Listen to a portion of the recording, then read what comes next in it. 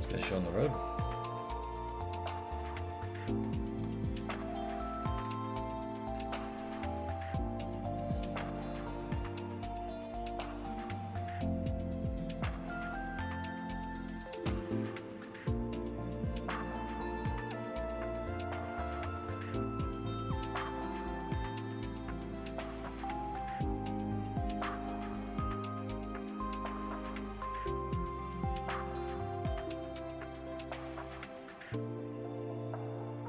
Get ourselves in there.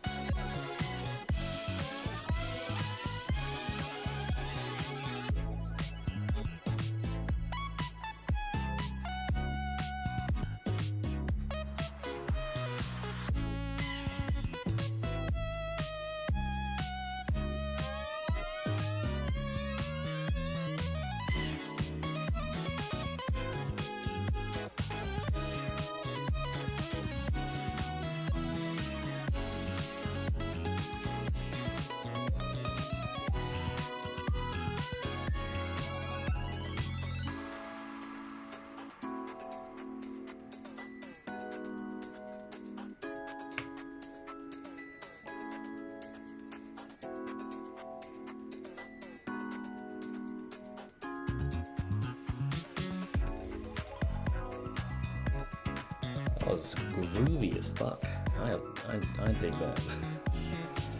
Today's message. Haven't thought of anything yet. Oh well, it can't be helped. I guess I'll just go cause some problems and tell the commander about it. Okay. Cool. Yeah, it is like I plan to one-shot the story, so I don't think it's gonna get blasted. I'm gonna complete a couple of supply stages real quick. What are these things? Marbles? They're hard currency in the eyes of children. Okay. Yeah, let me just auto these real quick for like 2 minutes, because usually I do these at the end of the stream, but I have a feeling I won't need to do that right now. Also, yes.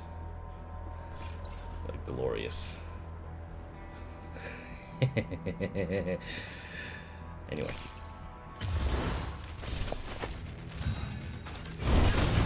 Oh, they even have an extra. They even have an extra little effect to it. Alright, let's continue. This will only be a moment.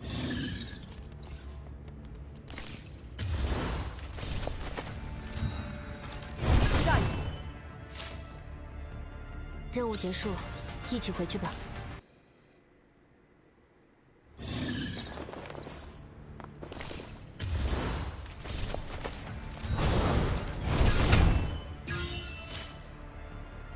不要小看玩具设计师的力量哦。Alright, cool. Alright. Well, no need to dilly-dally shilly-shally. Let's go to the store. BS1-1.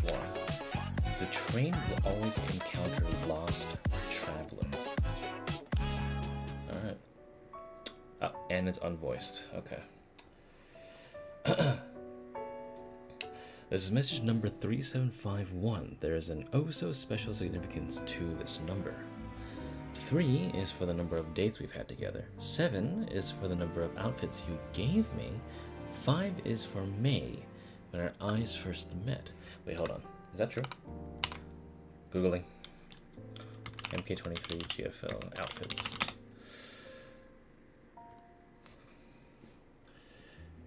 She has full artwork 1, 2, 3, 4, 5, 6. Oh my god, they're actually it actually is straight up 7.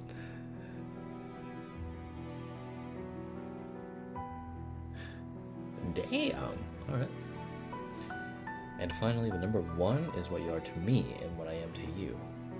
We're each other's one and only, aren't we? Oh, this must be Basti. I don't know how to voice together.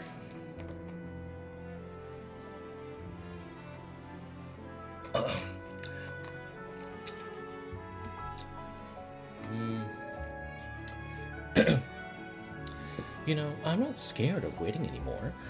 That's because I believe that our bond is stronger than any trial it might face. It's strong enough to overcome anything, for better or for worse, for rich or for poor, in sickness and in health, and not even death will do us part.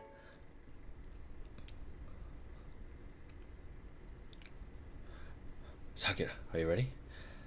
It's the moment you've been waiting for all your life. Oh! I see. Is that the van? It doesn't look like it handles particularly well. Perhaps the driver's high spirits have affected the vehicle too. The pink delivery truck seems to have noticed us, watching us circle around, because it speeds up directly toward us before suddenly screeching to a halt. A petite doll leaps out from the truck, her countenance all nervous and frazzled. What stands before me today seems to not have changed much from my recollection of her. Oh, Sakura, welcome to the Ammo.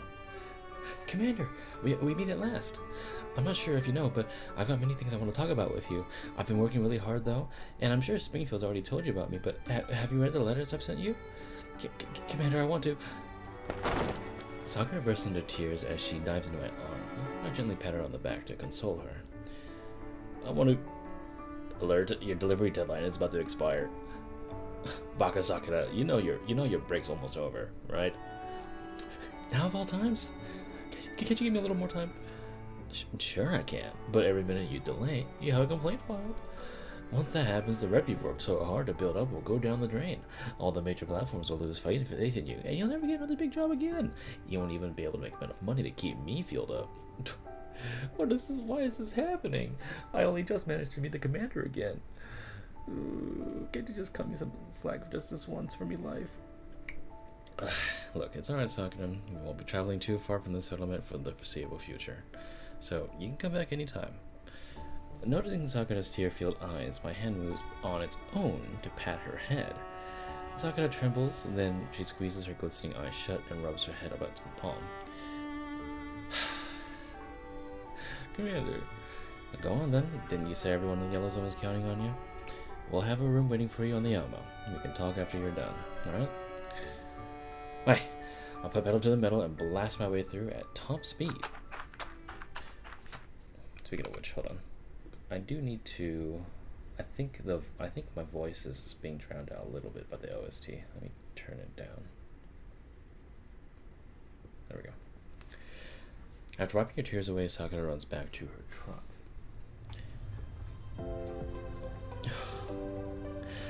I get a talk, give my gift, or you were the commander. We didn't mention anything at all. Even though I worked so hard to make this happen. I can't relieve the reunion with the commander that I've been dreaming of ended up like this. But at least the commander patted my head. Get a grip, girlie. We had to make a big detour just to get you here. If you want a vacation, you should at least get your work done first. The only thing on your mind is making deliveries, Senpai. You don't care about my happiness at all, do you? Damn right I don't. That's because your deadline expiring is more important than that. Forget it. So, where are we headed? Our destination is a seaside town 380 kilometers away. It goes by the name of Port...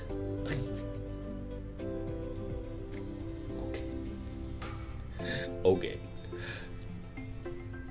388 kilometers isn't that far, but we have lots of deliveries to make once we're there. I hope we can wrap them up in a week's time. Alright, here we go. Full speed ahead to my lovey-dovey reunion with the commander. Just as Sakura is about to step on the gas, a doll suddenly jumps out from the roadside. Oop. A fake accident, scammer. Damn it, that's the Yellow Zone for you. Go get him, Sakura. My friend. Oh, master of the savage beast, heed my words. For salvation, to bless the commander's home and estate, we must proceed post-haste to the rookie village. So please, grant us passage. What's going on? Let us go back 1 hour. At the entrance of the doll community, the sun scorches its merciless rays upon an irate figure. It's Sweeper. That Ulrid, she's nothing but a figurehead dork after all. That's rude, Nixie. Quick, apologize. She shouldn't have questioned my judgment. Yes, you're right. The girl rapidly switches her tone, well, even demeanor, as if she talks to herself. Of course, this isn't particularly out of the ordinary, since they were always two individuals to begin with.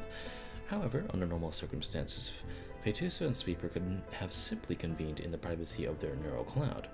This spectacle is but a means for a Sweeper to convey her immense displeasure. The other dolls have grown used to her outbursts and are keeping their distance for the time being. I just don't get it. We clearly got more important stuff to do, so why are we wasting our time and effort on growing piddly shit like carrots and pumpkins? They're tomatoes, my dear. Plants have feelings too, and they'd feel sad if they heard what you said. Is that not a most lamentable tragedy? To who cares? Ulrid isn't even thinking about our combat protocols. The way I see it, about 98 of our power plant isn't defended well enough. We lack anti-heavy weaponry to effectively utilize Killzone firepower. What's she gonna do if war breaks out one day? Pelt the enemy with the precious tomatoes? You need not worry, Nixie. Ulrid is proceeding with things at her own pace. We only just managed to stabilize the community, and there are many other things that need consideration. What other considerations could be more important than this one? I shared a super exclusive Science Fairy style tactics analysis with her, and what did she do? She kicked me out! Well, you did barge into her room without permission, then you started lecturing her while she was burying her face in that commander doll. That's rather impolite. No. Oh, you caught in the act. But that's because she refused to listen. I was thinking about our future here, and what was her response? She partook in a gross abuse of power and sent me to the guard the main gate. Do you even need a doll for this kind of fucking thing? A diner gate could do this. Annoyed, Sweeper picks open the door to the security kiosk and finds herself looking into a pair of confused eyes. What? My name will be struck from the roll of the honorable protectors? That's not what I meant. Art thou the diner gate that shall replace me? A hero shan't give up without a fight. Who are you calling a diner gate? Sweeper jumps up and tries to karate chop her, but Bishop Naya nimbly blocks the attempt. The resultant notions, however, have them stuck in a particularly ridiculous pose, which makes Sweeper blush. Oh, they play in Twister? She can hear Fetusa giggling in her mind as all this is going on. What are you doing here, anyway? The Supreme Leader hath personally anointed me as a border guardian. Don't they need more people down at the test plots? Indeed they do, and thus my fervent desire to grant them aid in replanting the Garden of the Gods. However, Helen has taken up those duties. What? Helen said she liked doing that sort of thing. And here I thought it was because you had a black thumb. But such slander! Nay, she proclaimed that heroes ought to do more interesting and exciting things. And so you chose to come here and space out. The doll community's grand border is mine to guard. What is there to doubt? I could stand and watch here because that's just about to... Hold it. While this is an important duty, you can't protect anything by sitting here. What do you think the real threat to the community is? A quiet, exasperated chuckle fills the air. Fetusa knows Nixie's about to get into it again. The real threat is... Wrong? But a word had yet escaped my mouth. The fact that you didn't answer immediately is already wrong. The answer is obvious. It's war. Full-scale war. It's the enemies of the commander. It's the mastermind behind the destruction of the world. And if an army of third-gen dolls showed up at our doorstep right now, backed by carrier strike groups and collapse particle naval artillery, do you think you could protect everyone? Wait, would something like that actually happen? Bishop Naya flutters her brows. Immersed she is within the annals of that apocalyptic prophecy. Well, there's the rub. But we needn't threat. The commander is our god. After all, I'm sure she'll find a way to save the world. All heroes have to do is obey the commandments of God. Oh, please. The commander is no god. She's just a human being. That said, I have to admit she's a human with an iron will. One that Sanguis Fairy had to respect. As ferocious as a Cerberus, decisive as an Nemium. Indeed. She truly is a natural-born killer who was raised for warfare. While most of that just goes over Dejanaya's head, she finds herself nodding instinctively. So, the question now is, what does she need? She needs a multi-kiloton land battleship, loyal and overwhelming firepower, as well as a meticulous and perceptive combat support AI, which she already has. Can the doll community provide those necessities? That's why I said she's gonna dump us when war comes. Yeah, we can't even protect ourselves, and we always have to rely on the commander, but I'm sure she won't cast us aside. Even if she doesn't abandon us, she's not going to evaluate us either, right? We'll end up as farming dolls, working the field day and night. All we can do is watch our other dolls do great things. We might be invited to make up numbers at the victory celebration, but we'll never be the focus of the commander's attention on the battlefield. Sweeper delivers each word with such conviction that she doesn't even hear Faetusa sighing inside her head. but maybe... What if that's already happening? I mean, it's been a long time since I've been sent on a mission, although some newcomers have. Could be that. Indeed, this is but the perfect opportunity. The commander is already making her move. As I thought, she spent those 10 years lying low, sharpening her claws, observing the world, and waiting for the opportunity to strike. And now, in one fell swoop, she seized territory, resources, and loyal soldiers. I'm certain that we too can achieve such lofty goals. Indeed, all we lack is courage. Faetusa can sense Sweeper's spirits rising. It's at the point where nothing she can say from inside her mind can really dampen her mood. Perhaps it's because she has a better Perhaps it's because she has a better listener than Ulrich in front of her. All she can do is sigh. Deshanaya isn't dumb, but the way that she's so in tune with Sweeper is, well, they might actually be more alike than they think. I know, right? Helen said we'd be happy as long as we stuck with the commander, but if we did that, the commander would be too tired and she wouldn't be able to spend time. Just like has told me, she's doing her best to sell her tomatoes. I'm part of the doll community too, so I can't keep relying on the commander just to do everything for me. Yeah, she's an absolute mad woman. Not only is she on the URNC most wanted list, she stands tall as the eternal enemy of Saga's Ferry. Plus, there's just that heart of hers, which scorches the lands with sheer ambition. There's no way she would actually be content with just growing tomatoes. I think I've managed to level up my motivation thanks to your encouragement. What's your name? Faetusa, was it? You're like a master of the arts of war. I think I'll just call you War Master. It's Sweeper, but Helen was right. You shouldn't be slaving away in the fields because you're way smarter than most of the dolls here. We are tactical dolls, T-dolls. We are warriors. The commander who defeated Saga's Fury doesn't need farmers, but perfect soldiers. That I am certain. This is the first time someone's ever called me smart. You got great judgment, War Master. It's Sweeper. The air inside the tiny security kiosk heats up as the discussion grows more intense. It's as if the little sun were rising indoors. Unfortunately, we're the only people here with wherewithal to do anything about it. Ulrich understands nothing. At this rate, the commander might just dispose of her as scrap. I think Ulrich's a kind leader, and the commander won't abandon us, but I'm sure you know way more about warfare. That's why it is we who are destined to save the doll community, War Master. You mean we should do something that's actually meaningful? Just the two of us? Two's a little few for that, though. But are we not a party of three? There is a brief pause before another voice hesitantly speaks up. I apologize in case I've misunderstood, but are you counting me as well? Indeed. Well, it's not like you can get out of this, unless you're going to hand this body completely over to me. Well, I think we should discuss it with Ulrich first. At the very least, I know what's been stressing her out so much recently, though. A lack of WMDs? No! Look, I'm going to explain myself, okay? So please hear me out. Will do, Madam Strategist. Wait, I'm a strategist now? Oh, that's a fucking face I haven't seen before. Supreme Leader, we've come to bargain. Why are you even calling her Supreme Leader at a time like this? Oi, Ulrich, listen up. Jesus. The two of them storm into Ulrich's room all fired up and ready for a fight. Unfortunately, they've missed her. The office is empty, and there's a distinct lack of Ulrid's presence. What's with that woman? Is she avoiding me or something?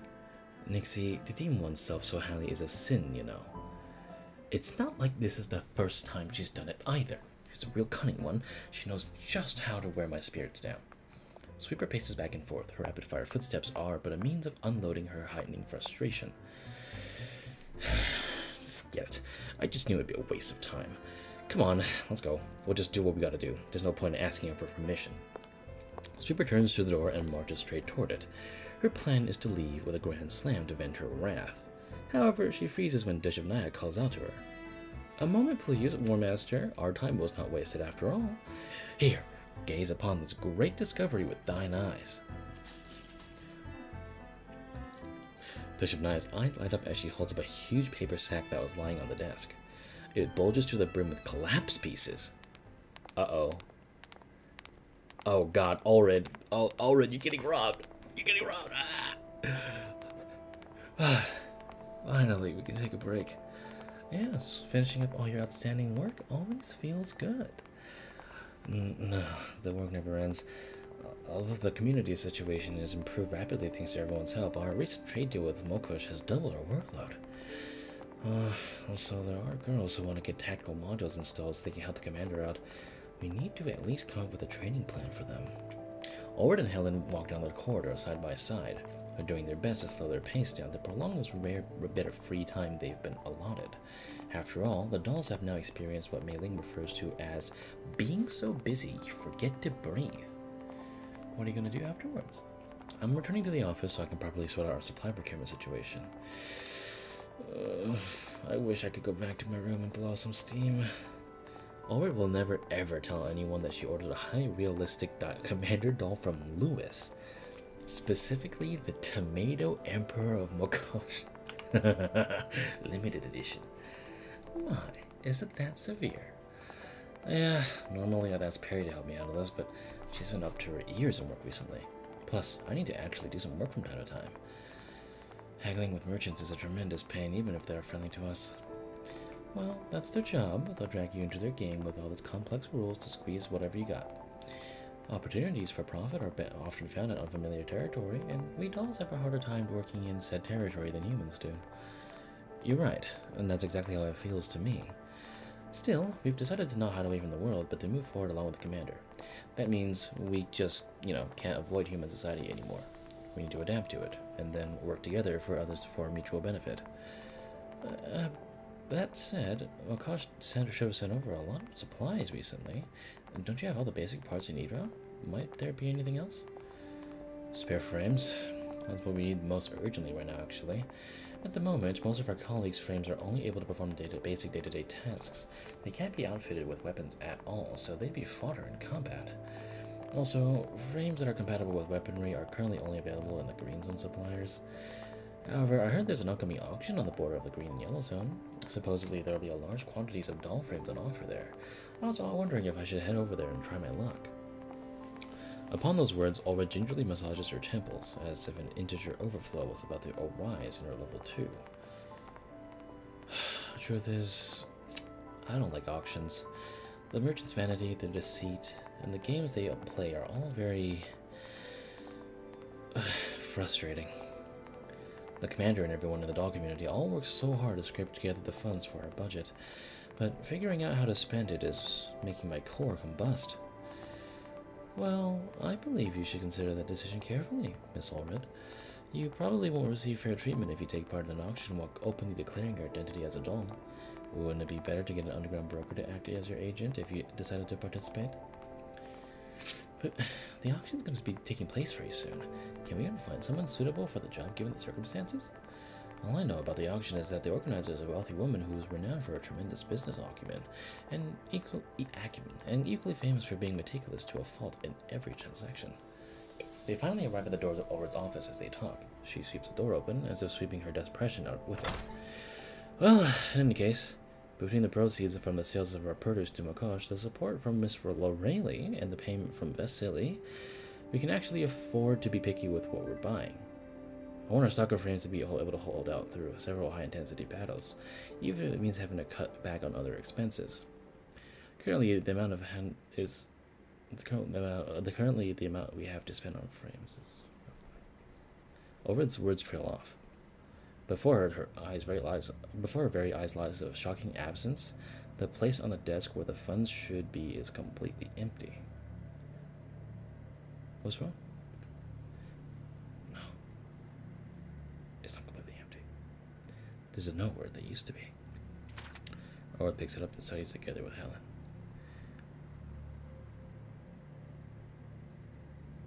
Leave the doll community salvation to us. We'll bring lots of frames back with die currency, hero, war master, and strategist. Salvation? But I mean, everyone's what? Deshavnaya, but why? Deshavnaya shut under a communications link. I have no idea where she's gone now, but she's a good girl, and she'd never do something like this. Someone must have led her astray. No, I can't believe I lost the money that everyone worked so hard to raise. If the others find out, they'll surely be disappointed they like me. And the commander will be disappointed too. She won't ask me to be her companion anymore. No, it's not my fault. Hang in there, be strong. Also, who are the War Master and Strategist people anyway? Do we have anyone like that in the community? Or do they pop out of the power plant like Faetusa? I'm supposed to be their leader, but I'm completely useless as one. Upon closer inspection, I noticed that War Master and Strategist have been written in a similar manner. Does that mean it's something like 2 personalities in one frame? Is it Faetusa? No, it's gotta be Sweeper's doing. Damn it, I'm gonna drag them all back here. If Faetusa's mixed up in all this, then at the very least she understands urgency and priorities, right? Plus, she's not much worse than us when it comes to dealing with humans. While I'm very annoyed that Faetusa and Sweeper seem to have led Deshavnaya astray, I'm sure they won't do anything that would be bad for the commander or the doll community. But the auction, how will we take part with the money? Owen has managed to recover from her near breakdown by sheer force of will. That said, the pressure she's been under means that she's been freaking out like this quite often recently. Ellen has already become used to it by now. But you hate auctions, don't you? So, we'll think of another solution. Well, I'm not happy about this. The only thing that helps me maintain a positive mindset. But if they end up losing the money, I will not let them off the hook that easily. Got it. I'll ask Munson, Squad, and 404 to keep an eye out for Deshavnaya and the others while they're in the field. I guess that's all we can do. Still, what would Deshavnaya need all that money for? Well, this was quite reckless. She's always cared about the community. Could it be that she or Faetusa really do have a plan? Let's think positive and assume that's what they have in mind. In any case, I doubt she'd go to an auction, right? Of course not. Why would they be interested in horrible places like that? So, I guess they've gone to look for an underground broker? That does seem to be the case, and besides, they wouldn't know anything about the auction. I'll inform the brokers I know. After a brief silence, the tension in the room finally eases up. A cool breeze wafts in through the window. Had that tempest of frustration been nothing more than a passing mirage? Anyway, so, do you have any other solutions to the frame problem? Ever since the commander has become a fugitive, more and more ex-Griffin dolls have come to realize that she needs their aid. A lot of them are quite influential in the yellow and even the green zones. I was planning to employ their assistance in coming up with a solution. As dolls, it's only natural that we want spare frames for ourselves. If we don't go overboard with purchasing, it won't arouse suspicion. Are they all going down the commander? We've been preparing ourselves to be useful to her since that day 10 years ago. The feelings engraved in our neural clouds will never fade. And it's all because the commander gave her dolls the right to decide their destinies? Oh, how wonderful. Had I encountered that commander earlier, perhaps even I could have been a better version of myself. Wait a minute, I just realized something. I haven't received any notice of our vehicles being requisitioned. Ah, god damn it. Fix the bug. I keep reporting it every time, but they never fix it. I haven't received any notice of our vehicles being requisitioned or stolen, so how do they even leave? Oh, that's why they need Sakura. Oh, God.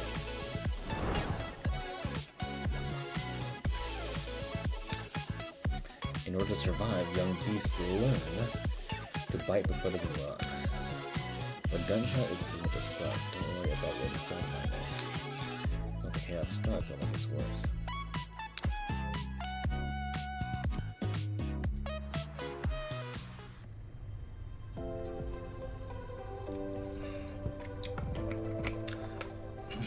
All aboard!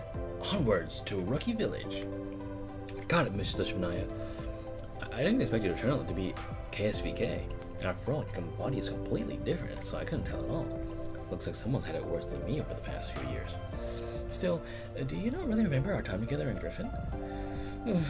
I guess I was but a mere fly on the wall to you. Fret not, O comrade from bygone life. Soon the tales written of you will return to my mind, and the beautiful memories of the shared sojourn shall join. So, where are you guys headed?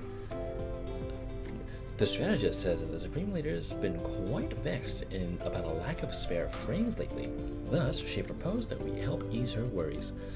This battle, this adversary stands in the way of our survival.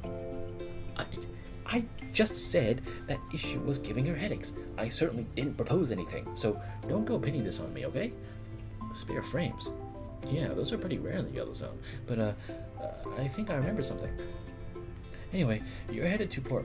Like, every time I do this fucking time, it makes me laugh. Port Mica. We'll be making deliveries there for a week, so we can drop you off there. As for auctions, though, don't know much about them. The commander sent you on a mission? That's amazing. I wish the commander would send me on a mission too. I think my database has some information on auctions. Apparently there are places where you can buy things as long as you can pay. However, you need to have a very high social standing and whatnot to take part, and then you have to put down a deposit too. Are we really going to participate? The cost doesn't matter. I won't let anyone keep me from getting what I want. Surely the Supreme Leader must have planned to enter this auction. Why else would she have all that money ready? Oh, wowee, she had that much saved up? It looks like you won't have to worry about the cost, yes. Yep, no worries here. Thank you for giving us a ride, oh Ninja Master. It's Sakura. Ninja Master, what the fuck? If it wasn't more weeb. In any case, helping the community means helping the commander, and this one is always glad to be of service. So, this means I'm actually helping the commander outright. Yeah, and an important operation like this, we're concerned with the future of the doll community, so I'm sure the commander would support it. She'll definitely praise you when the time comes, Sakura. Really? So the commander will pat my head again as a reward? Sakura, keep an eye on your deadlines. These two. No. These three seem even less trustworthy than Sakura. Why would the great commander send them to carry out a mission like this? Or did they just head on their own? Forget it. They mess up against fire. Sakura's position in the pecking order will go up too. They're almost just another workplace, so I'll just disregard it as for the sake of Sakura's future. That was close. Alright, it's just up ahead. I need to make some other deliveries, so I'll be heading off now. I'll be passing by here again before I head back to the Elmo, so I'll pick you up then. Huzzah! Bye-bye, little ninja girl. Dude, it's so fucked up.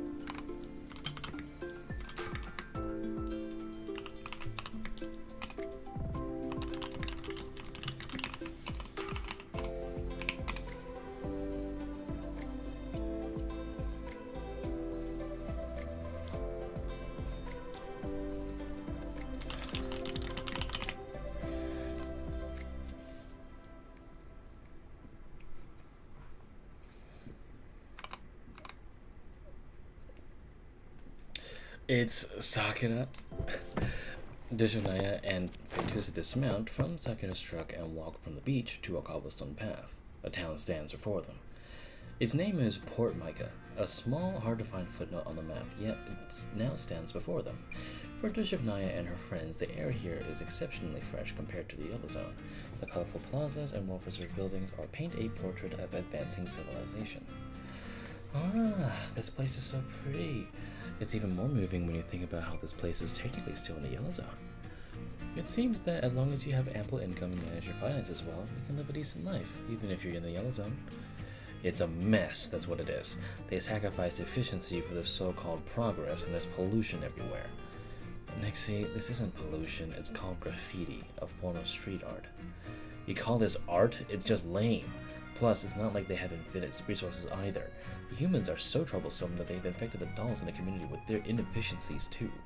Deshonaya, have you found the location of this auction yet? Don't rush me.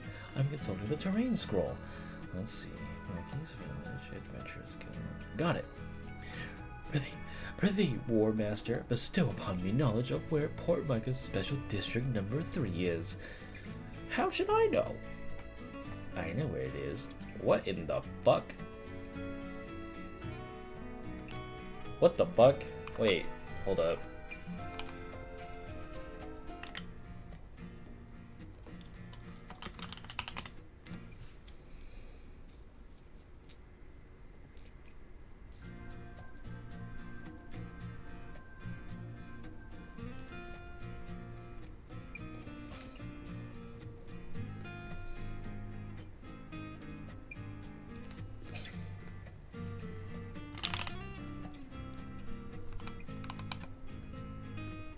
A girl's voice suddenly chimes in from beside them.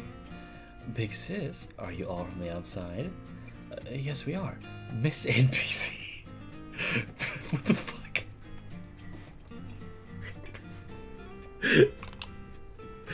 Oh my god.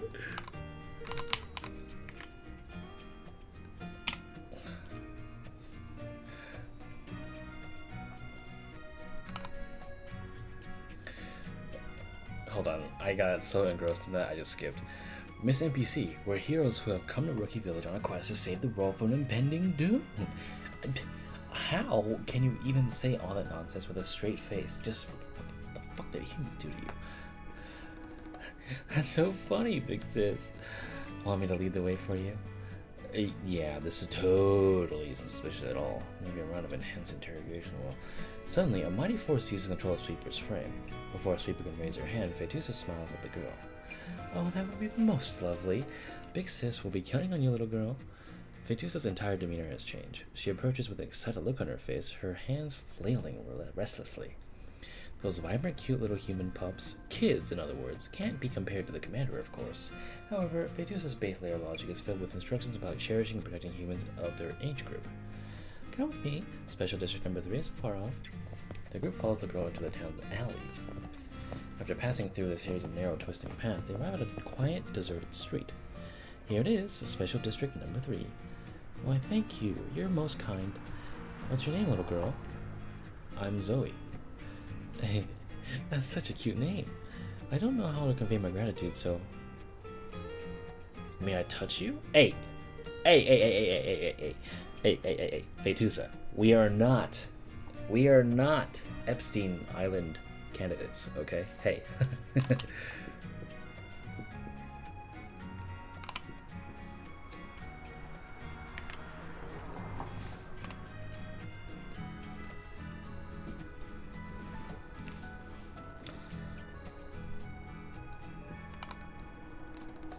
As she looks at Faelyn's half-poised hand, Zoe beams with a sunny smile. Make sure you remember me, okay? With those words, Zoe pulls on Faelyn's hand and stands on her tiptoes before giving her a kiss on the cheek. Have fun. I'll be off now. All Deshonaya sees now is Faelynn frozen in place. She doesn't see the raging storm inside her neural cloud, though. Oh, was that a kiss? Seems like it. More importantly. Did you feel that? Her lips are so soft, softer than a kitty or a puppy. That's a delicate texture only humans can possess. Woman, calm down. Calm down. Calm down. A human pup just kissed my cheek. What could possibly be better than that? Unless, of course, it was Commander doing it instead. Don't know, don't care. Also, have you forgotten this was my frame too? But I just learned how to properly kiss someone. When I go back to the community, I'll be able to kiss the Commander too. What the fuck? How dare you? No, absolutely not. If you had even a 10th of IQ points I do, you'd have realized that girl was actually pretty uncute. A blue archive reject. In what way was she not cute? Because she stole your wallet, you blithering idiot. She did it during the 0.56 seconds you spent blue screening from a fleeting whisper of her lips. I'll take care of it, assuming direct control. Hello, War Master, Strategist. Bishop now waves her hand in front of Faetusa's face, trying to awaken insensate companions from their slumber. Suddenly, Faetusa bursts forth like an artillery shell, startling Bishop now so badly she stumbles back. After her! We need to get that Zoe girl! I gotta take a screenshot of this. Hold on.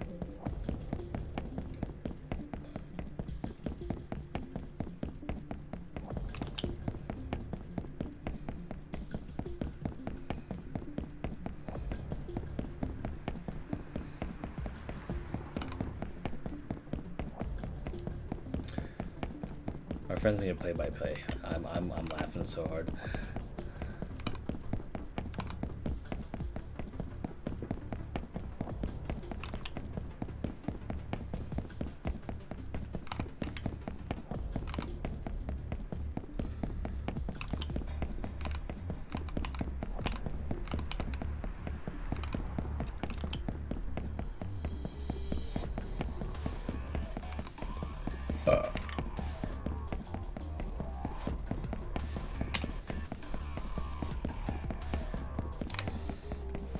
Miss NPC, but she fulfilled her role, didn't she? Didn't they keep bothering her?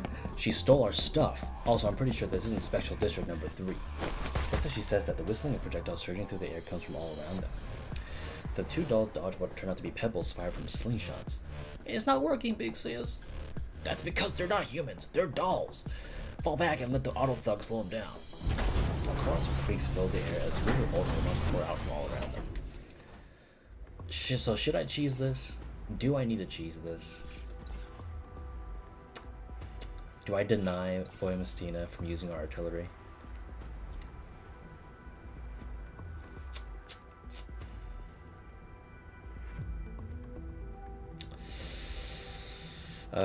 Maybe. For now. Oh, I totally forgot to see if, like, if my friends had either Basti, Faetusa, or Dishmara. I'll check next time. But anyway, nothing stopping me from using Vector, so fuck it.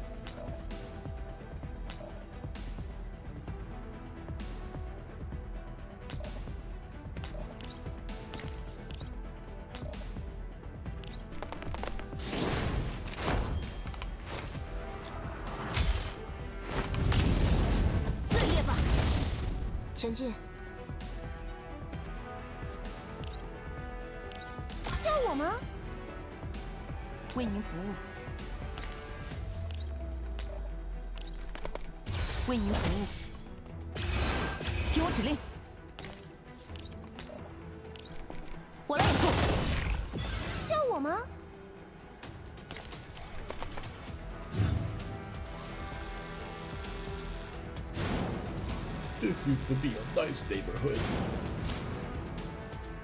Oh no! The auto thugs are totally useless! Run away! Head for the secret tunnel! Are they all human pups? Let's grab one for starters.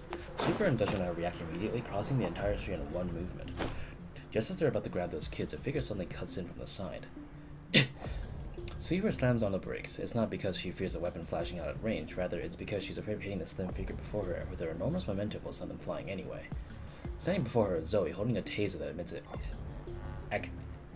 actinic blue arc of electrical current.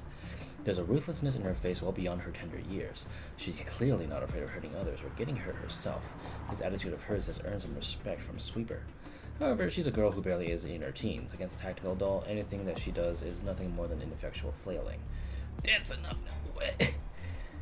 The person who was just in front of her has suddenly vanished without a trace. In the next moment, Zoe's weapon hand is firmly in the grasp of the doll's soft fingers. Oh! Lifting her from the cusp. Done messing around. Sweeper grabs Zoe by the scruff of her neck and lifts her up like a fucking kitten. Let go of me, let go! Why did you steal our shit, huh? Because it was there! Makes sense. That's all Fate 2 says. Well, it was all because Fate 2 was a dork anyway. Still, stealing is a hostile action. Now, have at ya. Oh, did you just fucking bitch slap this? Did you, wait a minute, did you just fucking spank this girl? Fate 2, fucking Sweeper. Sweeper flicks Zoe's forehead. The girl squeals as she squeezes her eyes shut. Nixie, you don't have to be so rough with her. It's not like I was carrying that much money with me anyway. We could have just let her take it. Have you forgotten that it's the community's money too? We all need it. I thought she was a kind NPC, but lo and behold, she was a thief. 'Twas truly was a shame, but good has finally triumphed over evil. Now then, shall we turn you to the knight in order? There's no such place. You dork, that's called the local police station. There isn't one. Maybe the Adventurers Guild? It doesn't exist. She's not lying about that part. Oh, yes, Port Mica doesn't have a Department of Public Security, and most certainly no guilds or whatnot. A large group of people approached them from around the nearby street corner. They're surrounding a well-dressed woman who was the person who had addressed them so suddenly. Just hand her over to me. My name is Lydia. Oh! President of the Connection Corporation's operations in the Yellow Zone. I'm in charge of public order in this town.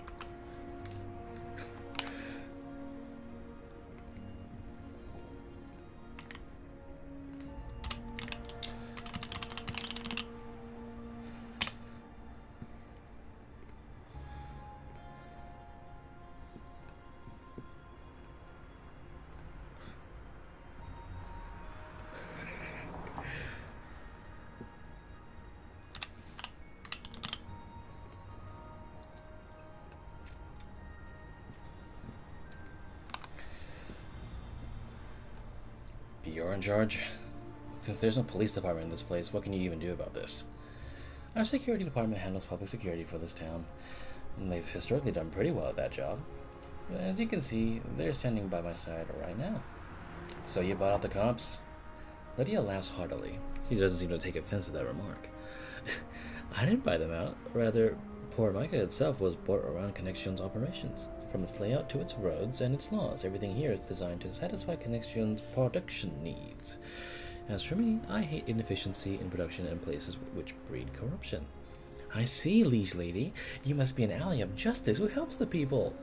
Oh, please, I'm just a businesswoman.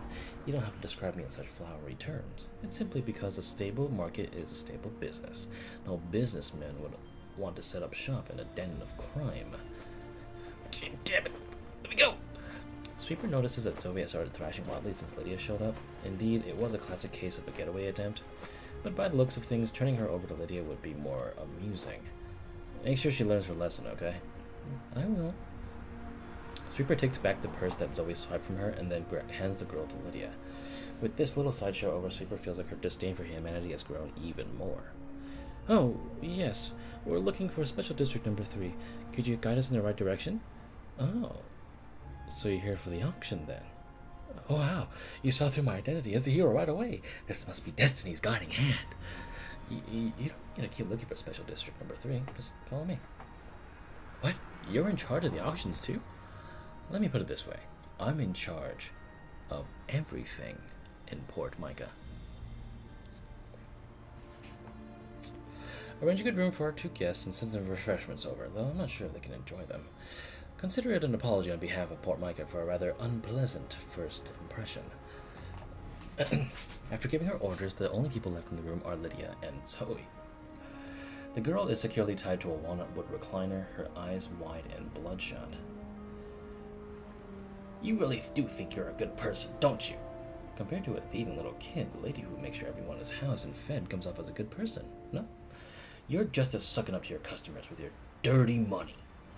The Campbellman Bill's capsule house collapsed, and a family at the scrapyard came down with severe radiation sickness.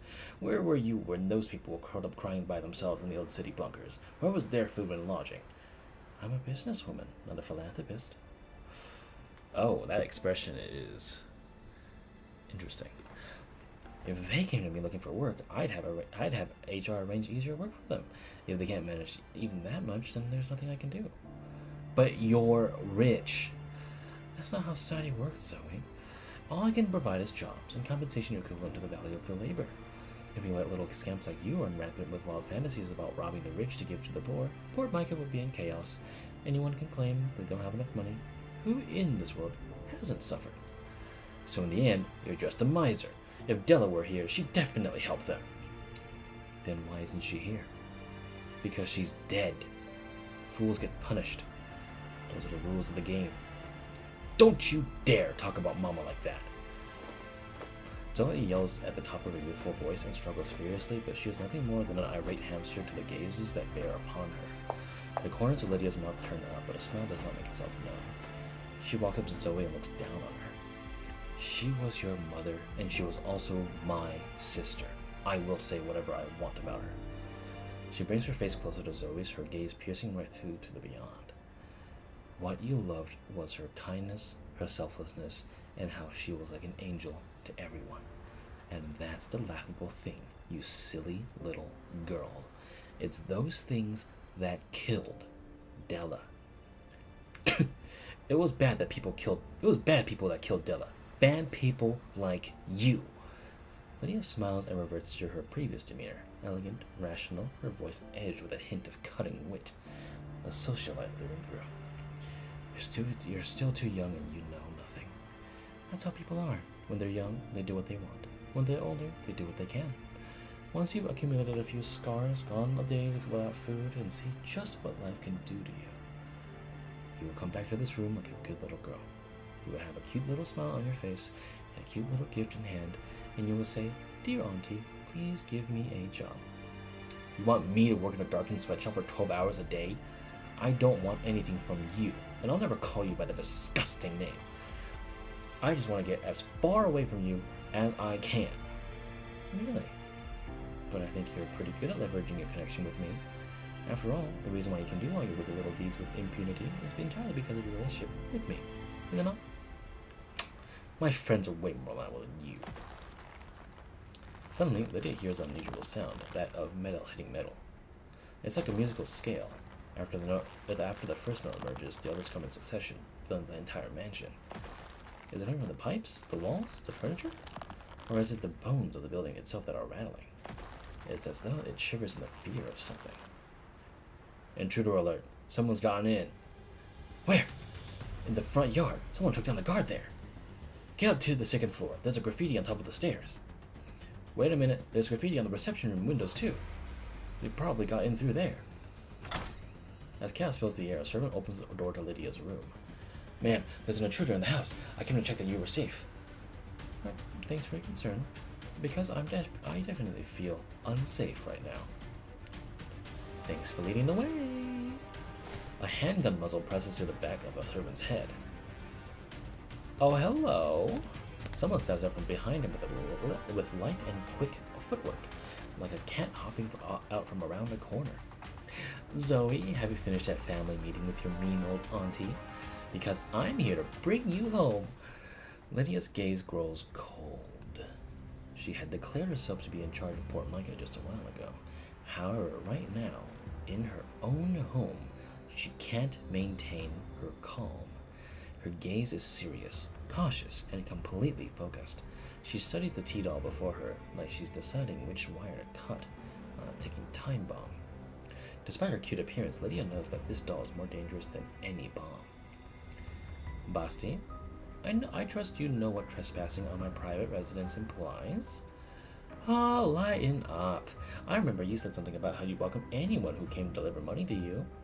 Basti slides a bag across the ground like a bowling ball. Is this enough to poster bail? That should be enough, right? If not, I can make up the difference with a few bullets. Lydia doesn't respond. Instead, she turns to Zoe beside her. You shouldn't be running with these ornamentless dolls. You're just gonna hurt yourself. At least these dolls don't tie me up. Also, Basti holds her own permissions. She's her own master. She is her own master. Della always hung around dolls before she died. It's not a good sign. That's because she craved adventure. She did things you couldn't even begin to imagine. She also suffered in ways I couldn't imagine either. I took my own eyes off her for a moment, and she went and died, just like that. By this point, the mansion's entire staff has surrounded Basti. Dozens of guns are trained on her.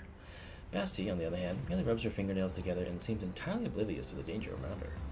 Lydia frowns, clearly unhappy that her carefully constructed appearance of legitimacy is being challenged. Thanks to the doll before her, her authority is no longer as certain as before. However, her niece clearly doesn't share her views. Zoe seems to admire Basti's composure very much. Alright, we have a deal. You may go today. However, Zoe will need to apologize for what she's done. At Lydia's gesture, one of her servants produces a miniature audio recorder, which she turns on and points at Zoe. Voice prints. You love these old-fashioned gadgets, don't you? Faking them is a piece of cake, you know. The Sable family founded the family business of connection through answering machines and pagers. This is merely carrying out a tradition. Moreover, to date, the precision of our family's voice print systems has never let us down. How about this, Miss Zoe? If you're willing to recite the Sable family rules with me and admit your mistakes, I'll let you go. Otherwise, that stray cat over there will have to beat all my men in a quick draw contest. And whoever wins, you'll still be down one more family member. So, do you agree to these terms? I agree. After leaving Lydia's estate, Zoe walks down the road beside Basti. So, what should you be saying now? I'm sorry. I was wrong. What have we learned? I shouldn't have gone up against them. I caused you lots of trouble and made you waste all that money. No. You got it all wrong. What? In this world, nothing you do to get what you want is wrong unless you get caught doing it. Remember what I told you? Running away is always your best option. But I couldn't break free. Then put on a show. Fake being sick. Pretend to be weak or something. Once the other side lowers their guard, you'll have a chance to flee. Oh, so you can do that too? Well, now that you know. Be smarter next time. Got it. You know what we're gonna do next is very important, right? I know. I'll do my best to be useful to that great hero. 不要小看玩具设计师的力量哦。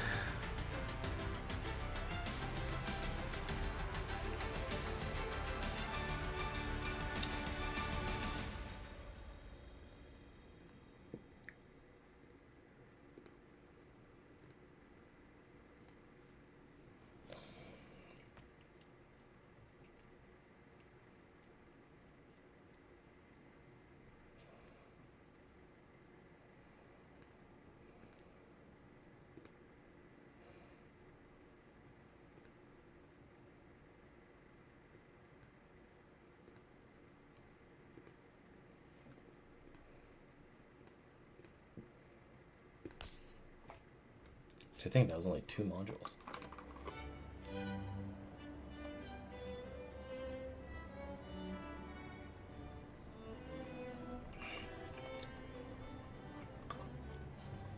I've heard this song before. The next day at Port Mica's Special District Number 3. Located here is the HQ building for Connection Corporation, the city's most glamorous business venue. It's currently full of people. Hello, you've got a delivery. Package for Mr. Karl? Is Mr. Karl in? Oh my god, it's Leon Kennedy again. Why are you shouting so loudly? Do you know how to protect customer privacy? Whatever, give me that. He's so scary. Pardon me, please sign here. Are Naya and Faelynn here too? I hope things are going well for them. Unfortunately, I have other items to deliver, so I can't stick around. The air here feels exceptionally sticky. Nicotine, alcohol, caffeine, and perfumes. Dozens of different scents mingle and blend into an olfactory cacophony. For anyone who hasn't been here before, this is probably what money smells like. Wow. Naya, don't space out the doorway. Let's go inside. Oh, okay. Greetings, esteemed guests. Please, leave your weapons here. I will guide you to your seats afterwards. Naya and Faelynn do as they're told and follow the survey into the venue. Both of them are a little uneasy about their surroundings. This world of velvet and orchestras is completely unfamiliar to them. Faelynn, you know how auctions work, right? What should we do next? Actually, I've only read about them in the data archives. I know the rules about how auctions work, but absolutely nothing else about beyond those. We sit down and then we wait. I guess that's it? We've already paid the deposit after all. I'd be too ashamed to return to the community without achieving something. Naya. Bishop Vanilla looks at the 2 drinks that have been set on the table before them. She picks one up and downs it. Ugh, it's bitter. Blasted be, this beverage has been envenomed. Is this supposed to be coffee? Huh? Since when did coffee taste this bad? Springfield and Helen make yummy coffee. Vetusa takes a sip of it as well, then sticks her tongue out in disgust. Ugh, yeah, it's really bitter. Ugh, humans have varied tastes. I think I prefer what the commander likes. Is that G41? What about that? Oh my god!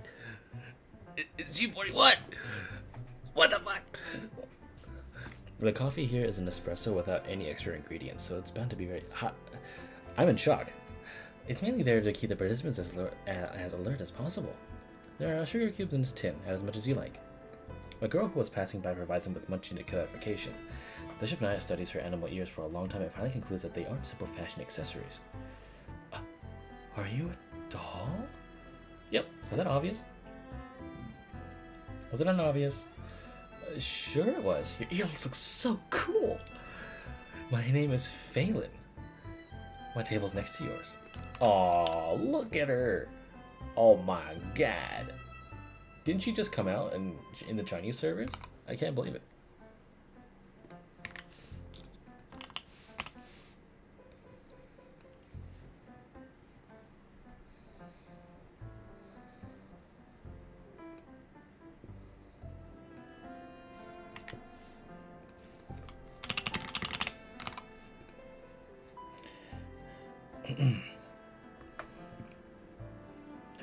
Want a few sugars? It'll help improve the taste of your coffee. Oh, ye sweet bearing savior, my finest thanks. Just as she reaches out for the tin, another hand suddenly appears and snatches all the sugar cubes away. She turns to glance at Bishop Naya. What? She turns to glance at Bishop Naya, then proceeds to toss them all into her mouth, noisily crunching them all to bits. Ooh, hey, you sugar thief! What are you doing? Don't you know I like sugar? Quit lollygagging and take your seat. And thus, this brief interaction comes to an abrupt end. The 4 dolls sit at the 2 separate tables, glancing at each other and exchanging whispers. Vetusa, don't those 2 dolls over there look kind of similar? No, I don't recognize any doll with animal ears. Oh, I thought that was Sweeper for a second. I think I've seen a sugar-eating one before, but she doesn't look like that. Oh, it's Macchiato. Meanwhile, at the other table. Basti, it's just me? Well, do those 2 dolls over there look kind of similar?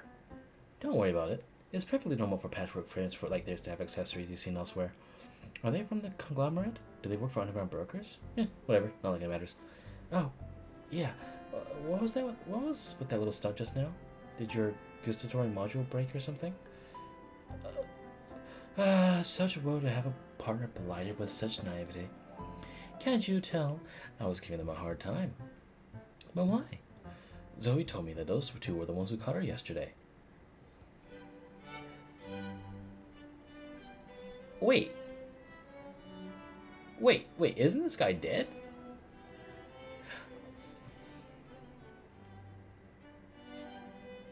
Wait. Wasn't this...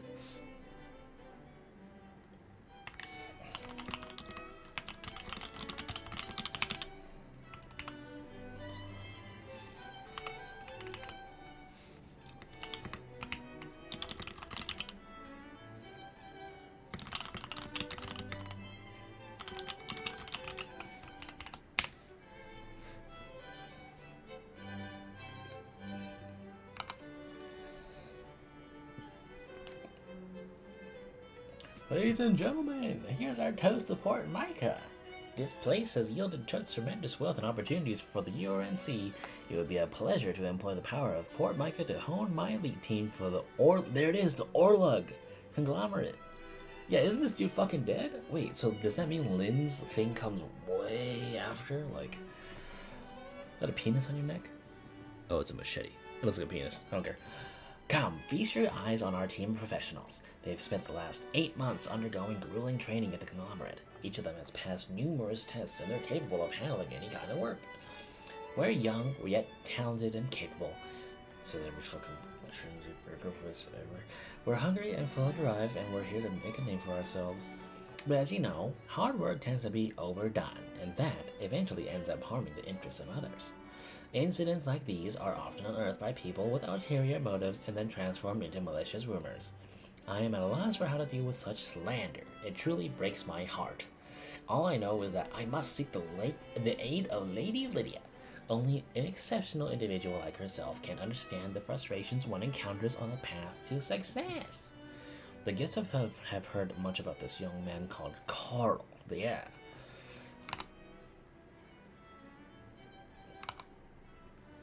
The media loves to describe him as the entrepreneur who clawed his way out of hell. Despite the hyperbolic language used, it's actually quite a fitting title. Not long ago, this wealthy young man was written off as a sacrifice along with the scandal-ridden Gerard group sinking into the ocean. Oh, so he survived.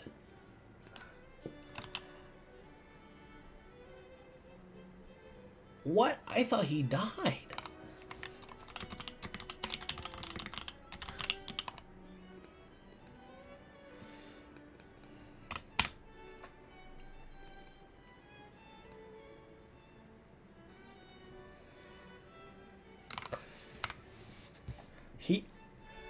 What the fuck?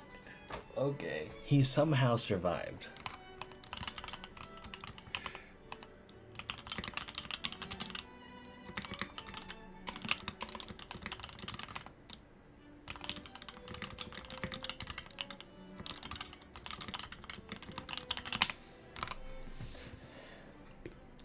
But recently, this man who was supposed to be dead has to return to the public eye and now with a completely new identity. A business manager at Chet Faelynn. And now he stands in the limelight handling dirty and tedious work like a faithful mutt leashed by the ORLOG conglomerate. Many businessmen have chosen to keep him at an arm's length. However, the master of Port Mica does not share their opinion. Lydia slowly rises to her feet from among a group of upper-crust audience members. Karl, you've definitely made the right decision. Everyone knows that the company founded by my father, Exilium, has become the premier telecommunications service provider for the URNC. Our market share has been the envy of many of our competitors for several years now. All this stems from a simple wish, the desire to provide convenient comms to our clients. And convenience, well, is quite possibly the most expensive thing these days. We have invested manpower and resources to install connection signal equipment into every signal beacon across the URNC. These efforts have yielded results, and now over 70% of the Yellow Zone's communication users have chosen connection as their provider. Our clients have given us the strength to move forward, to achieve a great labor beyond our wildest imagination. However, it is still not enough. For a long time, wide area communications have relied on URNC's framework and on the signal beacon network they built. However, things are different now. We have a game changer, something the URNC does not possess. Tomorrow, Connection will launch the very first airborne signal beacons. The audience oohs and ahs and wonders. Rumors have been circulating that Connection is working on a revolutionary piece of technology, using arrays of aerial drones to serve as flying beacons. To date, the Yellow Zone signal-based space stations have all been built along the URNC's transport network, using their sturdy construction to withstand elite attacks in extreme weather. However, these space stations have their disadvantages, such as being unable to cover most areas and an extremely high attrition rate.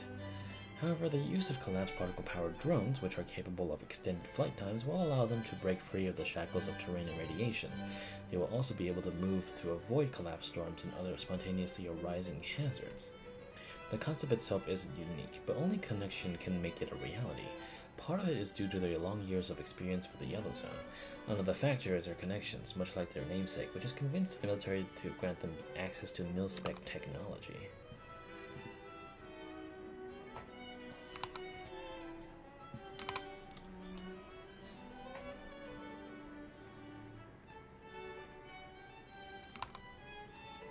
From now on, these drones provide precious signal access to many Yellow Zoners who have lost contact with the outside world. Of course, it won't be free, but it'll be worth it. This doesn't just imply better communications coverage or quality of life for an average person. It means that the concept of signal beacons will no longer be bound to land-based structures or subject to the URNC's control. One can only imagine how these airborne beacons will usher in a brand new digital world without any oversight once they come online. Meanwhile, every businessman present dreams of being a Columbus of this new age. Lydia smiles and declares the auction open before exiting the stage. Karl steps forward to meet her, flashing a smile that only a wealthy young master would possess. Beautifully spoken. Connection has been growing each day ever since we met. Our founding principles remain the same. We provide sharing for the public and privacy to our friends. And we are friends, are we not? Sometimes I know what you need better than you do. After the first round of auction items is sold off, the big LCD display shows the latest lot, a batch of doll frames. Many voices begin making bids, and the host scrambles to record them all. I'll raise by 100. A clamor erupts in the audience. After all, Karl's first move was to double the starting bid price. Lydia watches it with mild interest. She knows this young man from ORLOG is just showing off, but she sees no reason to object to it. After all, this vulgar display of wealth is dedicated to her. I hear people say that you don't like dolls. That is correct, but this is for you, my dear Lady Lydia. I've heard that some people in the city have set themselves against you. If you gave these frames suitable weapons, you could have an army at your disposal. And even if you don't need an army, dolls can be excellent workers too. You're always in need of manpower, aren't you? Are there any more bids? Yes, there are. Number 36 raises by 1. Number 37 raises by 1. I'll raise by another 100. The air has started to heat up. Now that Karl has raised his bid twice by such a massive amount in rapid succession, the bid price for the lot is far in excess of its actual value. Karl raises an eyebrow and turns to look at Lydia, enjoying the attention of the people around him. Thank you. I'm glad you're going to these lengths for me, but really you shouldn't have. The manpower issue can be solved internally. Of course you can, but I have decided to bestow upon you this gift, and thus you shall receive. Another raise. 36 raises by 1. Number 37 to follow up. Number 37 raises by 3. What's going on? Karl feels a wave of heat rising to the top of his head. How dare anyone else get in a bidding war with him? He's not an impetuous, arrogant young master anymore. He works for Zimmerman now, which means he needs to know exactly where each cent he spends is going. The big sum he's putting down isn't meant to buy the doll frames, but they open a door to a company called Connection that Lydia runs. That being the case, who are these people who keep raising over his already outrageous bid? Are they Lydia's stooges? Is she trying to test his wealth? Karl glances over at Lydia. Her eyes are sparkling, but she seems as surprised as he is because she's looking for those bidders too. Karl grits his teeth. The show must go on. Perhaps backing down would be wise, but wouldn't that also make him look weak to others? There is no doubt that Faelynn Zimmerman, the person who allowed Karl to all call him uncle, will not tolerate weakness or failure. I'll raise by another 100. Karl forces the words out of his gritted teeth. However, before the echoes of each of those words have faded from the air. Number 36 raises by 1 again. Number 37 2. Number 37 raises by 5. Number 36 raised by 1. 37 raised by 10. Number 36 raised by 1. Number 37 raised by 3. A bizarre frenzy has engulfed the auction. The bidding has gone beyond the point of simply making a profit. It is now a race to see who can give more money away.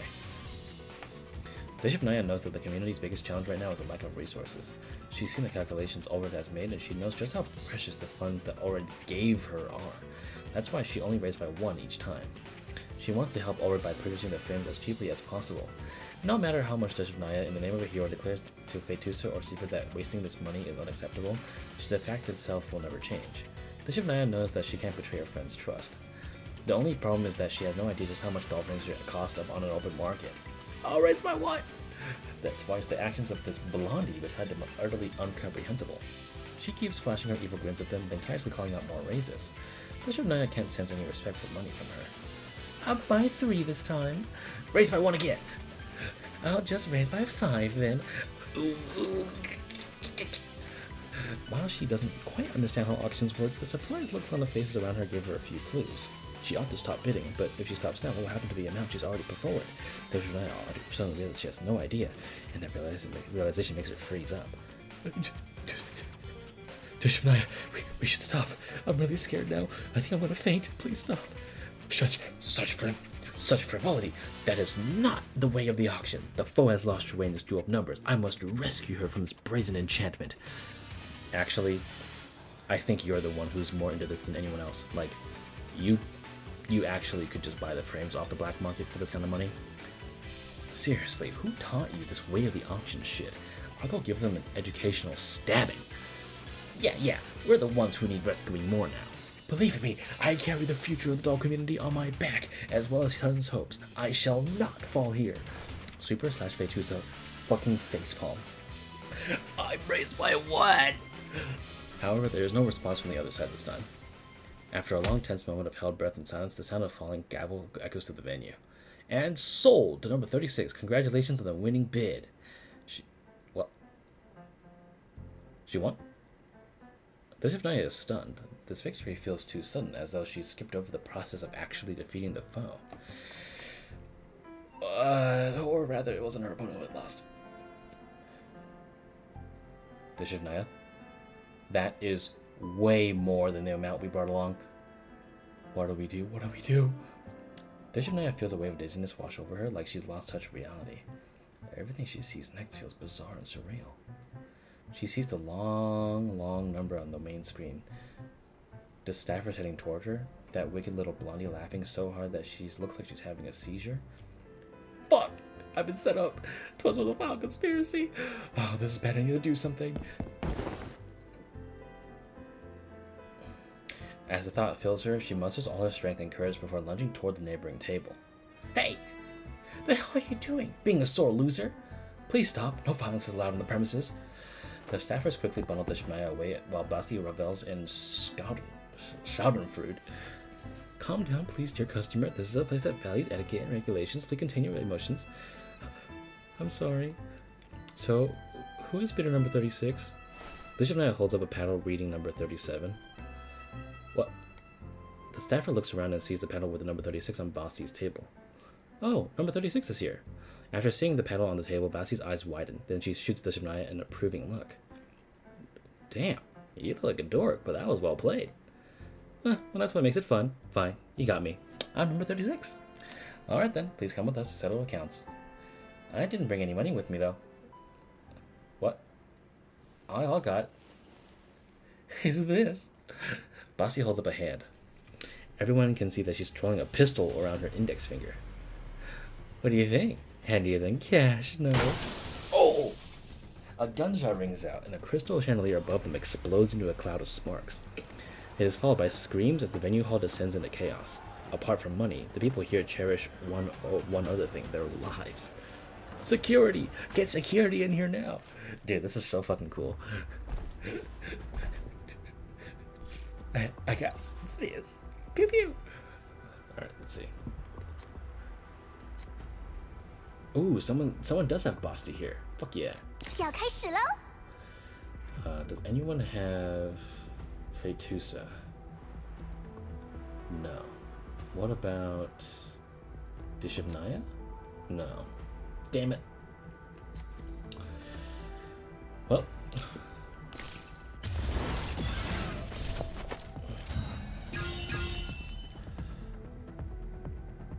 Alright, I need to read her kit.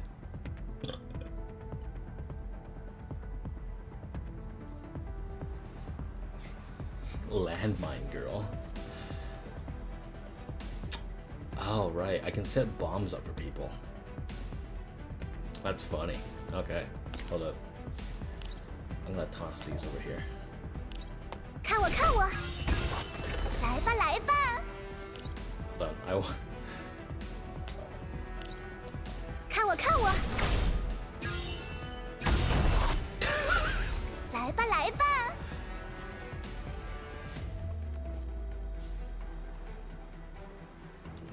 Toxic mist and applies 1 stack of grudge. What does that do? If a unit is within a status, AoE corrosion damage. Damn! Wait, she's kind of fucked.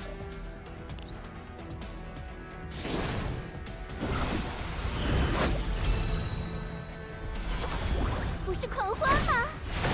你们怎么不开心呢？ Why aren't you happy? She says. Anyway. 撕裂吧！ I think I like that too. Oh shit! Everything's gone wrong. What should we do now? Where is it? Let's make a run for it. Suddenly, a row of bullet holes open up at their feet. That's them! They're those who were causing trouble just now. Get them! But that wasn't us. Faetusa's protests fall on deaf ears as a group of security robots rush over. Shut up and run! Get our weapons back! We can't get caught here. Bishop Nair and Faetusa make a run for it. Without their weapons, all they can do is avoid direct confrontations and use available cover to circle around the opposition. Just then, a surrounding speaker suddenly spew a loud electrical crackling noise. Hello, hello, can you hear me? Ladies and gentlemen, may I have your attention, please? I have an important announcement to make. Loudspeakers distort the voice. It sounds nervous, youthful, and slightly familiar. Your security system is filled with loopholes, your firewalls are outdated, and your encryption is, frankly speaking, shit. In other words, it's a piece of cake for hackers to exploit. Oh, yes, we're the hackers in question. This is the Black Utopia gang speaking. You have been bugged. Now then, ladies and gentlemen, I want to play a game. Right as the words hit the air, the speakers hum with the sound of the electrical system shutting down. The power to the venue goes out, and the surroundings are plunged in darkness. I want to play a game. 真是超级辛苦呢！大力会给我很棒的奖励，对吧？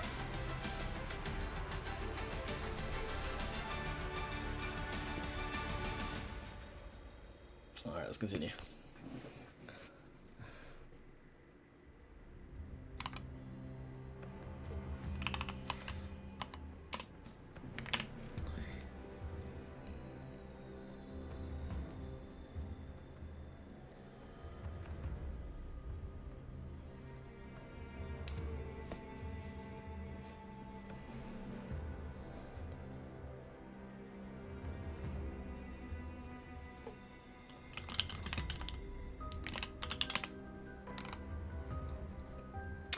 I've heard that name before.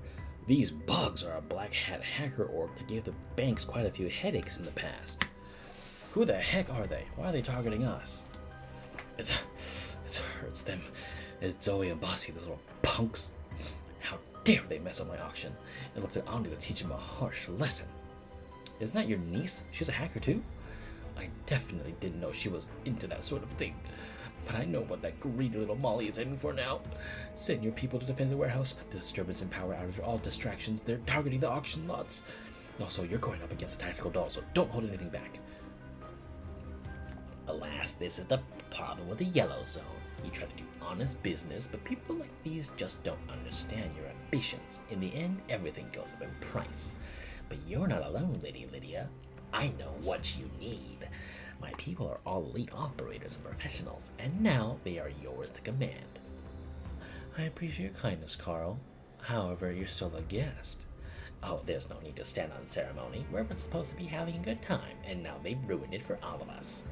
Hold on, I'll assemble them now and place them at your disposal. Alright, I assume they'll need entry permits as well. I do so love working with intelligent people. Karl walks into the darkness behind him. His footsteps are hurried, and he deliberately goes a long distance away to a place where Lydia can't hear him. He takes out his communicator and holds it close to his mouth, his voice low and gurgly. How's it going? Are you in the warehouse yet? We did it, boss. We're in. Fortunately, the power outage saved us a lot of trouble. Then get to work and swap the items. Lydia's people will be there soon. Don't leave anything behind. Don't leave anything behind incriminating. Don't worry, boss. I know what I'm doing. In the darkness, Naya and Faetusa huddle together under a table, anxiously listening to the sound of footsteps around them. This is a major crisis, strategist. Yes. They think we're accomplices of those two dolls. It feels like they set all this up. Naya, do you know that blonde doll from just now? She seemed to have something specific against you. Let me think. Looks like that region of my memories hasn't been repaired yet. Forget it. You know how our memory is. No point giving her a hard time. Let's start by figuring out our situation. Since we're involved in this mess now, we should at least know what's in store for us. Ooh, I know. They're going after the auction items. They clung so desperately to the hero's heels because they were also seeking the treasure that could save the world. It's just 100 doll frames. I could have 10 times that number in just a few minutes if only I could access SF's resources. How the SF has fallen. But they didn't try to snatch up those frames either. It feels like they were just trying to disrupt the auction. Which means they're messing with us was just a sideshow for them. They're probably going after something else. Oh, so it's here. The very first side quest of our heroic journey. Let us stop those dastardly knaves from stealing the treasure. Yep, if we get away with it, we might end up being blamed for it. The problem is that it's totally dark now. We have no idea where they are. That's okay. We know where they're headed. There's only one place where all the treasure could be hidden. Are you talking about the warehouse from the auction lots? Yep. Let's pick up the pace so we can reach the treasure before the thieves do. Actually, when you think about it, what's wrong with letting them get their way? If we find the frames there, we can just grab them and run. If anyone asks, we'll just say the thieves did it. We can't do that! Meanwhile, the two other dolls are also taking cover in another room, separated from the Naya and her party by a single wall. Here, rifle. Honestly, what would you do without me, Faelynn? Thanks. Speaking of which, Zoe is really something. I can't believe she managed to hack the auction hall system too. Still think of her as that kid who needs to be put to bed? Zoe's all grown up now. She's the leader of the bugs, and the kids all call her Big Sis too. And we'll have to do our part, so as to not squander the bugs' efforts. Yep, time to work hard. And since you've said as much, you can come up with our next move, Faelynn. Wait a minute. You're asking me? Yeah. Didn't you say you were gonna do your part? Then you can start thinking right now. But you're the one who does all the planning. Besides, didn't you fully plan on a big house like this?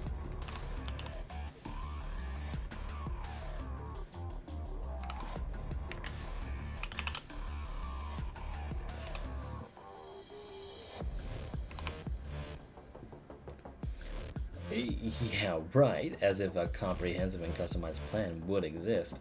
I only thought about how to sneak in. Now you decide how to do the rest. But it's too sudden. Okay, fine. Our destination is it's the warehouse, right? Yeah. So we should head towards the warehouse now. Yeah, huh? What's next? Then we'll do this, and that. I like that plan. Jesus Christ.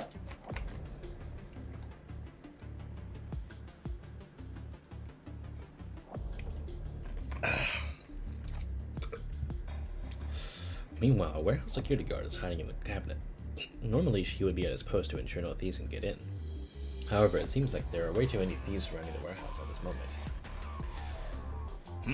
Who's there? Passing heroes need not state their names to ordinary mobs. It sounds like two groups of people have encountered each other. I asked you first, so you answer first. We're the warehouse security. Your turn. Suddenly, the sound of intense gunfire fills the air. You're security? I'm here to take out security. Upon hearing this, the guard curls up even more tightly. Accursed villain, I bet you didn't expect us to not be security either. Target hostile status confirmed. Counterattacking now. Just then, Basti and Faelynn run into a burst of gunfire as they're sneaking along. What? We've been spotted? No, they're not attacking us. There are two groups of people shooting at each other.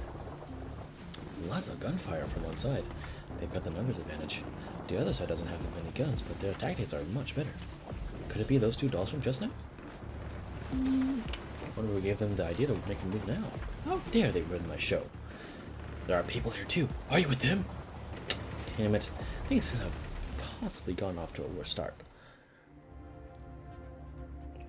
Wait, so who's the third group then? 在叫我吗？ Faelynn, do you have any combat plans? If not, I'm just gonna beat up anyone I can find.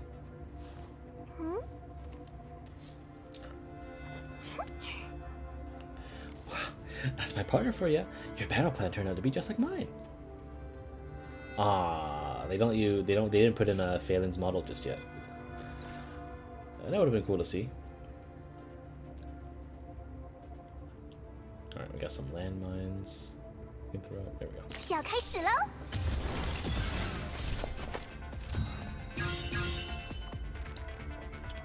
Time to toss the big guns.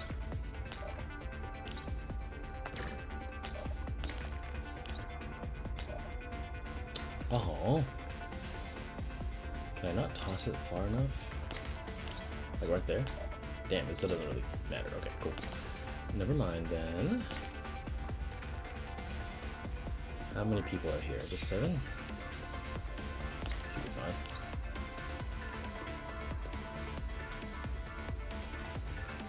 Oh, there's a Malik guy back here. Don't mind if I do.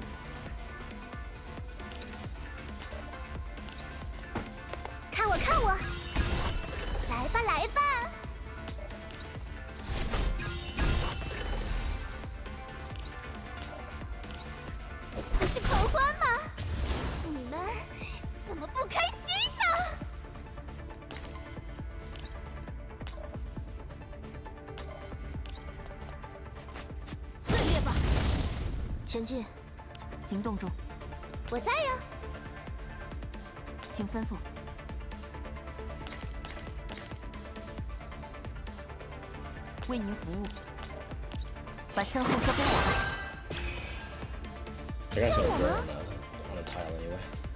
Oh, never mind, I'll just kill him. Get him, Lewis. Aren't there too many enemies here? I don't know. Darkness has shrouded my eyes and the fog of war blinds us. Deshavnaya, cease fire. Deshavnaya stops shooting, however the chaotic firefight doesn't stop. Are they shooting at someone else? Did those idiots start infighting?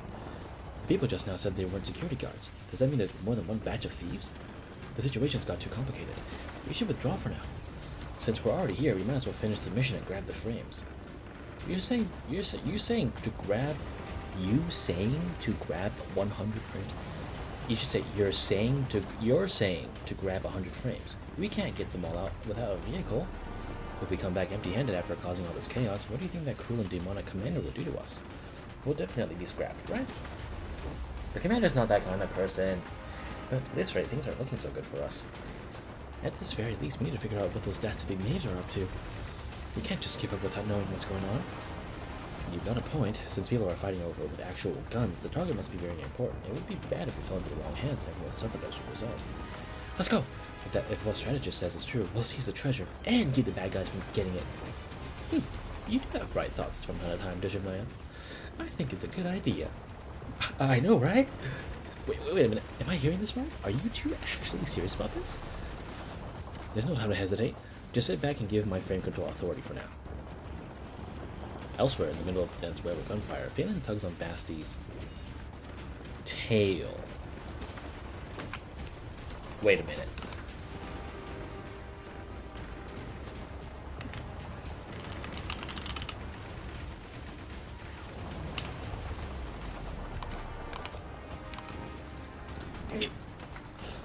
Basti, don't get carried away. We have work to do. Right. Have you found the target yet? Yep, come with me. I found one that's just right. Not far away, a large group of us advancing down the corridor and toward the warehouse. How's it going? It's done. We're bringing the power back on now. Just as the man finishes speaking, everyone hears an electrical hum. The lights come back on and blast the entire arena in stark white light, leaving no corner untouched. The scene is surprisingly still. A strange silence, a dozen of people standing around as they adjust to the light has an inexplicable air of piety to it. The light seems almost divine in nature as it purifies the area, as it's as though the darkness, chaos, and gunfire from moments before were nothing but a phase whimsy. Even the densely packed bullet holes on the walls seem in place. Only the acrid stench of gunpowder and smoke in the air proves that the previous events had actually occurred. Do an inventory check. See if anything's missing. Soon, Lydia receives a surprising answer. Ma'am, nothing's missing. All lots are present, and the quantities match up too. Oh! Lydia feels relieved and puzzled at the same time. Basti is a cunning little minx. She knows well how to get what she wants.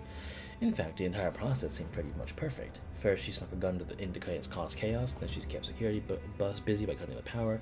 Following that, she fought a run-gun battle to the warehouse entrance. But in the end, nothing happened. Lydia can't help but wonder, did Basti retreat out of caution? Or did she have a scheme in mind?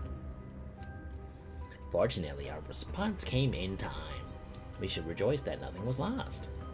Indeed, it was most fortuitous. As Lydia moves through the warehouse, her fingertip grazes over the various crates. She needs to assess her losses ASAP and check if anything's missing.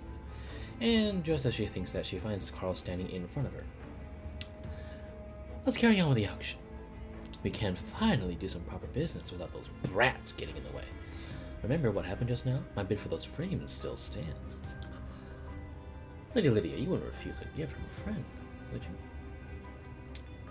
Lydia smiles, quickly readjusting herself and switching back to the familiar rules of the game. Of course, I would never refuse a friend's fucking, what does that say? 真是超级辛苦呢，大力会给我很棒的奖励，对吧？ I would never refuse a friend's request, much less a gift. Entropization.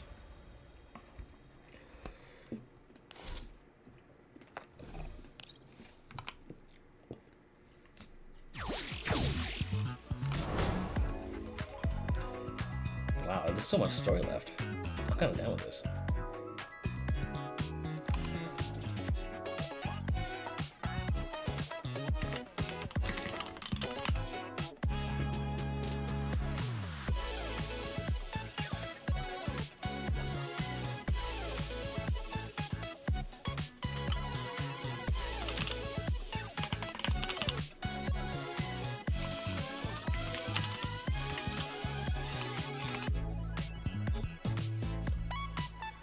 Stretch real quick.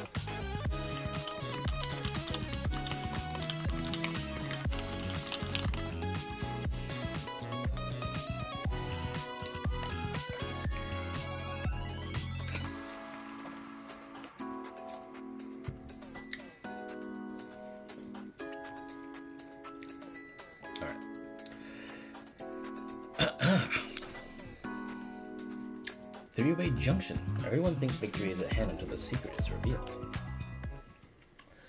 Hello, you've got a delivery. This is an express shipment from Special District Number 3. Could you sign here, please? Sakura unloads a huge crate from her truck and hands it to the connection staffer. Nobody notices anything amiss. After all, wasn't it perfectly natural for a crate containing doll frames to have 2 dolls within? Basti had gone her way after all.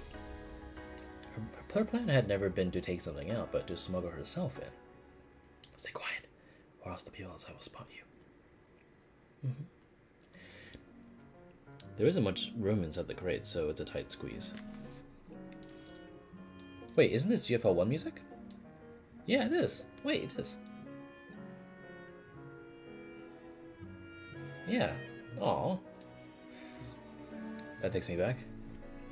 Their faces are practically pressed against each other. Even their hair tangles into a blonde mess.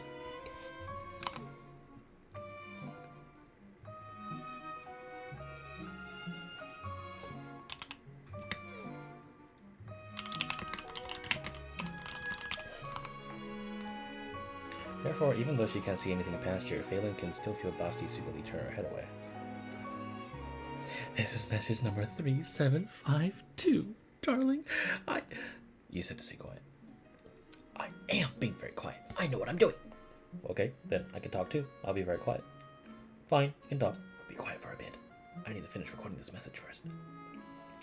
Is it for the commander? Yeah, I wanted to. No! This is a personal, private conversation between Darling and me. Well, it's the commander too. Also, the commander is my master, not your darling. Okay, fine. And quit pulling my tail. Zoe said that people like you are called homewreckers.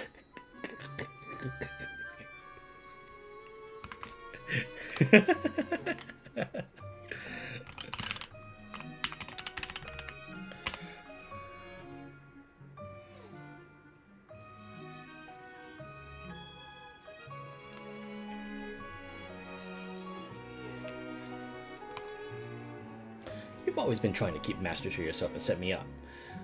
Quit biting me. And if you want to leave a message, you can do it too. Anyway, we'll be meeting Darling soon, so I'll let this slide. We've been so bad friends for 10 years after all. 10 years? It's been 10 years since I last saw Master. Oh, why are you crying? God, you're hopeless. You should be angry at the people and the agreement that drove Darling away from us. That's why we can't let them get away with it. I'm sure Darling is trying her best to come back to us. When the time comes, I'll let you sit on a chair. What the fuck? I'll let you sit on a chair and watch us from the side. Why are you still biting me? Yeah, get her. Get her. No one likes a fucking cuck initiator. Fuck that.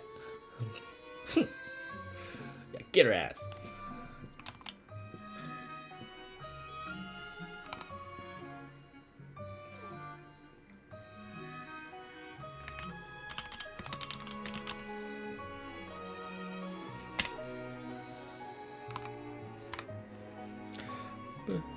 Will Master really be happy about this? Aren't things we're doing going to cause Master trouble? You know Darling loves me, right? We were all lovey-dovey back in Griffin, so I'm sure she'll welcome me back tenderly. But doesn't Master love all of us? She's the nicest to me, though. We aren't going to get anywhere arguing about this, so let's leave it aside for now. Oh, and by the way, it's totes because I'm certain I'm right, and not because I can't win. In any case, Darling, in other words, the commander, would never have left us on purpose. I'm sure the brass must have threatened her or something, but even then, she used the agreement to give us our freedom. That must be part of Darling's hidden plan. Master's plan? There's no point in just waiting for Darling to come back like you did, because what Darling wants is for us to find her. However, just searching for Darling isn't enough. No. We need to pose the question. What can we do for Darling? After all, Darling is super popular, so there are going to be many dolls around her apart from you and me. In that case, how can I ensure I'm number one in Darling's heart? The answer is simple. By making contributions. I don't think Master would mind. I don't really care what my position is as long as I get to stay with her, though. Well, you're right in that she probably wouldn't be bothered by that. However, I'm sure all those homewrecker hussies like WA2000, GDDSR 50, and 416 don't share that sentiment. They've been eyeing Darling for the longest time, too. So I'm sure they'll be thinking of some way to break the argument and get close to Darling. Oh, if only you know.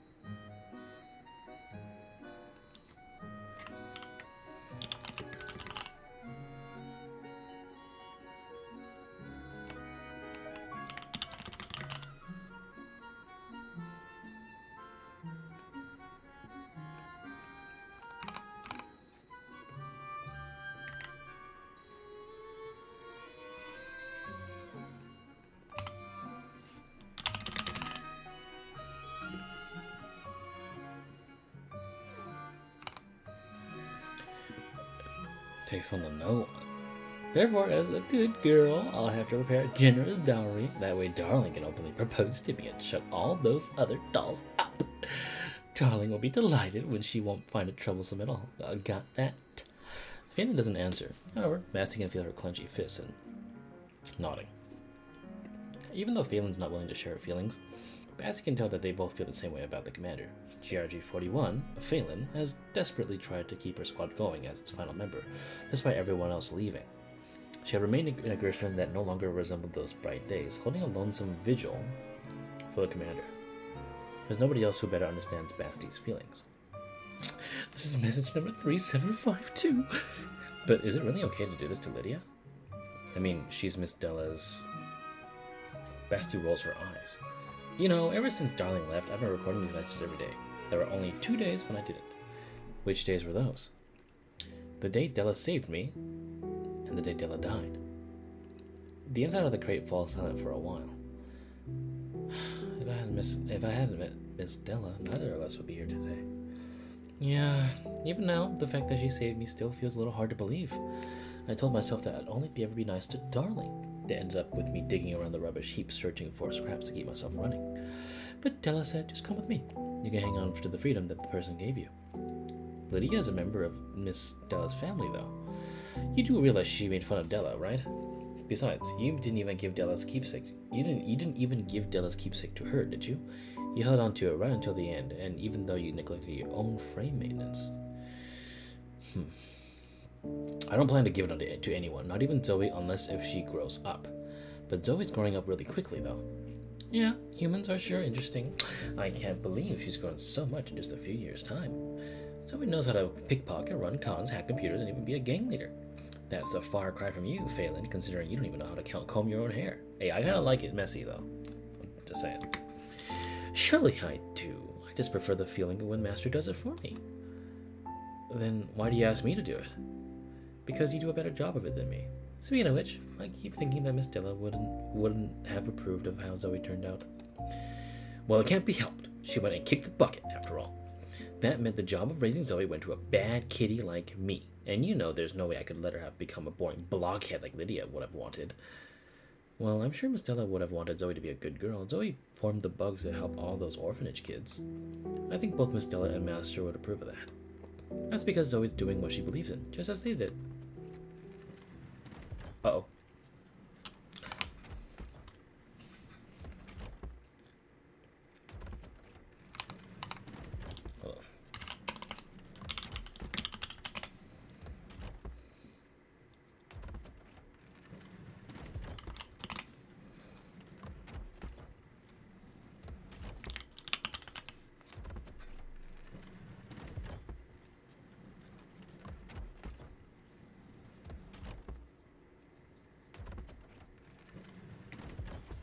Just about to start.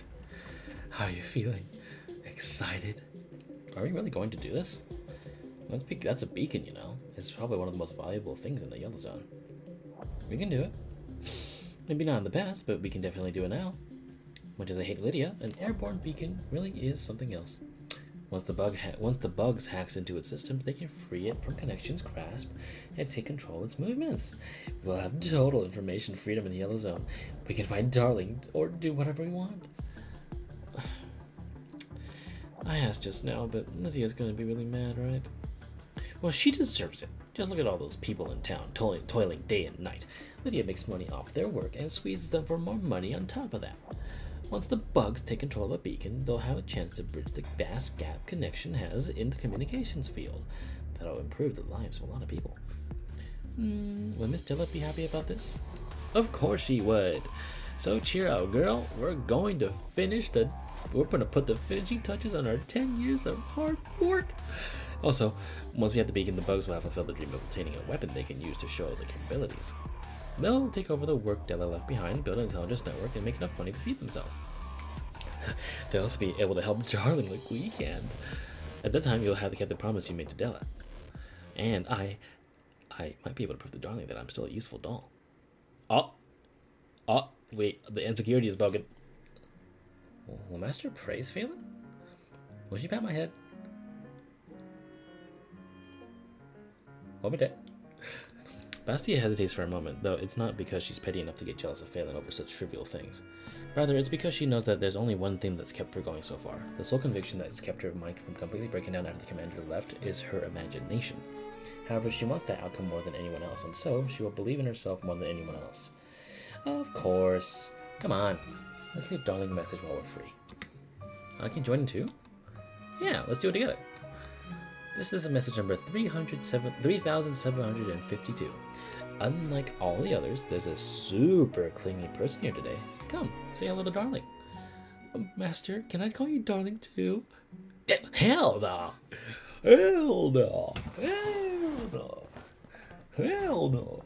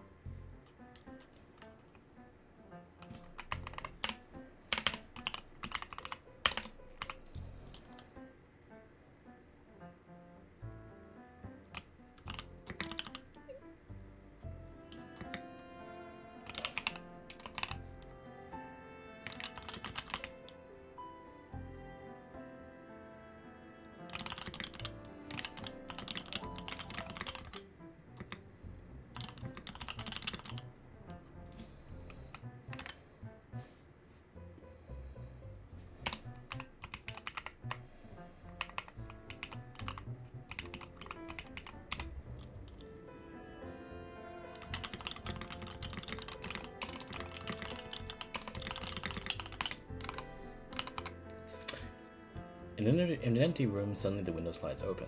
Dejavnaya and Fetusa climb in from the outside. Dejavnaya has a heavy-looking sack slung over her shoulder. With a very suspicious manner, she heads over to the bed and before putting it down. I still think this is bad. I can't believe we actually stole the frames. It's their fault for not guarding the warehouse. Plus, the crate with the frames in it was a super obvious place. Ugh. We shouldn't have done that. The commander's definitely going to be mad at me. Don't be mad at me, Commander. It was all Nixie's fault. Shut up. Also, she's already a wanted criminal. You think this is going to bother her? In any case, let's check the frames we got. I don't think we managed to get 100, but at least we didn't have to pay for them. Don't you worry. I was super careful on the way back. I definitely didn't go bumping into stuff. I just hope it'll make life better for the others in the community. The moment they open the bag, Dejavnaya and Sweeper's eyes cloud over in confusion. The items in the bag vaguely resemble 10 doll frames, but as dolls themselves, they can immediately tell these are just 10 doll frames stuffed with certain devices. Esteemed strategist, may I know what these items are? I don't know either. My frame was manufactured by SF and it's nothing like these. Their structure looks very weird though. Could they be the latest model of doll frames? That's gotta be it. Looks like this is what those people were trying to steal. I'm sure Supreme Leader and Helen will be delighted to see this. No, that ain't it. The internal structure of these frames is very simple. They don't look like pieces of sophisticated machinery or anything. More importantly, they don't have any artificial muscle fiber bundles or any of the organic parts installed. Rather, they look more like purely mechanical frames. Oh, I get it now. The maker of these frames must have been a big fan of SF's design philosophy. I can't wait to see what these frames can do. Hold your horses, Nixie. These aren't doll frames at all. Even the external shells are limitations. They're just containers to make it look like doll frames. And what they contain are probably bombs. I knew it. This was a trap set for us. The commanders and enemies did it. They set this trap for us. Damn it. This has the fingerprints of a high-end predictive strategic AI all over it. The enemy knew we'd come here on behalf of the GOT community. They knew we'd come here to acquire frames for the commander. I mean, for our great undertaking. Damn it, damn it, damn it. Looks like we've lost this clash of brains. But who's clashing with who here? How could an AI predict what you and Dushanaya did? Even I didn't expect you to just bring them back here, you know. Right, let's go ask Helen. She's got a lot of experience. I'm sure she'll be able to tell if they're frames or bombs. You're gonna talk to Miss Helen? It feels like we're gonna get scolded, but that might be the best way to handle this. Just ask her not to tell the commander.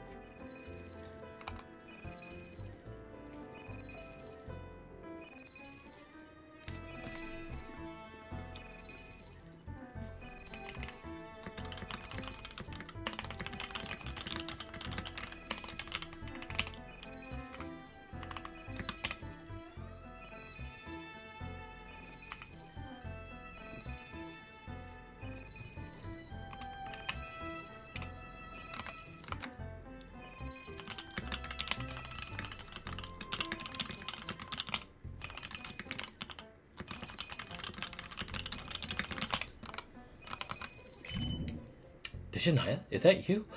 Oh, you. Didn't I tell you to never shut off a communicator? What happened? Are you in danger? Helen, this is an emergency SOS. Well, seeing as you're so energetic, I doubt you'd cause too much trouble. Am I wrong? What happened? Could you help us to check these frames? Strategist said they were filled with bombs, while War Master said they were high-end SF frames. I was just kidding. War Master, I thought you were on my side. Yes, and I regret it now. If I'd known things would end up like this, I should have just done it myself in the auction lot warehouse. What's this about auctions and warehouses? Sweeper, Fetusa, what have you done with my precious Dushanaya? You know this is an important time for the commander. This is terribly irresponsible. But it was all for the good of the doll community. We didn't do anything wrong. It's not my fault. I tried to stop them, Miss Helen. Please don't ruin the commander's impression of me, please. That's not important at the moment. Tell me, right now, is your current situation dangerous? Is the surrounding area safe? Are you far away from the large gatherings of people? I guess we're safe for the moment. We're currently at the inn, going through the spoils of war. Spoils of war? How did you get these items? What connection do they have to you? How should I put it? It's kind of a long story. Save it for now. Can you tell us what these things are? Alright, move closer. Now reveal what's inside. Stop! Do not touch it any further. Well, what's going on? Did I infringe on some taboo? Judging by the exposed detonators, it looks like military-grade C4 plastic explosive that's been rigged for remote detonation. How many of these fake frames are there? I think there's a dozen or so of them. That's enough to blow an entire building sky high. I knew it was a trap. I told you we shouldn't have taken them. Don't get mad, don't get mad, don't get mad. We're in front of Miss Helen right now. Given the quantity of explosives here, blowing them up outside is pretty much impossible. Forgive me, Fetusa, but I may have to inform the commander about this matter. Alright, I can understand, but since it's so serious, what should we do now? For starters, I need more information. Please examine the items according to my upcoming instructions. Meanwhile, I need to know more details about the situation. Dushanaya? Oh, okay, I got it.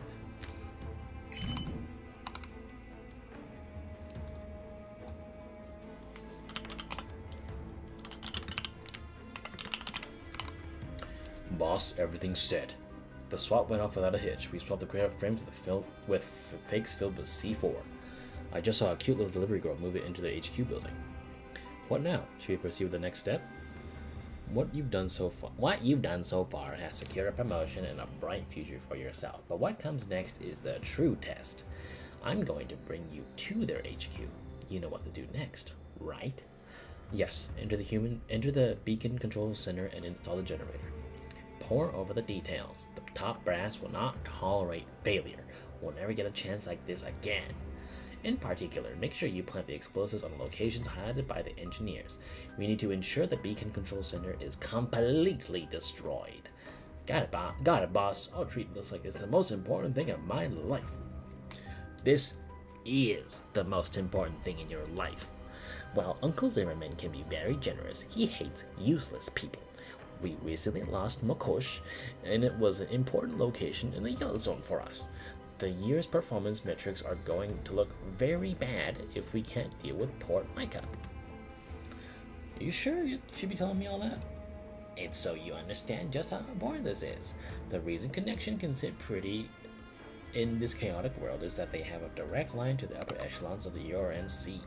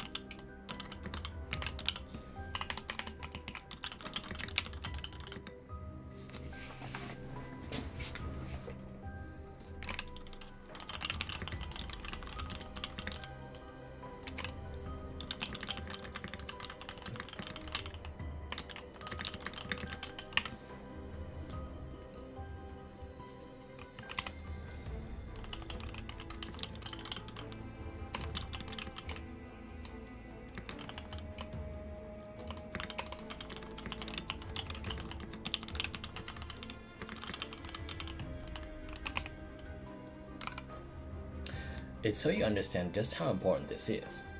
The reason Connection can sit pretty... Is it sit pretty or sit pretty high in this chaotic world? If we destroy this beacon control center and sever Port... Oh my god, I hate that face. Ew! Ew! And sever Port Mica's contact with the outside world, They'll be mere lambs to the slaughter. If Uncle Zimmerman's willing to invest in a bunch of Yellow Zone rabble, he'll treat his capable people well. But you need to do well enough that people can't ignore it. Then I'll have some justification to put in a good word for you. Makes sense, right?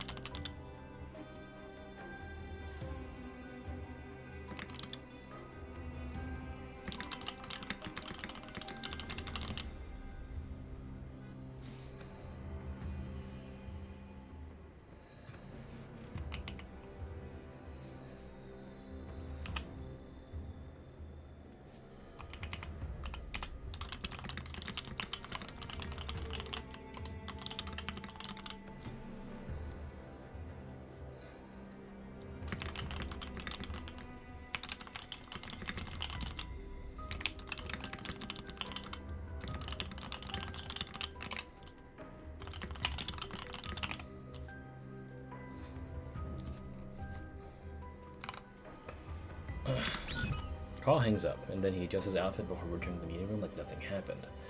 The auction has ended, and the guests are talking in their tiny little cliques. Karl makes a beeline for Lydia. Oh my god, you're fucking whipped. You're not actually, but I know what you're fucking doing. Lady Lydia, if my recollection serves, we talked about how we should visit Connections HQ sometime. Oh yes, I haven't forgotten, of course. I was waiting for your schedule to free up. Well, now would be a perfect time, no? In fact, I was wondering what to fill the rest of my day with. Karl and Lydia exchange smiles, but they each know the other is full of it. Visiting the HQ. That topic never came up before. Given the circumstances, however, this lie has become quite convenient, and thus it becomes the truth. Please come with me. I'll give you a night to remember.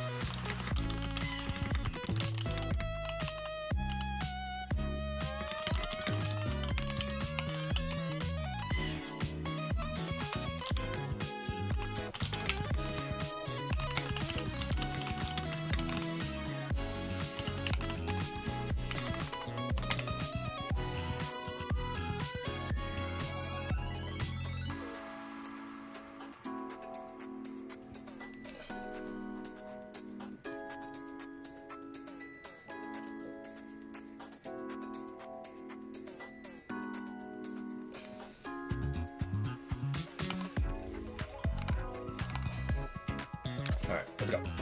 Cat in a box. Schrodinger's box. Schrodinger's cat. You never know what's inside until you open it. Next one. When you're drowning, you can glimpse the true form of the iceberg. What's this? Premium bodyguard. ORLOG conglomerate.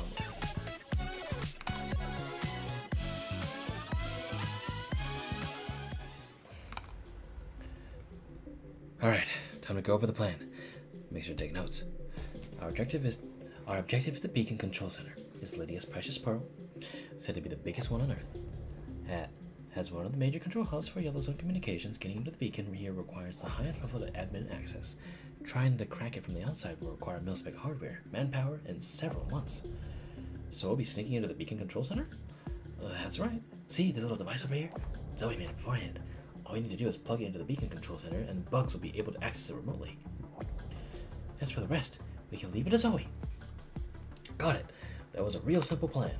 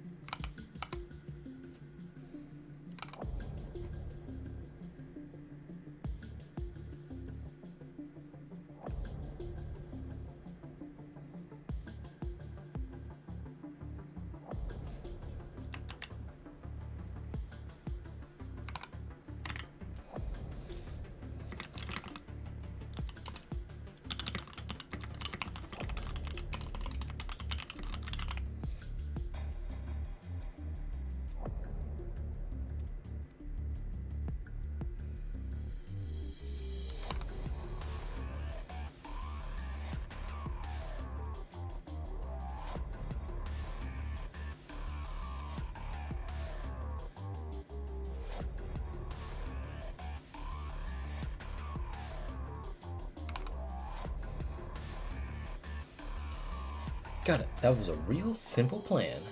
No. The plan is simple, but the execution is tricky. We can't be discovered too early, so a direct assault is right out. Now, I believe you've been dumped into a warehouse somewhere. First, we get out. Suddenly the crate shakes. It seems like someone is moving it. Why is the crate moving again?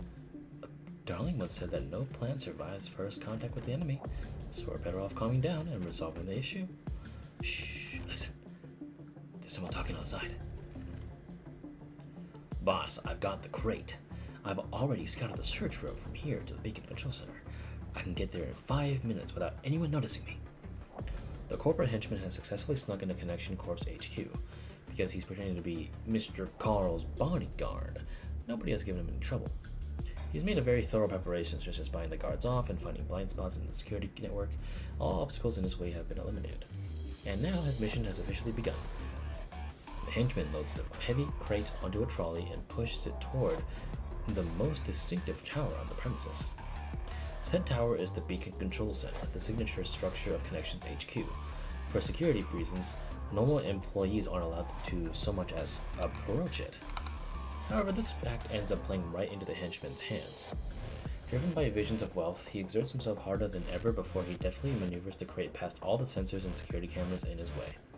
Finally, he reaches a solid metal door. Greetings. Greetings. Your voice print ID, please. Clearly, mere pigs will not work on the sophisticated electronic lock. Going around doesn't seem practical either. It seems like this is a hurdle he must overcome to get to the beacon control center. With no other recourse, the thug pulls out his communicator. Boss, I ran into a bit of trouble. I can't open the door leading to the beacon control center. It needs a voice print ID. Can you help me out, boss? Karl snaps his fingers in what seems to be a casual gesture. However, it's a coded signal meaning affirmative. He happens to be having a casual chat with Lydia at the moment. Naturally, the latter hasn't noticed the transceiver be tucked behind Karl's ear. Here's to you, Mr. Karl. Thank you for your gift. They clink their glasses and Karl downs the contents of his glass in one gulp. A mere trifle. A mere trifle. It's been a pleasure working with you, Lydia. The location services you provided last time helped me to make a tidy sum. In fact, it was a critical factor in earning my superior's trust. I also see many opportunities in you, which is why we should continue working together. I can assure you of an ever-increasing stream of returns in the future. Of course. I believe you'll keep your word. Do you believe in me, or the person behind me? There's a slight edge to Karl's words. They both know how the outside world views Karl, that he's a failed playboy, a stray dog that Mr. Zimmerman took in for old time's sake. Mr. Karl, you were born in the White Zone, weren't you? What do you think of the Yellow Zone? I see many opportunities here. Oh, but the look on your face betrays what you really think. Indeed, this is a place where crude and barbaric people gather, but they're only crude and barbaric because of instead of pursuing higher education and more refined goals, they spent their time finding food in the wilderness and keeping their families from freezing to death.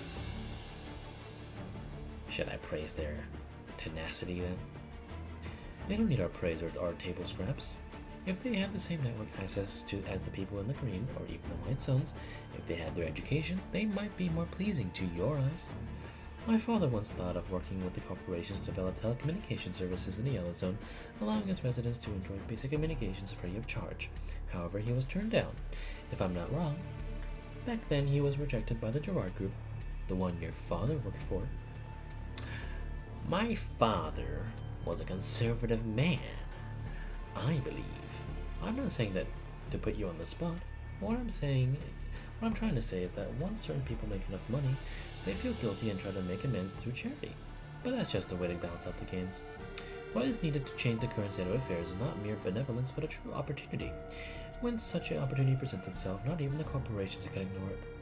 Also, I must thank you for demonstrating vision and decisiveness beyond that of your father. Not every young master of the White Zone would come to Port Mica, so I am glad to work with you, no matter who your backer might be. Karl stares hard into Lydia's eyes, hoping to see a crack in her noble facade. However, Lydia's mask is impenetrable. What do you think of Port Mica? It's a nice place. It's quite prosperous for a small border town. His HQ facility, for example, already matches the standards of green zones or even higher. When my father was in charge, this was not the case. The mayor was corrupt and pocketed a lot of tax money. He bribed the URNC commissioner and cut back on the public security budget, which led to high crime rates. Therefore, after I inherited my father's business, I got rid of that mayor and took control of all municipal affairs here. After that, this place became what it is now. I started by solving basic issues like water, electricity, and healthcare, and then security. I believe there is only one aspect that hasn't been properly dealt with. And what is that? Education. Education? While I disagreed with my father on many things, I believe, as he did, that education can change people and places. If this joint venture is successful, I would like to open a lifelong learning school here. There are many orphans in Port Mica. There ought to be a place to take them in and turn them into useful people. You like children? I loathe them. Then it seems we are of one mind. I guess I misread you. I held the impression that you liked kids very much. Well, it's for business reasons. Taking those brats out of circulation will lower security costs and ensure a supply of cheap workers in the future. Damn, bitch. Zoe was fucking right. Such foresight. I can stand to learn from your vision. And now, a toast to Lydia, and to the Port Mica we shall witness. Their glasses clink, and Karl downs yet another drink. He seems to be going through them a little too quickly. Back then, I thought I'd drown in the depths, but that person saved me. Not only did that person give me a second life, but they also persuaded Uncle Zimmerman to give me a second chance. After meeting that person, I realized just how shallow and dissipated I was. Though they were younger than me, they shone so much more brightly. I couldn't help but bend the knee to that great leader's charisma. That is good to hear. Therein lies an implication that all of us have the potential for a glorious future. Now that I have been granted a new lease on life, I don't care what people call me. Let them label me a dog of Mr. Zimmerman or a lowly criminal. I only wish to devote myself to a greater cause. The profligate of the task is dead. I don't need to hide my wasted life with a glamorous facade. I simply want to climb ever higher and see sights I've never seen before. And I must thank you for that, Lydia. You are my second savior, an angel descending from the heavens. You flatter me, Karl, but I mean it, every word. When the airborne beacon takes flight tomorrow, Lydia, you will accomplish something that even the conglomerate could not. Many companies have been working on airborne beacons, but only Connections has passed the URNC's rigorous trials and met the standards for use in the Yellow Zone. That is truly remarkable. Really now? Come now, such modesty is unbecoming. You know better than I do that this is a great opportunity to change the face of communications in the Yellow Zone. On the one hand, the purification projects, frontier development companies, and various corporations are all eager to expand the boundaries of communications. Connections' signal coverage encompasses all of theirs. This flips the balance of supply and demand and places the initiative during negotiations made in our hands. On the other hand, aerial beacons can create an unprecedented intelligence advantage in complex conditions. That means the military will be desperate just to acquire it, just like... By now, you know how much I need you, right? Just tell me, Karl. What do you want me to do for you? I want you to get rich. I want you to build more signal beacons. And then, I want you to build them into a worldwide system. That will take time. Currently, they can only be produced at Port Mica, and we need the radiation conditions of the Yellow Zone to build and test the engine systems. The cost to construct similar production lines in other areas will be massive. Lydia, you still don't consider me a true friend. Karl fills another glass, then downs the whole thing. As you know, I have ample funding and manpower that I can share with you. Money is always useful. If you invest in me, it'll help convince my shareholders to raise production and our coverage. And that's why I'm here. The conglomerate would like to share the profits. A sizable share, to be sure, but they'll match it with an equally sizable outlay. Lydia smiles. This is exactly the kind of situation she's been, hoping for. Whoever Karl's backer is, Karl is mortally afraid of failing them, or perhaps failing them again. That suits her just fine. Lydia needs money, and she's not picky about where it comes from. It seems a great partnership is in the cards for us. The climate now isn't too suitable for a deal, but we can celebrate in advance. Yes, let's celebrate. They clink glasses again. Karl is having trouble controlling his hand, and he is very nearly smashing both glasses with that gesture. After tipping his head back and finishing the glass, he shakily rises to his feet and walks over to a wine rack by the window. I like this wine, Lydia. May I crack it open? Oh. That's 46% cognac. Are you sure you can handle it? Are you kidding me? Do I look drunk? I'm just so happy. With such a view unfolding before her, Lydia finds herself relaxing for the first time in a long while. She can set aside all her meticulous calculations and watch a man engaging in pointless bravado just like on the summer nights when she was but a student. Well, while drinks are there to entertain my friends, I'm no Scrooge. Go ahead, open it. Open it. Karl's ears catch that phrase. He knows his earpiece has also captured it. Did he do it? He can hear cheering and sounds of fireworks. The sound of women squealing in delight. The sound of his father applauding him from the stage.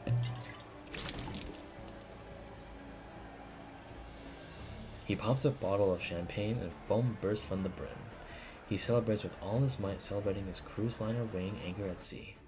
He's starting to get tired. The ceiling spins overhead like helicopter blades, and then he closes his eyes and lets himself fall into the darkness. The corporate henchman presses the computer against the code lock, and then he finally hears those words. Open it. The metal door flashes a green light and opens. The henchman breathes a sigh of relief. He's done it! We did it, boss! The door's open! There's no response from the other side of the premedicator, only a barely audible glug-glug sound. It seems Karl has given his all to achieve his aims. A tragic determination wells up in the henchman's heart. There he makes a solemn vow to succeed. And so, the henchman pries the crate open. Surprise! With a melodious exclamation, the two tactical dolls spring out from the crate. That's funny.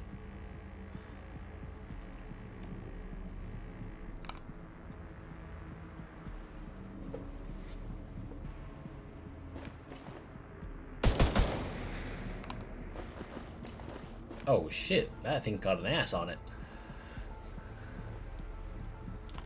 Hey yo, wait a minute, why do you got cake?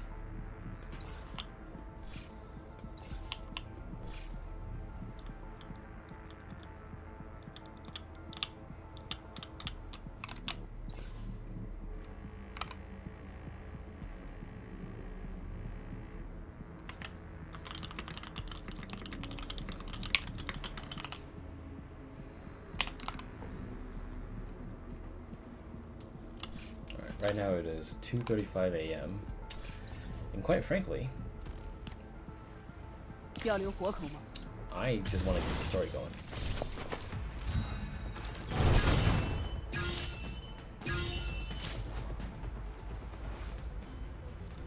So, what kind of problems did you say you might face? Not the battle that just happened, that's what. Let me see. Oh, there's not at all. Thanks for bringing us in, you right dumbass. Basti kicks the unconscious corporate henchman aside, then heads over to the densely packed machinery inside the beacon control center. Hello, Zoe, are you there? Did you fall asleep? I'm here, the bugs are ready, waiting. The rest is up to you, so hurry and make your steps, Twinkle Toes. It's just hacking the firewall of the Yellow's biggest telecom provider. You'll be fine. Given what we've gathered, you've probably been caught up in a terrorist attack. Contrary to our sweeper's claim, it's not targeted at the doll community or the commander. Do you have any guesses as to who the attacker might be? It was probably those two dolls who sat opposite us. That wicked little blondie is probably capable of any and all manner of evil deeds. Doesn't seem like it to me. They're too high profile. If you ask me, that pickpocketing brat from yesterday is a more likely suspect. I heard her voice over loudspeakers before the power cut out. Zoe would never do bad things like that. You're even calling her by name. Are you friends with her or something? I just know, okay? And besides, it would be really hard for a kid to get explosives like this. Let's try to think more simply. We stole these items from the auction lot warehouse. Isn't the auction organizer the most likely suspect? Lydia! But she's already the sovereign of Port Mica. Who would she want to attack? Alright, stop fighting. I have a new clue here. I checked the logistics movement for the info for Port Mica. Most of the goods have complete documentation from their points of origin, so mixing contraband is difficult. While the small scale makes managing things easier, the fact that the security here is on the level of green zones is quite remarkable. However, there is one exception to this. Last night, a vehicle from the outside entered Port Mica without any form of vetting or inspection. My guess is that that's the source of the explosives. Oh. A shining beacon has appeared to pave a brave new world. If we can determine the origins of that vehicle, we should be able to learn the true identity of the forces of darkness. That's what I was thinking. However, we didn't manage to learn much. All we know is that it was a delivery truck registered to Molnia Logistics. Oh God.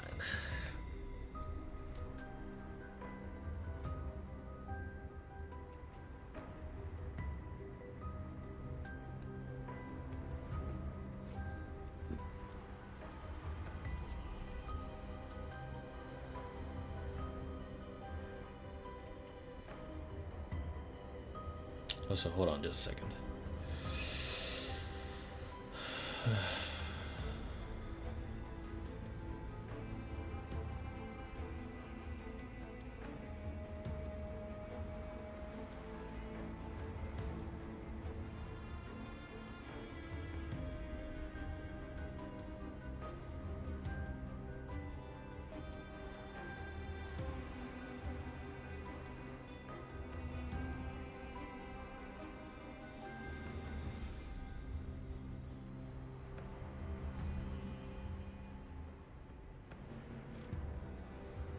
Okay, so we should be fine then. Okay, good. The owner's name is Sakura.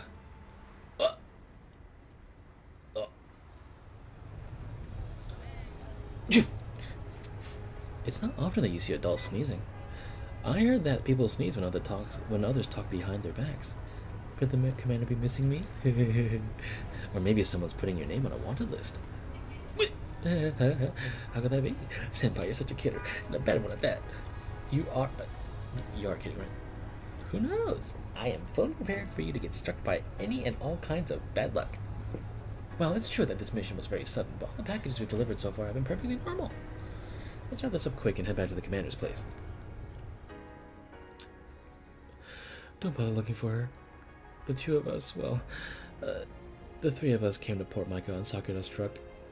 There was a long, long silence from the other side of the line. So, you're saying Sakura is an ex-Griffin doll? Now that you mention it, I think Springfield mentioned this before. That poor, poor girl. I have never heard Helen sound so tired before. Alright, I'm going to place my trust that you didn't take some kind of blow-up Port Mica mission. Looks like the real criminal didn't leave any obvious incriminating evidence behind. In that case, it means that they must have their own avenues for bringing items in. Apart from government channels, the only other ways are through check fobbing and connection. No, you can't get further involved in this matter. I think the best way to handle this situation is to alert the local administration and then return to the community now. So we'll be contacting Lydia? Yes. She can do much more than you. You need her help. But if she reacts badly, if she doesn't want to help solve the problem, then things might be worse than we imagined. If that happens, you need to get away immediately and destroy the explosives in the wilderness. Bear in mind that these explosives can cause tremendous damage, so you need to be careful. I'm going to inform the commander now and have her send some help over, so keep the comms channel clear, okay? After Helen hangs up, Desjardins looks down at the communicator in her hand, unsure what to do next. This kind of pisses me off. So she's sending someone over. What? She doesn't think we can handle it ourselves? We can't. Can we? Looks like we'll have to inconvenience the Helen and the commander. I'm no hero. I'm just a great big dork. Don't think that way, Desjardins. Thanks to us, they have a chance to stop something terrible from happening. Doesn't that count as a hero's work too?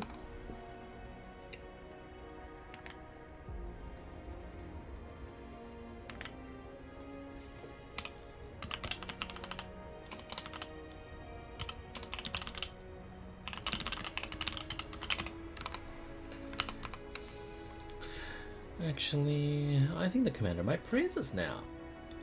Yeah! Let's go contact the Lydia lady right now. That way we'll be able to resolve this crisis. But how can we contact her? I don't think we have her number or anything. I think she said she was in charge of all of Port Mica. In other words, we should be able to reach her eventually no matter who we contact.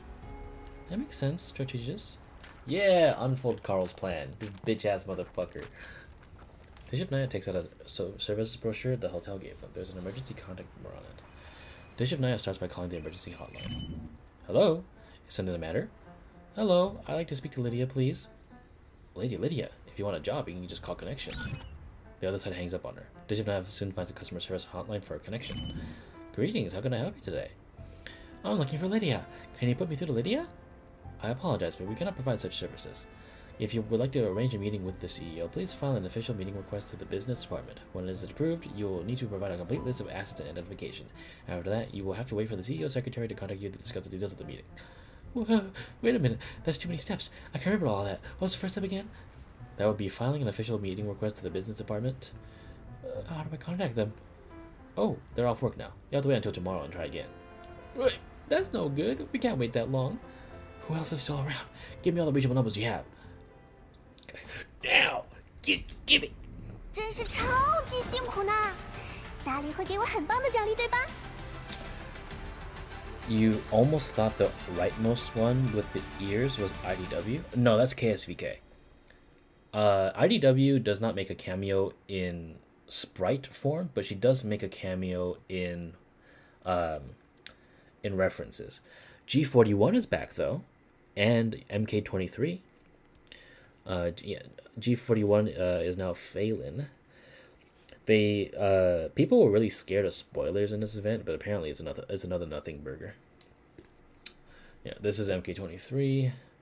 Let me see if I can show you G41. I think they should show up right now. Let me see. Karl is awakened by the sunlight shining into his eyes. His head hurts. After getting up from where he's lying on the ground, he realizes that someone has thrown a wool rug over him.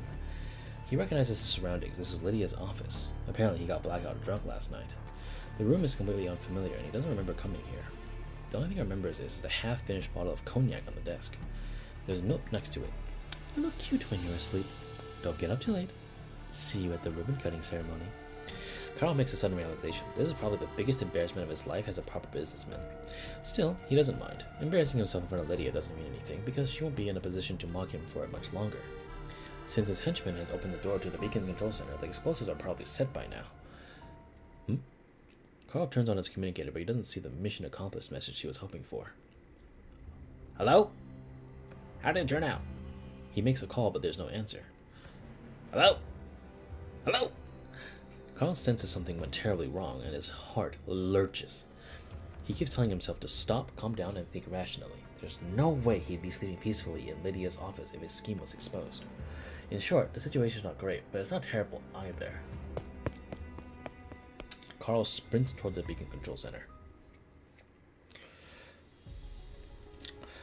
I just finished talking with Miss Faelynn. She found a place for us to dispose of the explosives. I also memorized how to detonate them remotely. Dishanaya, let's blow up the explosive first. Just one more call. I've almost gotten through to Lydia. That's what you said 3 hours ago. See, even Nixie's falling asleep. But it's really happening this time. Dishanaya has been making calls all night. Right now, she's dialing a last number on her list. Hello, I'd like to speak to Lydia, please. Who is this? How did you get this number? I don't remember. It was probably from a business department secretary's cousin or that retired granny from the marketing. In any case, I'm sure you can help us contact Lydia. I'm afraid I'll have to disappoint you. In Port Mica, everyone wants Lady Lydia to do something for them, but not everyone deserves the right to make direct contact with her. While she does care for everybody, she is not a saint who will help people for free. Her time is linked to everyone's prosperity and is not to casually used on prank calls from unknown numbers. Wait, I have something important to tell her. Port Mica is currently in great danger. Danger? Apart from a gang of mischievous kids playing pranks on others, Port Mica has not any serious criminals in a long time. If you ask me, you're the danger here. How can you say that when you don't know anything? You say I don't know anything. I was a sheriff of this town 15 years ago. Lady Lydia now employs me as one of her servants, but I'm fully aware of every single movement made in Port Mica. She isn't just a businesswoman, she truly intends to turn this messy little town into a cutting-edge technology park. Is that so? Then I'm sure you know about the C4. There was a deep sigh from the other end of the line. There is nothing dangerous of the sort in Port Mica. Yeah, no, I have some right now. There's enough to blow half the town sky high. Say what? Right, I understand. State your terms. I'll let Lydia know. What's your aim? Intimidation? Blackmail? How much do you want? It's none of that. I'm trying to do a good deed by reporting a crime. You have to believe me. Port Mica really is in great danger. All right then. In that case, I'll give you an address. Head there right now with the dangerous items you described. We'll discuss the rest when we meet. All right, we did it. Zoe excitedly bounces in her chair. There's a long string of characters in the center of the screen. This is the cipher key for the Beacon Control Center's command systems. You're awesome, big sis. You really did it. This is the cipher key for the Beacon Control Center. It's the most complex thing on the planet. Carbolic soap. What the fuck? What kind of name is that?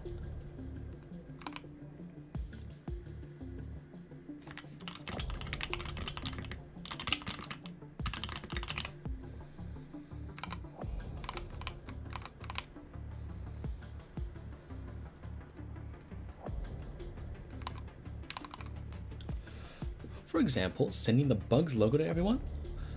I think sending out Big Sis sleep talking would be better. Zoe pants heavily and slumps back into her chair.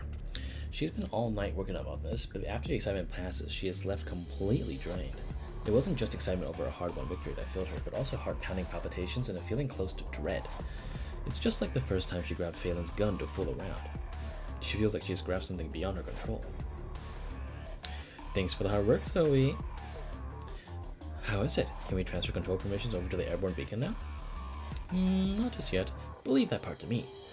Right now, what you need to do is rest. Don't burn yourself out. Zoe is as meek as a lamb in front of Basti because it was Basti that taught her how, or Basti, sorry, that taught her how to be defiant in the first place. She stands up in her chair and stretches herself while looking around.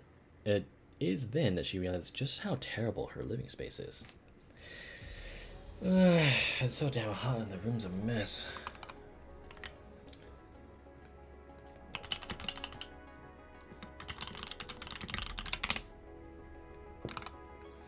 One, two, three, 4, 7. Looks like I finished 7 cans of coffee. I'm all out. Right, since everything went well, there might be a celebration party later. Can't leave all this crap lying around. I need to tidy up. Several minutes later, Zoe leaves the house with a big bag of trash in hand. The morning sunlight is warm, the breeze is cool, and this walk is a comfort that surpasses all words. Zoe's in great mood, but just about everything she sees is pleasing to her eye. Be it the scattered houses, the people moving back and forth. Suddenly, something very annoying comes into view. A pair of figures, one white and one black, are weaving through the crowd. The one in front seems to have a heavy sack over his shoulder. It's the 2 dolls who caught her yesterday. The corner of Zoe's mouth curls up in a smile. She quickens her pace and catches up with them. She recites her 2 principles in her heart. First, any elements of chance must be eliminated before the clan can succeed. Second, she always remembers a grudge and she hates to lose out. Hello, it's me. I've got a message to all bugs. The 2 dorks who busted me last time just showed up. Why are there so many people on the street? We've been waiting at every intersection. It's probably because people are going to work. I've heard a thing or two called the morning peak. It seems very similar to what we're doing now. Whew, I've been carrying this sack since yesterday. My waist is getting a little sore. Is that so? Then let me give you a quick checkup. Just put the sack down for now. Why don't you carry it for me? I'll take the sack from you later. As the 2 of them talk, neither of them notice several small figures pushing a cart over to them. The cart contains a sack that looks like the one by Bishop Knight's feet. So you're the ones who made the call? I didn't expect this self-proclaimed hero to be such a unique doll. And here I thought names like hero and strategist were codenames in an organization or something. The situation is really bad. Poor Mica is under threat from the forces of evil. Behold, the dangerous explosives in this bag are our proof.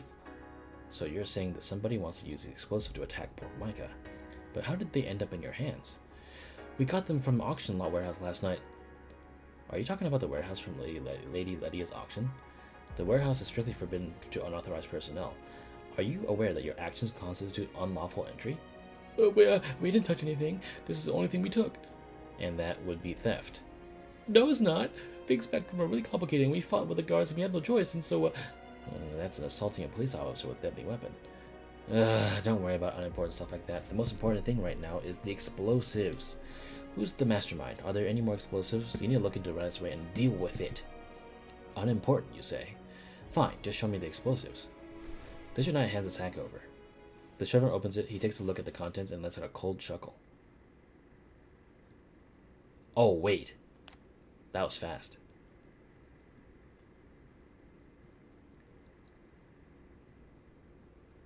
I didn't realize this was not a flashback. I see. So you're from the bugs then, ladies. I didn't expect the numbers to grow. Certainly not by welcoming dolls. Arrest them. Wait, what? Look out! They're moving in! Oh god, and then the children took the C4, which can be remotely detonated. No! You stupid little bitch! Actually, fuck, I don't give a fuck. Blow this child up. I don't give a fuck.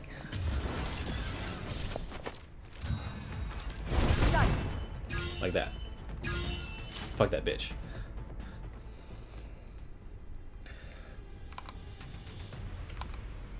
This is bad. War Master, the worst has come to pass. Yeah, noticed. They had a discussion before they came here. If Lydia's people started acting strange, that would mean they were the real masterminds. In other words, there would be nobody they could trust in Port Mica, so they'd have to stop the conspiracy by themselves. We need to seize the initiative. Let's start by taking all the enemies down and then capturing this building. No, wait. Weren't we supposed to contact Helen? We can't let them look down on us anymore. I feel bad if I bothered him about everything. There was no way out for us the moment we uncovered her conspiracy. Do it! Lydia's servants are completely unprepared for the $2 all-out attack. How unruly! This is a critical period for this town of Lydia. Would it kill you to rein yourselves in a little? She's not even here. Who the fuck do you think you're trying to scare by mentioning her? Damn it! How can mere dolls be so... In the blink of an eye, the jet black tactical doll is in the man's face. She slams the hilt of her sword into the bridge of his nose. He is still trying to persuade them right until the very moment he passes out. Are these doll frames? They must be really valuable if those two dolls were protecting them like treasure, right? Could they be super high-end doll frames? Zoe puts on her earpiece and begins talking excitedly. Great news, Big Sis! We found something good for Big Sis Basti and Big Sis Faelynn. Big Sis Faelynn's body has been a real pain to maintain, but she might not have to worry about that anymore. Well done, you guys. Oh yeah, what did you swap them with? Hehehe. You remember that monument that got demolished because we wrote Lydia as a pig all over it? We saved the best parts of it. Cyber key authenticated.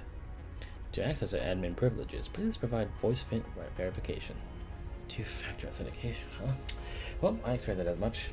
Unfortunately, neither of us is good at electronic warfare. Basti has a grave expression on her face.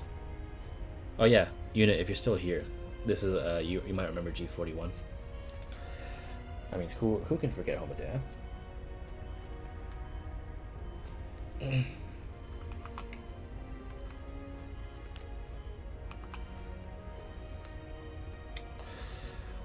The only way is if Zoe can learn how to talk like Lydia. Do you think they sound alike? Hell no, bruh. But then what should we do? If only we recorded her earlier. Voice print locks are easy to crack. After a moment of deliberation, Basti brings her hands together in realization. Well, looks like there's only one thing we can do. Oh, what is it? We're going to kidnap Lydia. What? Basti, you fucking... That is so funny. I love how that went from like a 2 to like 100.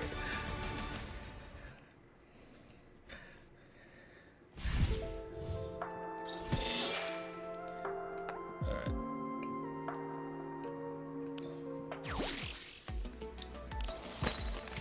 I don't think we need these, so I'm just playing these. Yeah. Give me that shit.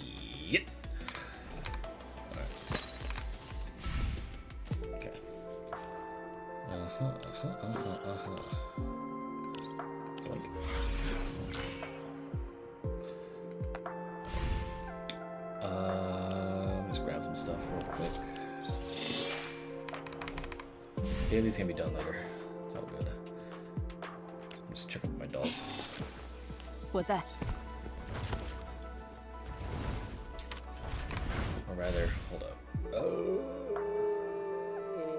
So who was the person that had the Basti?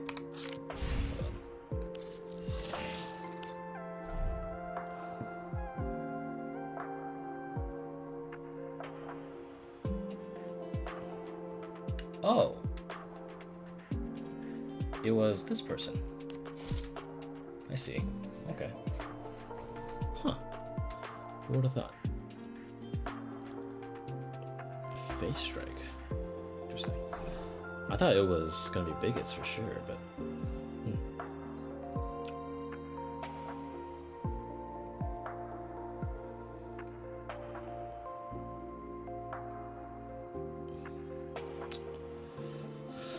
okay. Let's go back. I didn't realize there was someone else's. Alright. Memory puzzle.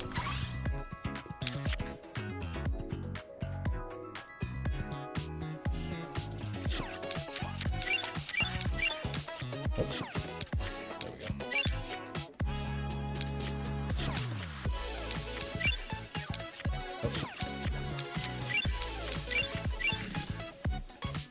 All good. Good. Alright, back to the story. Roses always hurt the one they love. Tears of the foe. Karl hurries over, looking worn out from his journey. His heart of 140 compounds the headache from his hangover, but is suppressed by a surging adrenaline. Currently, he is looking at a very strange sight. The door to the beacon control center is wide open. There is nothing inside except for his henchman, who lies unconscious against a nearby wall. Wake up! Wake up! Karl smacks him a few times. The henchman literally blinks his eyes as he comes to. Then he shudders upon realizing Karl. Bad news, boss. Something happened. I know something happened. Tell me what it was already. This stuff wasn't right. There wasn't C4 in the crate, just dolls. Son of a bitch! Didn't you say they were swapped the contents of the crate already? I did, but it wasn't doll frames in there. It was fully activated T-dolls. Someone must have taken them away after I put the explosives in and had the dolls hide in there. So it was T-dolls. Something comes to Karl's mind. He turns to a nearby computer screen. It's displaying a strange logo. Bug. He understands now. The disturbance at the auction didn't end there. Both he and Lydia had been careless. Those thieves' patience and greed were far beyond what he had imagined. And now the bandits and thieves that have raided the same household. What should we do now, boss? Is our cover blown? Karl ignores him. His attention is focused on an unassuming little device. It's roughly the size of his thumb and it's plugged into an access port on the operating terminal. The cute little kitty design on it looks completely out of place with the rest of the beacon control center. A transceiver and a hacking chip, huh? He begins contemplating the possibilities it implies. For starters, perhaps the opposition had their eyes on his place like he did. Hacking this place from the outside would seem impossible. His own plan was to physically destroy the beacon control center. However, the other group had decided to find a way around that impassable, invincible defense. At this point, Karl's eyes suddenly light up. I need you to trace the signal of the source of this device. It's technically possible, but we might not be able to narrow it down to the exact position in time. We have money. Can't we just buy the intel? That's a brilliant idea. Once you find whoever's behind this, make sure you take them alive. Do not let them die. Interesting. I can't believe those brats are so good at being bad. It's like they were born to be punks. They might not need your lifelong learning academy, Lady Lydia.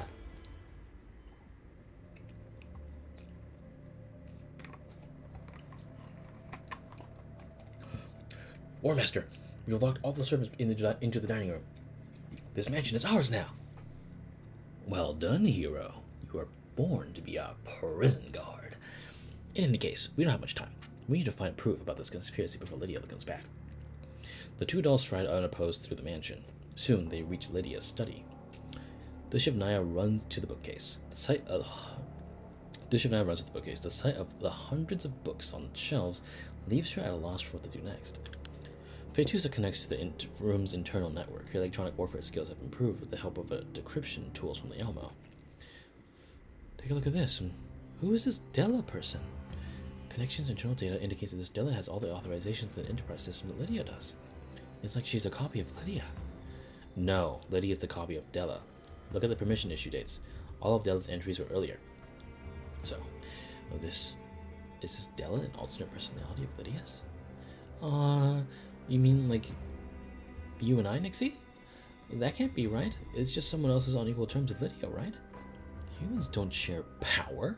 I'm sure they must be deadly rivals. Think about it. Lydia owns all of Port Mica. She can give orders to everyone. There's no need for her to play games like this or hide explosives away. Unless there were someone who was more experienced with greater authority than Lydia keeping her down, and she's using these explosives to defeat her opponent. You mean Della? That's right. This is the true ugly face of human society. Oh my god. Everything is fucked up, dude. Literally everything is fucked up. And it all sourced from the fucking kids. Oh my god. And actually no, it's actually Sweeper too. Sweeper, you fucking idiot. This is why we fucking destroyed SF in the first game. From what I can tell, Lydia has been gradually amassing power, but she's never been able to get out from under the thumb of her rival, so now she's just one step away from realizing her ambition. This is evil. Pure evil. I can't believe she's planning to blow up the city she ought to be protecting. So, should we do as Helen said and notify this Della, then wake up the guards from earlier? It's none of my business, but since we've been given this responsibility, we just go with that for now. Just then, the sound of talking comes from outside the study. Dushavnaya and Faetusa jump in fright since they never noticed anyone approaching. Let's make a bet, Faelynn. I bet there's someone in this room and it's not Lydia. Right after that, the door suddenly caves in. Fragments of the metal hinges fly off the air like bullets. A pair of menacing gun barrels protrude from the now empty door frame. See? It's my victory. Wow, it's true. But how did you know? Nobody knows Lydia better than I do. There were no guards on the way here. If this wasn't a trap, it means someone else already took care of them. It's you! You're the two blondies from the auction. Ah, yeah, I certainly didn't expect to meet you again so soon. So, who are you two? Why are you in Lydia's home? You especially, the one with the sword. You're from SF, aren't you? I can smell it! Bishop Naya and Faetusa can sense the hostility radiating from Basti. Their opponent has the upper hand, and the situation is very unfavorable for them. We're here to investigate someone's secret intel. Investigate? More like rob this place blind, I think. Did you get Lydia's permission to conduct your investigation? Her servants invited us here. Then where are they? All the security guards in this place are gone, and there's no signs of a fight downstairs. Kind of like a barbaric way to pay a visit, don't you think? That's because... who the fuck are you? What right do you have to ask us those questions? Yeah, at least say why you came here first. Oh, we're intruders and we're here to kidnap Lydia. Well, the fact you are so blatantly confessing to your sins indicates that you must be a truly heinous villain. That's right. Also, I hate it when people cut in line right in front of me. A gunshot thunders through the air. Basti attacks so fast one might think her gun had misfired. Bishop Naya dodges the bullet by turning her head to the side. The two of them scramble to return fire, but they're soon forced into a corner. Where's Lydia? I don't know either. You're lying. You're here for Lydia. No, we're here for the bombs. What bombs? Forget it. There's no point in wasting more time. You must be Della's dogs, aren't you? What? Faelynn's pupils contract sharply upon hearing the name Della. It's as though she suffers some unbearable provocation because her previously half-hearted movements suddenly fill with purpose and speed. Basti reaches to grab her, as though she knew the other doll would get mad. Then she smiles. However, it's a wicked smile that sends chills down the spines of the onlookers. You know about Della? That's right. There's no point in hiding it. We know about her relationship with Lydia. Then what's your role in all this? Since you're all dolls, someone must be giving you orders, right? We just all want to get this shit over with. Yeah, wouldn't things be settled easily if Della could just meet with Lydia? Upon hearing this, Basti stops holding Faelynn back. Get him. Looks like Della's no better than Lydia. You're courting death. Basti and Faelynn suddenly launch an attack that's far more ferocious than before. It's as though they've switched to some sort of total annihilation combat mode. Wait, we don't want to fight? That's too bad, because we do. Bishop Naya and Faetusa are caught completely off guard by this. They thought that mentioning Della would calm them down, but they never expected it to have the complete opposite effect. Of particular note is the fact that while Bishop Naya doesn't recognize the two dolls before her, she feels a strange sense of familiarity with them. The terrain is bad here for us. To the hallway! Super bursts through the window behind her, planning to move from the battlefield to the starting for the hallway. However, the moment she touches down outside the window, she hears a click from beneath her feet. Oh, fuck! The powerful electric current runs down Faetusa's body, almost paralyzing her. Basti had planted this landmine outside beforehand. For them, the battle had started long before they entered the room. Every single move and all the preparations Basti made were calculated to secure dominance over the battlefield. Whoremaster, are you alright? You should worry about yourself first. Oh, damn it. I'm all the underhanded. While Bishop Naya's frame had the advantage in power output, Basti's movements are a lot more agile. He nimbly evades and circles around behind Bishop Naya before firing at close range, accurately striking her frame's weak points. No! The wound isn't fatal, but the shot crippled one of her arms and one of her legs, driving Bishop Naya to her knees. Don't speak unless you're spoken to, I'll rip out your voice module. But Basti pins Bishop Naya securely to the ground. Meanwhile, Faelynn has also subdued Faetusa. Who are you? How do you know about Miss Della? I should have known all this was going to play out again. You were going to deal with Lydia the way you dealt with Della back then. What are you talking about? I've lost my memories. I don't remember things from too far back. Oh, you poor thing. Things aren't going to end well for you today, no matter who sent you. That is, unless you tell us behind all this right now. Nobody's behind this. We just want to resolve the crisis facing this town. Is that so? You're not going to talk even if I scrap this patchwork frame of yours? What a sad little puppet you are, thrown away like a tool the moment you're no longer of use. Basti jams her handgun into Bishop Naya's frame. Judging from its condition, the doll before her is being used as a temporary cat spa. In all fairness, Basti's frame isn't much better, but she's done her best to stay calm, clean, soft, and pretty. It's partially because she thinks of herself as a girl, and because she wants to always be ready for her reunion with her beloved. However, while her frame before her seems to have good performance, there are no signs of similar love in it. That's not true. This frame is my pride and joy. Mei Ling helped me tune it up. I won't let you badmouth it. Then give me your master a call right now. Or otherwise, there's no telling what kind of accident might so happen to your pride and joy. Dish Naya realizes that the situation escalated beyond her and Faetusa's control. The only way to keep herself in one piece is to obey. Even so, she has no intention of giving in. Exposing the commander's location or identity is completely off limits. She would rather blow herself up than do it. However, that function was not installed into her. All she can do is close her eyes, but just then, a call from Helen comes in. Dish of Naya, what's your situation right now? What happened to your frame? Why is it damaged? Upon hearing a female voice from Dish of Naya's communicator, Basti snatches it from her. She activates a voice changer. Her enemy is clearly very dangerous, so she must treat them with the utmost caution. What a shame. Your little Miss Pinocchio got her strings cut. Helen, I'm sorry. Who are you? Are you the person who's trying to destroy Port Mica? Let's go with that. Your dolls not only got in our way, but insulted something that shouldn't have been insulted. Rest assured you will pay dearly for this. There can be no terms for negotiation if Dish of Naya or Faetusa are harmed. Can we agree on that? So they're Dish of Naya and Faetusa, is it? Oh yes, she's got a friend with a very unique hair ornament. You people are all the same, hiding safely in the back and barking orders for others to die to carry them out. But I guess the only thing that motivates you is numbers going down. After all, you gave them trash tier frames that looked like they were dug out of some yellow zone junkyard, am I wrong? Still, don't worry, I won't make life hard for your dolls. After all, it's the people behind them who deserve to die, don't you agree? I think there's been some kind of misunderstanding here. These two kids were accidentally caught up in Port Mica's affairs. We can pull out at any time. Oh, so now you want to pull out. Do you know the name Della Sable? Basti can hear another indistinct voice come from the other side of the line. It seems to be discussing something with the woman she's talking to. Soon she gets an answer. Was she an underground broker? Our records say that she lost her life several years ago. We worked with her in the past, though just for a single resupply. Apparently she was well regarded by the people around her. Work with her? Oh, so you're the one to talk. That's just how your kind loves to cover up all the things you did. Della was deceived and murdered. Basti pours out a decade's worth of pent-up emotions with those words. They seethe with wrath, resentment, and a rising urge to destroy everything. She hears more whispering through the communicator. She instantly realizes that this person who is not willing to reveal themselves is the one behind everything. Basti's anger burns brighter still. She hates the cowardice of those in power more than anything else. So, is that why you want to destroy connection in Port Mica? No matter what aim you might have, involving the innocent in your schemes is wrong. You're going too far by using C4 explosives. We can understand how you feel, and we might be able to help. Why not think about it? C4 explosives? Basti holds up a hand to shush Faelynn. Trying to stall for time? That's not going to work. We'd never resort to crude methods like bombs. You're the ones trying to take over the connection, aren't you? Commander, I think the person on the other side is the verge of a nervous breakdown. At this rate, Dish of Naya might be in danger. It's DSR. Connection. Port Mica. I believe they're having a launch ceremony for their airborne beacons. There will be a lot of corporate representatives and observers present. The URNC will be watching very closely. Please be careful when handling the situation, Commander.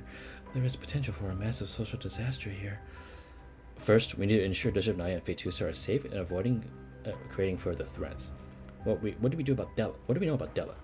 After combining the information Faetusa sent us and the intel we've collected so far, it appears Della Sable and Lydia Sable were fighting for control of her connection. However, Della's already dead, so are these people trying to get revenge for her?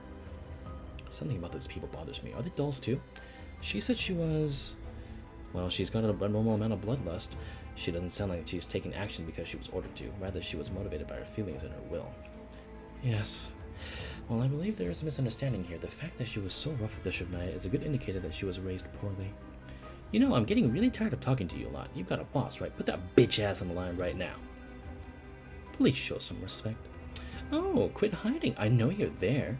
You give dirty work to your dolls and get people to take your calls. Now that Della's dead, you want to kill Lydia too? What gives you the right to act like it's none of your business while reaping all the benefits? That things aren't going to end so simply now that I've got you. I'm going to rip off your mask. Commander, Faetusa and I need one more minute. Got it. Basti pulls out the little box cutter she carries on her at all times and runs the flat blade over Dish of Naya's frame.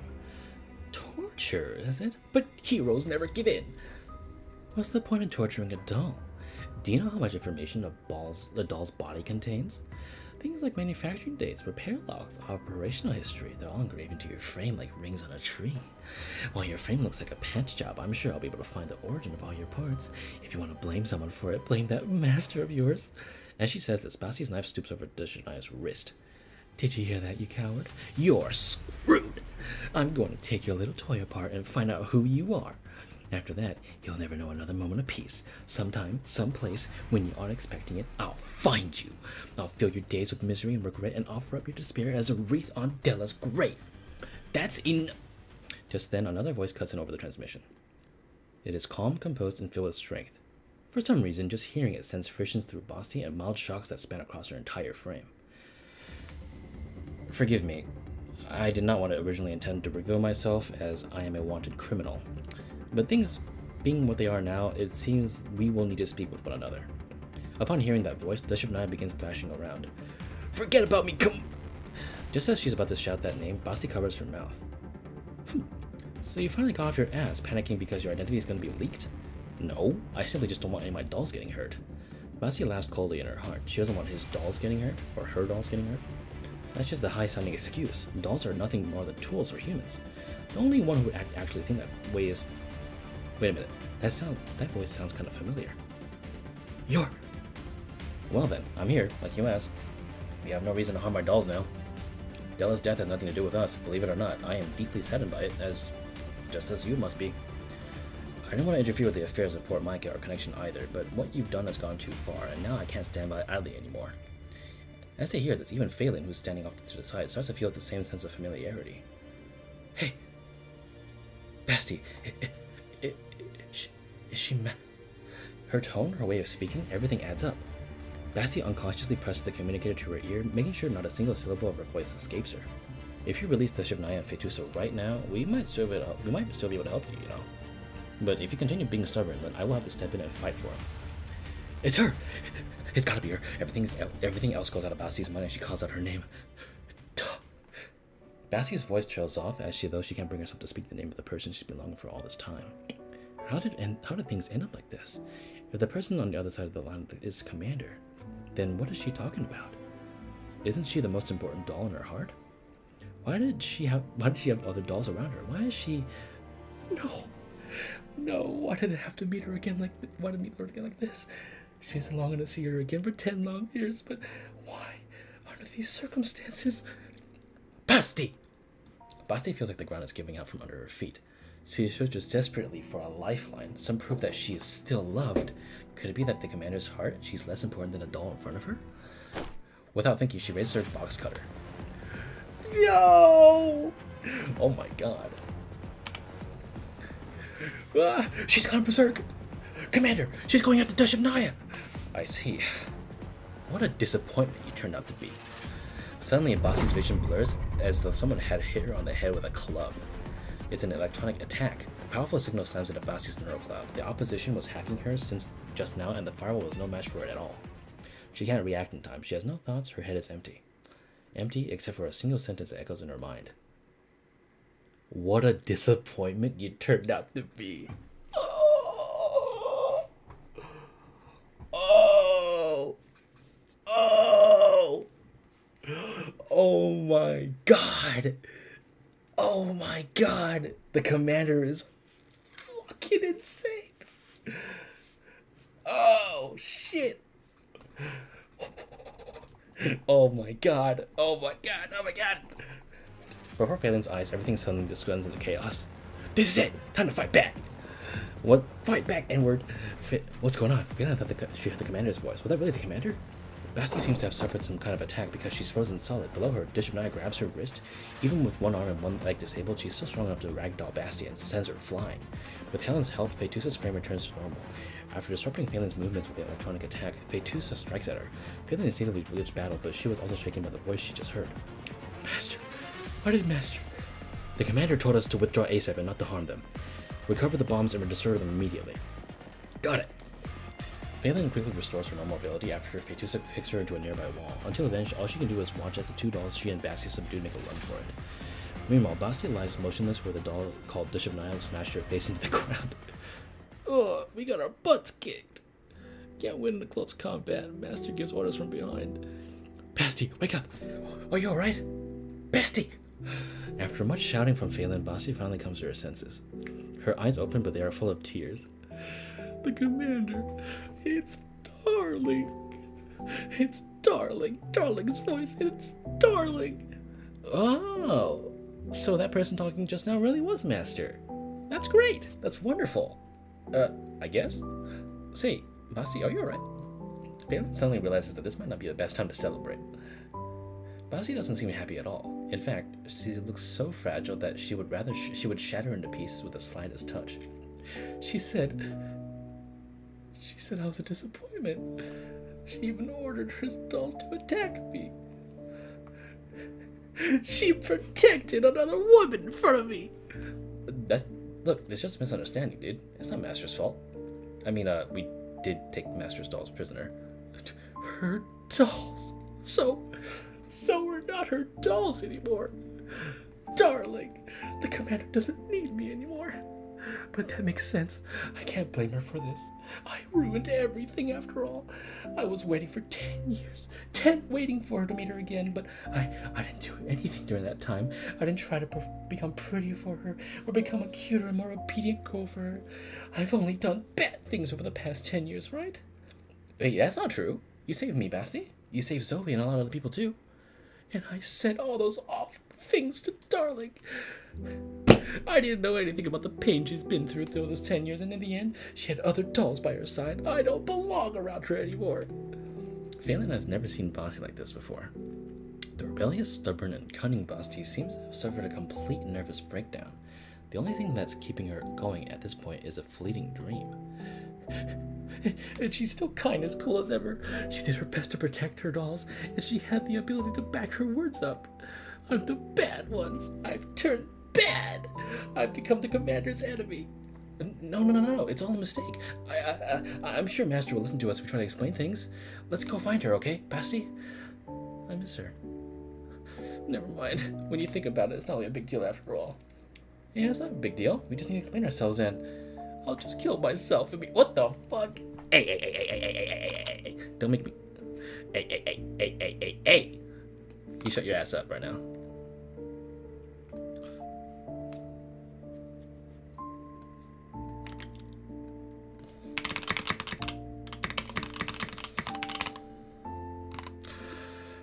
What? Darling doesn't need me anymore. And without Darling, I don't need to exist anymore. My neural gland has been backed up ever since I left Griffin, and my frame's been a write-off for a long time now. Yeah, I should have died a long time ago. Why did I even live this long anyway? Faelynn doesn't know what to do, but she knows what she has to do something. So she quietly sneezes in Basti's hand, hoping it will help. Or, I don't know why I said sneezes. Squeezes Basti's hand, hoping it will help. Just then a hurried ringtone breaks the brief silence. It's coming from the bug's emergency channel. Red alert! Red alert! Please pick up. Come on, pick up if you hear me. What's wrong? Did something happen? It's Big Sis. Something happened to Big Sis. She got kidnapped. Faelynn and Basti look at each other and their eyes go wide. Without a word, they take off running.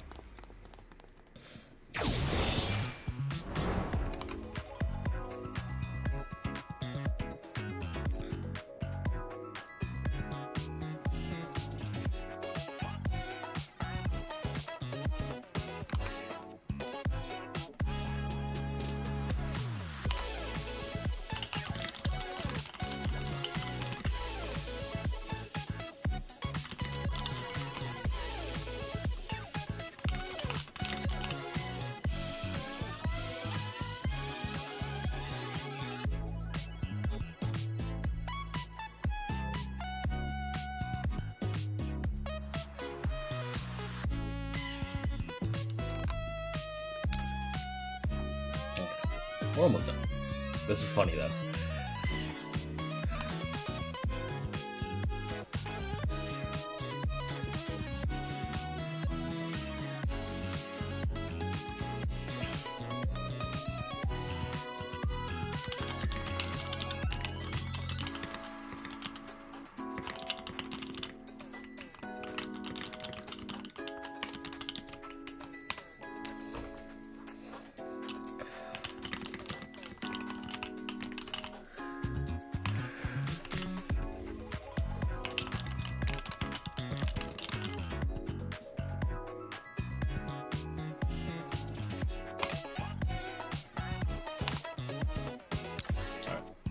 sudden silence, there's a hand around the city's throat, and it's unable to make a sound.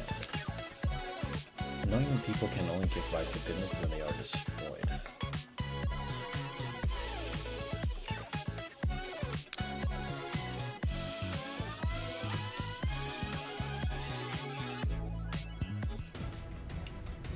Uh-oh. I need to get some water for this. There's corporal troops all over the streets. How do things end up like this? What happened to poor Mica? It doesn't matter. If they get in our way, we get rid of them. You right. Watch this.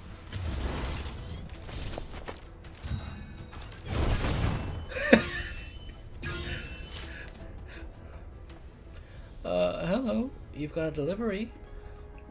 Why is the door open? Hello? Anyone there?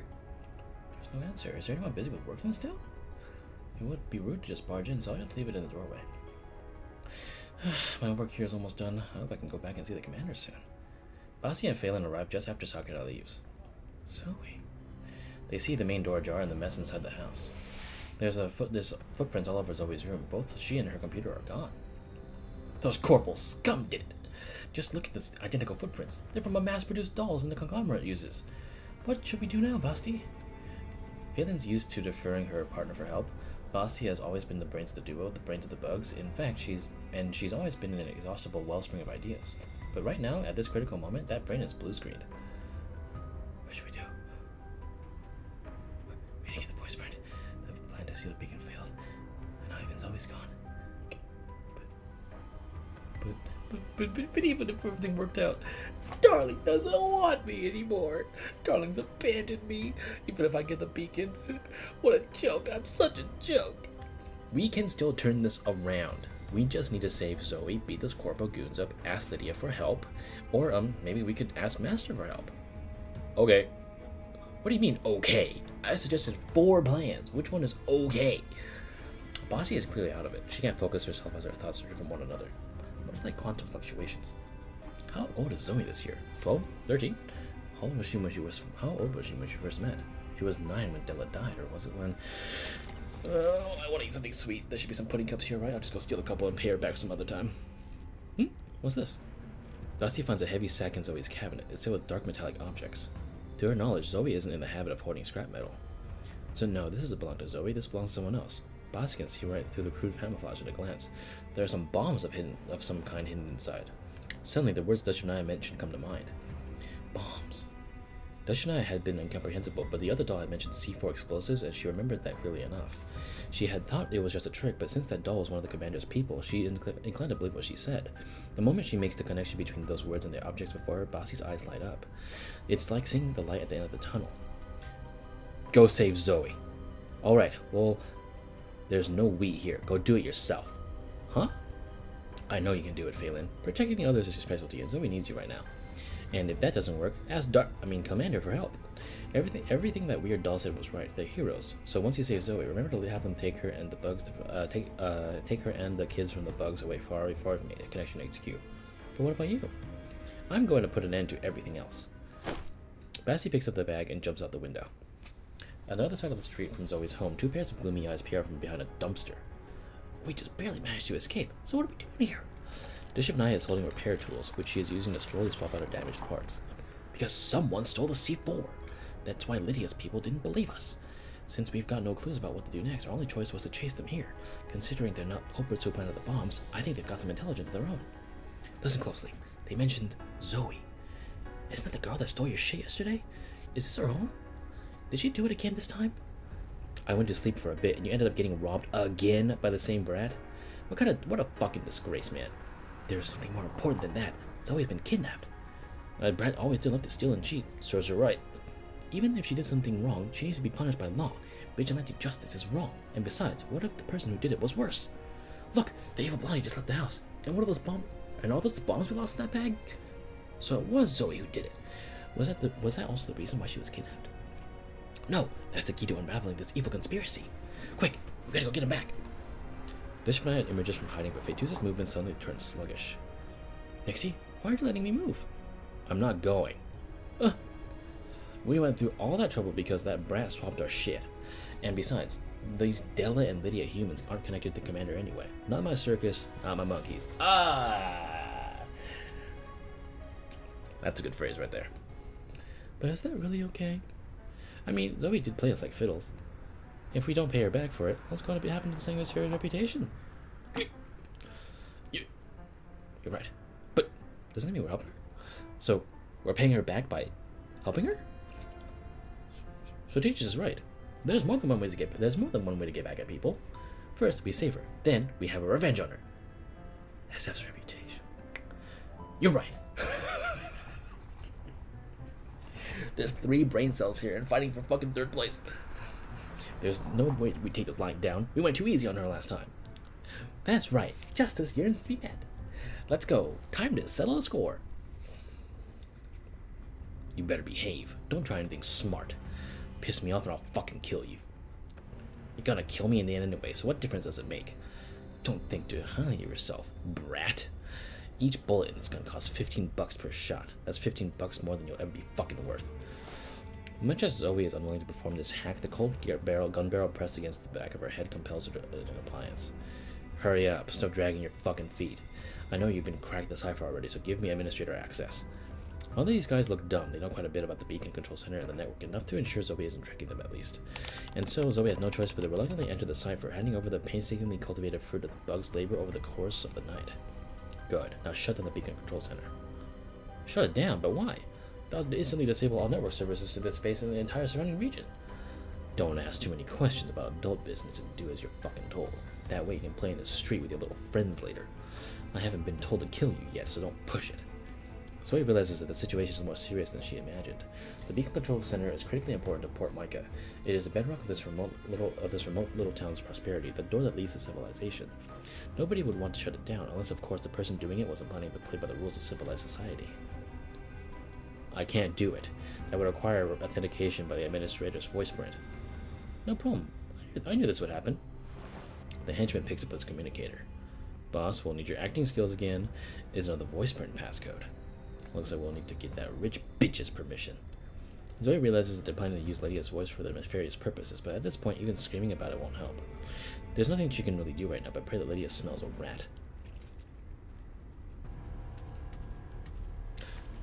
Lydia, what did I miss? This place is livelier than yesterday. Karl has put real effort into getting through the crowd to reach Lydia.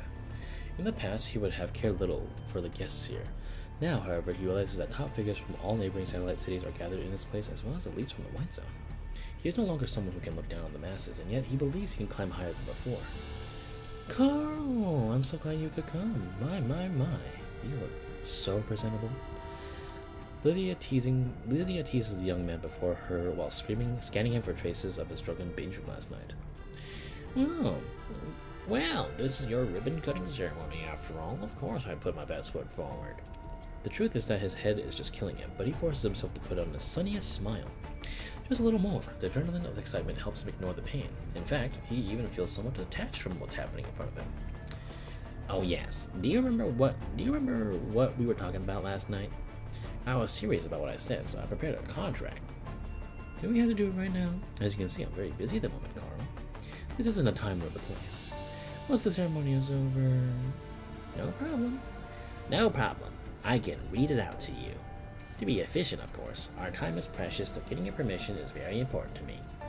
His request is a little strange, but Lydia does not have the time to think about it further. There are many things that she has to do, and her focus instead makes her ignore details that would have made her suspicious. If she can get rid of him by listening to his prattle, Lydia is more than happy to oblige. Alright, that was the first clause. What do you think? I agree, it's fine. And the second clause?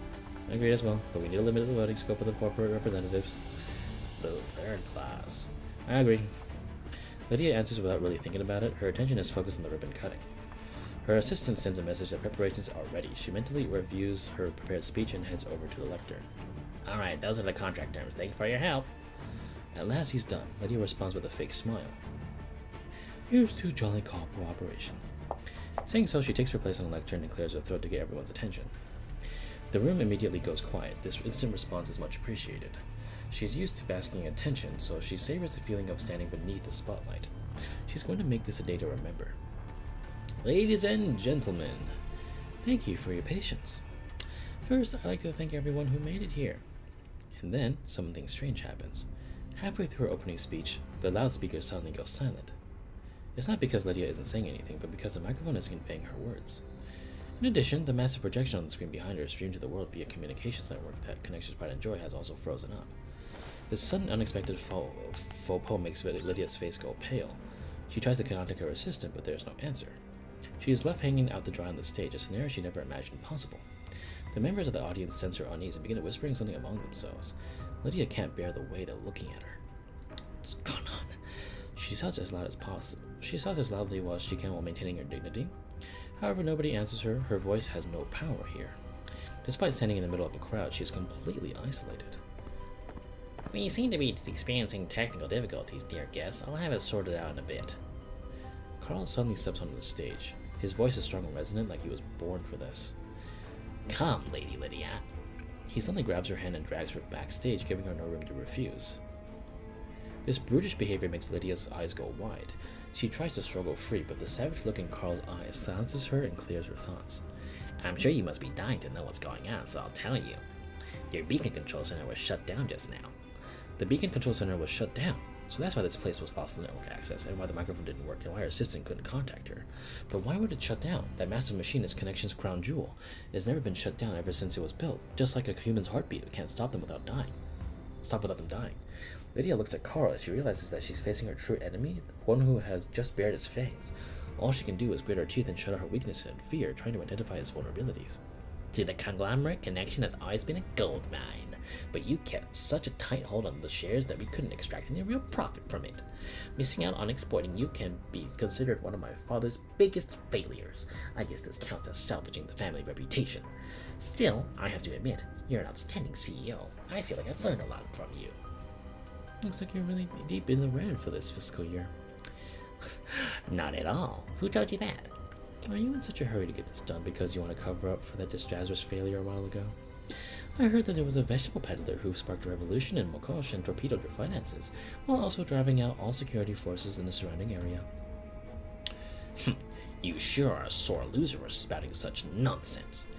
Do you think I don't know about your past? Poor little Karl, the drowned puppy. So desperate to win the approval of the adults that you wound up doing such reprehensible work. Smack. A ringing slap interrupts Lydia's words. How's that? Ever had a taste of that before, young miss? Lydia does not cower from her first exposure to physical violence in a long time, but it confirms one thing for her. As Karl dragged her backstage, she felt a vague unease. She had issued too many access permits to Karl. She is also certain that as Karl took the stage, there were plenty of corporate mercs in the audience, flashing their weapons. Even if anyone objected to Karl's actions, they'd probably not dare to protest. I've had enough of your nagging, so let's be level with each other. Here's what's going to happen next. We're gonna make a deal. A big, beautiful deal. Oh god. Sounds familiar. I'm going to acquire Connection from you at a price that is mutually satisfactory. You're gonna buy a Connection? Dream on. The Sable family has backing in the URNC. You think you can snatch Connection away like a Varger knocking over a hogger's sand? You're absolutely right. Doing this sort of thing in the White Zone would be very costly and very obvious. It would demand a price so great that even the massive profits from Connection couldn't make it worthwhile. But here's the thing. We're on the Yellow Zone border, Lydia. Didn't you tell me that before? This place has its own rules. What are you thinking? Relax. Let's take it one step at a time. You definitely deserve the title of Iron Lady, but I doubt your employees are as strong-willed as you are. I hear over 90% of Port Mica's population work for you, am I wrong? What are you trying to say? You mentioned Mokosh just now, didn't you? The people that rebelled against the company took over the factories and looted the place clean. That was quite the failure. Still, it made us think, what if it happened somewhere else? Do you know how many people in the city hate and envy you? Do you know how many people want those pretty clothes and that warm house of yours? If they rioted and led to a tragedy taking place, well, Port Mica would need someone to enforce order and keep production going, no? I hate doing this voice, but I had to do it. Jesus. Perhaps other members of your family might end up interested in our offer then? Lydia feels her blood running cold. Karl's methods have truly opened her eyes to the true ramifications of the situation. This is both cutting the ground from under their feet and using a surrogate to do the dirty work. It will dismantle connection from the ground up, and innocent people will be framed for this. Once the network goes back up, outsiders will only see that Connection's employees have overthrown their corporate overlords, and that Karl is cleaning up the mess. Meanwhile, this will all just be one yellow zone revolution among many. It might even wipe away the stain of the failure in Mokosh, thus allowing him to reap far greater benefits amidst the chaos. Still, we can both learn from this experience. All the problems you're facing today were caused by your lenience. Those terrorists calling themselves bugs have a long list of crimes to their name. In fact, they are the most severe symptom of what's wrong in Port Mica. But you may rejoice, because I will get rid of that thorn in its side at last. Sadly, they'll be removed too late to prevent a tragic murder from taking place. They're just kids. Just a bunch of kids who are vying for attention. Couldn't you find anyone with the guts to do this dirty work? Do you only have cowards on your payroll? I can't believe you're actually defending them. Port Mica is a great town. It shouldn't have given rise to this kind of evil. It's all because you were too kind and too lenient. Sometimes being too lenient is the same as committing a crime. Mokosh was a lesson for us, and Port Mica will be another. We will make the URNC agree to our increased use of military force in controlling the Yellow Zone. Or else this sort of thing will keep happening. What do you think, Lady Lydia? Lydia's only response is a cold smile. Now that things have reached this point, it's the only thing she can do. Don't get mad, I know. I'm just an outsider, at least for now. I shan't question the situation in Port Mica and its practices. By the way, the identity of that gang's leader is right out of a TV drama. Apparently she's your niece. I think she's the ideal candidate for a job I have in mind. She's capable and has good background. I'm sure everyone will place their trust in her. A young lady who acted rashly and impulsively because she blindly imitated a radical leader, leading to a tragic accident. How's that for a scenario? Are you talking about Zoe? As if. She would never obey someone like you. Let's not speak too soon. Take a guess. Who do you think helped me shut down the beacon control center? 不要小看玩具设计师的力量哦。 Someone shoot this man's. Hey, Basti, can you go over here? Come here. I need you to do something for me. Darling, I need you to fucking shoot this guy in the fucking head.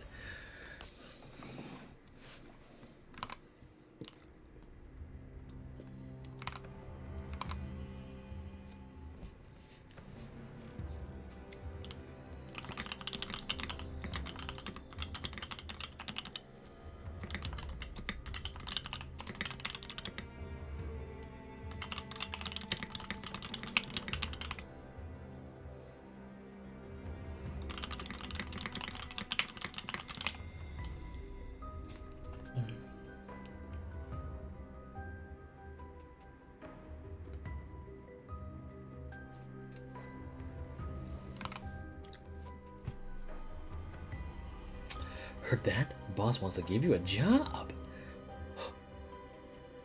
Zoe doesn't answer. Her hands are trembling like she just stabbed somebody. What a shame. Still, I'll put in a good word for you with the boss. Truth is, your skills are pretty good, even compared to the conglomerate staff, but you'd have been caught long ago if Lydia hadn't tolerated your stunts for so long. Like, the records of your hacks are everywhere. You hardly had to look for them. Phew. All these traces are the proof that you've been plotting against Lydia and planning to take over Port Mica for a long time. Still, you don't have to worry. In just a few hours, Bugs or whatever your little gang is called will become more famous than you could ever possibly imagine. You're going to rank up there with the other most wanted criminals of URNC and become celebrities in the underworld. Zoe finally realizes that she set something terrible in motion with her own two hands. What has she done? She's ruined Lydia and doomed Port Mica. The corporate henchmen whoop and yell in celebration, reveling in the most primal fashion. Meanwhile, Zoe's been cast aside, shifting uneasily in her seat. Their joy grates on her ears like the most awful condemnation. I didn't want this. Big Sis Basti, Big Sis Faelynn, Mama, help me. Please help Port Mica. Help everyone, help. Help Lydia. Running away is always your best option. You know what to do now, right?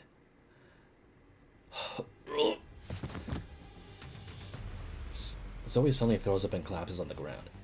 What happened? Was the stress that much for a little brat? Shit, someone go check on her. As the man draws closer, Zoe grabs the gun from his belt. Freeze! Why, you little... Stay back. Zoe pulls the trigger. One good thing about hanging out with Basti and Faelynn is that she definitely knows her way around a gun. The bullet punches a hole in the ground in front of the henchman, and he freezes in his tracks. Don't be stupid, you little bitch! You think you can take on all of us?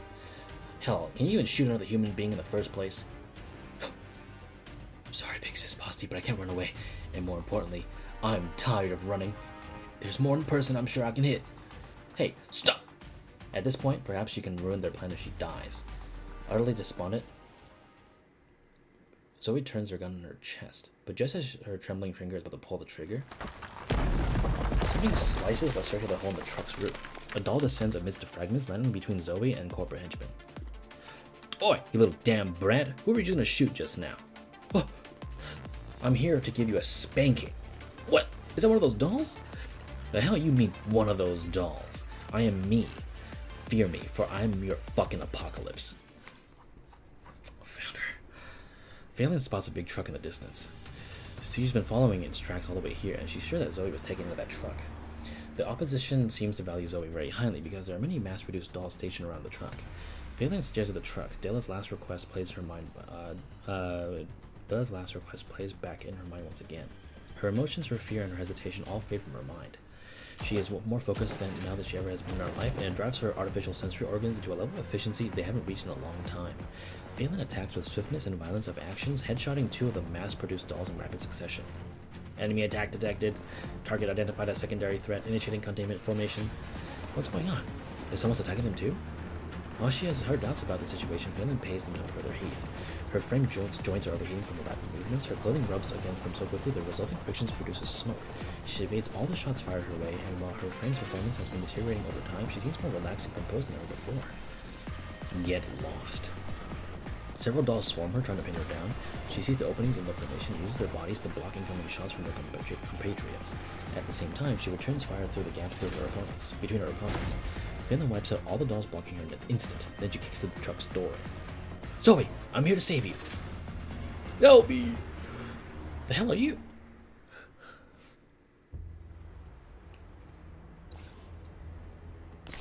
Wait, what the hell are you? The henchman, right? Anyway. Whoa.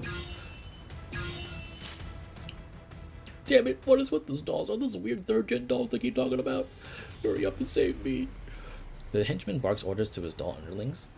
However, he is trapped between Faelynn and Sweeper. All I can do is beg for help from dolls that are already littering the ground. Faelynn stands there without saying a word. Her fighting instincts have sheared all the way to her emotions, turning her into a deadly weapon. Right now, her focus is not on the trembling human in front of her, but on the doll who's standing behind him. You didn't go all out back then, did you? Well, since you guys know each other, I'm sure you're just dying to catch up. Don't mind me, I'll just take my leave. Excuse me, please. Shut up. Sweeper silences him with a flash of razor-edged light. While she only used the back of her blade, the impact is still enough to give the man a concussion. The henchman goes limp and slumps against the wall, singing the dreams of grandeur. The only people left in the truck now are Zoe and the two dolls. Zoe can sense the two pairs of eyes locking onto her at the same time. I already said I was going to give this brat a spanking. While Zoe is a bad girl, big sis, she's still family and I can't let you hit her. I see. I'd like to see how you plan to stop me. It's all my fault, big sis. Please don't fight anymore. Zoe's words fall on deaf ears. They close the gap between them faster and faster than I can see. Sweeper is the first one to strike, her shining blade deflecting the bullets from Faelynn's gun. It leaves gleaming arcs in the air, forcing the animal ear doll back. Got more traps in store? Just good. With my current frame, I can't. Nixie, that's enough. Wait, I'm not done yet. Stop! Sweeper's frame suddenly freezes up at a strange angle as if she's at war with herself, and then a mighty force seizes control of her frame. Thanks for your hard work, Nixie. Time for a nap. Oh. Faetusa, you treacherous little witch! This girl backstabbed us twice already. Are you still gonna suck up to her? Do you even have a shred of pride in you? Faetusa ignores Sweeper as she screams internally, and instead she kneels in front of Zoe in a gentle manner. It's okay, Zoe. I'm here to help you. Actually, do you know a commander? Of course I do. In fact, you could say he's my master. Look, we're not enemies. So could you please put the gun down, please? What's going on? Aren't they having an airborne beacon launch ceremony today? Why do they gather us all here? Under coercion from Karl, Lydia has ordered all connections and employees that are still in the HQ compound to gather for an all-hands meeting. Clearly, his aim is to have them serve as witnesses for the imminent riot. The most important part is for them to watch how she is murdered as the climax to Karl's clumsy attempt at theater. Did you know, Lady Lydia? I actually like you quite a bit. If you try your best to explain the benefits of keeping you alive, I might reconsider. Damn. Have I triggered your Oh! Oh, shit! Get the fucking mommy problems! Do you know? Have I triggered your Oedipus complex in some way, dear little Karl? Oh my god! She is... Oh!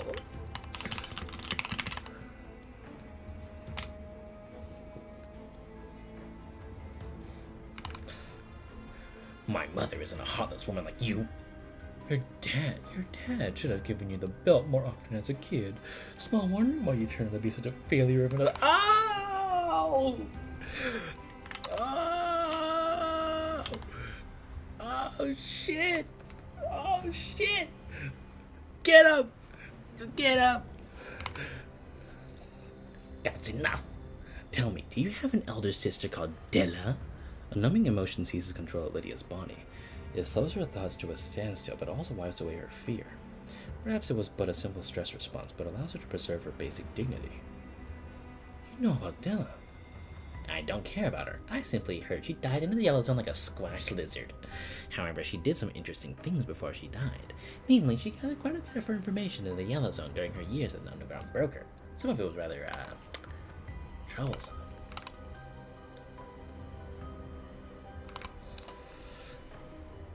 What? Interesting. So you don't? Indeed, Lydia does not have the information. She never once considered Della's life in the Yellow Zone to have yielded anything of value. While she was studying hard to inherit connection, her sister was risking radiation exposure to run water to isolated settlements. While she was working hard to make poor Mica a better place, her sister gave birth to a mischievous daughter instead. But now her delusions of grandeur have been popped like a party balloon. And Della... So it's something connected to you lot. And you think I have it? That woman used some tricks to make us believe that she left certain secrets embedded in connection before she died. And that was why we were so cautious in handling you all this time. However, it seems she merely made the conglomerate believe that you possessed that information. No matter, I will investigate it myself. I will either find it or prove it never existed. Lydia feels like she's beginning to understand the reason why Della died. Has she got this important information which led to her murder? Karl thinks Della left it for her, but Lydia is certain that she never received anything like that from Della, but apart from herself. Could it be that those two dolls were Zoe? The contract is ready, Lydia. Don't worry, it's not an acquisition contract. However, it gives us legal justification to take control of Port Mica in extraordinary circumstances. Lydia looks at the absurd sum on the contract. Truly, it's absurd. Every bit as absurd as her current circumstances. It isn't anywhere close to Connection's net worth, not even a fraction of it. This is a humiliation ritual designed to mock her. The irony is that right now, Lydia feels like she deserves to be mocked. Is this what your life was like, Della? Were you always fighting these people? Where'd you get all the courage from? Well, if you're done gawking, hurry up and sign it. Hello, hello, hello, testing. Suddenly, a loud and shrill screech echoes through the plaza.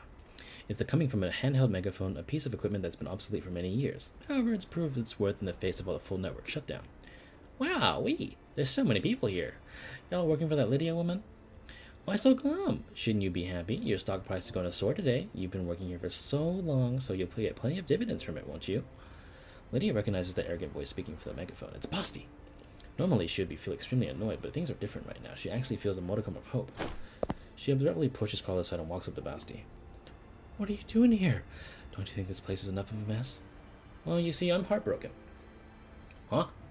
But that's just a personal thing. I'm here because I realize that Port Mica is a totally rotten place. So much for being a prosperous town. This place isn't that great at all. There's only one decent person who came from this place, and her name was Della Sable. What? Della built an orphanage here that took in lots of homeless kids, and also took care of all these children that never got any love from their parents, and because said parents were too busy working. But she was always short on money. Meanwhile, her little sister, I'm talking about you, Lydia, never helped her, not even once. But that's not only to be expected, right? That's just how all of you are. All you care about is making money. You dragged everyone else into making money with you, and then you took all her money away. Poor Mica never really prospered. You're the only one that prospered. And then we have the Corpos. Somehow, they're even bigger villains than she is. Not only do they want to make money, they screw others over too. They screwed Della, they screwed Zoe, they screwed Lydia. Well, I don't really mind that last part. Thing is, you got too greedy. You just had to get the common people involved. Well, I don't know what your game is. I think I've had a rough idea of your scheme. You're gonna do something awful and then blame it on everyone, aren't you? It's because of people like you that the woman I love can't rest, and I can't stay by her side. And finally, I'm a villain too. I've known that all along. I wanted to live for the sake of my love, to dedicate every moment of my existence to her. I wanted my soul to belong entirely to her, like I promised, but in the end, I turned out to be a disappointment to her. I became a villain and I disappointed my darling. If you ask me, I think the world doesn't need all these villains in it. And the reason why all these villains exist is right here. That's why I'm going to blow this place to pieces. The plaza erupts into chaos. Several guards raise their guns, but Basti sends them flying with a few quick moves. And then she holds up her megaphone and continues speaking. However, killing innocent people would make her mad, and I don't want my darling to hate me any more than she already does. That's why I'm going to give you all some time to run. This HQ compound will blast a high sky in 3,752 seconds. Got that? That's 3,752 seconds starting now. That's bullshit. She's bluffing.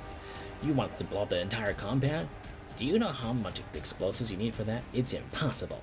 Karl turns to Lydia. His eyes are twitching. He's the one who's bluffing. He's desperately seeking validation, some sign that the situation is still under his control. She can't blow this place up, right? Can she? Not in theory. What do you mean, not in theory? You know how our airborne air beacons work, right?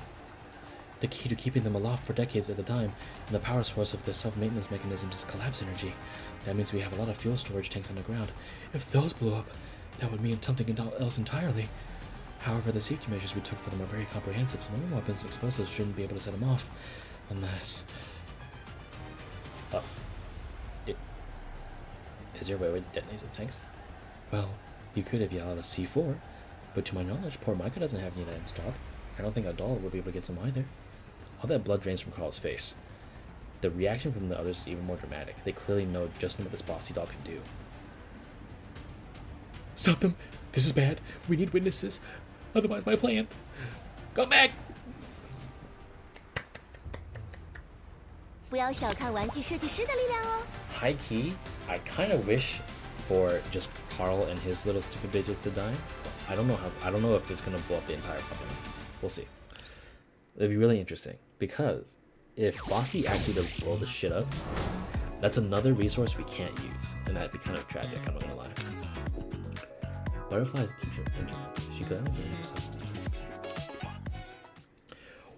Where's that blondie gone? This place is. This is the first time she's ever seen so many people fleeing in despair. People are streaming out of the connection HQ, yelling things about her like, it's gonna blow! Where are the common folks scattered? The Demon King abides. You there! The one at their head. You are the worthy opponent of a hero. Here I come! Move! Hurry up and move your ass! You have your own place to die. Don't make me move up my timetable. Karl beats a miserable retreat out of the meeting hall. He's no different from the ordinary citizens of Port Mica as he flees. His original plan to have people disguised as rioters from Port Mica attack this place and kill Lydia in the process is a lost cause. Everyone heard what the doll said about blowing up Connection HQ. If Lydia dies now, people merely write her off as an unfortunate casualty in the uprising.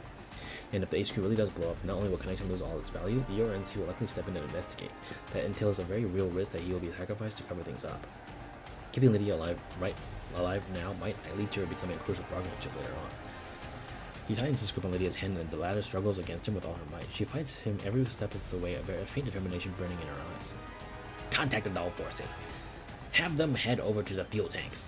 Stop the detonation at all costs. Stop that crazy bitch of a doll. What fuel tanks? Where are they? It's you. What? It's a doll. Keep her away from me. Kill her. Yep. Yoshinaya jumps over the doll's heads and sends them flying with a kick. What the fuck? I'm a hero who's here to stop this calamity, not some villain. Hey. Huh? Are you Liege Lady Lydia? Yes, the passing hero or whatever. I need your help. I'll tell you how to put an end to all this. Port Mica's residents are fleeing at the outskirts of town. Look, the streets are full of people. Did Basti do something? Oh, yeah, she told me to stay away from Connection HQ after rescuing Zoe. She's making a bigger mess of things. Zoe, is there a way to restart the beacon control center and restore our network service? Otherwise, even if the commander sends people over, we won't be able to contact them. Damn it! Even if I use the vehicle's equipment to set a beacon access the control center, we've already removed the dongle that Basti and Faelynn planted, so the remote access will be denied. We'll need to go to the beacon control center and physically access it.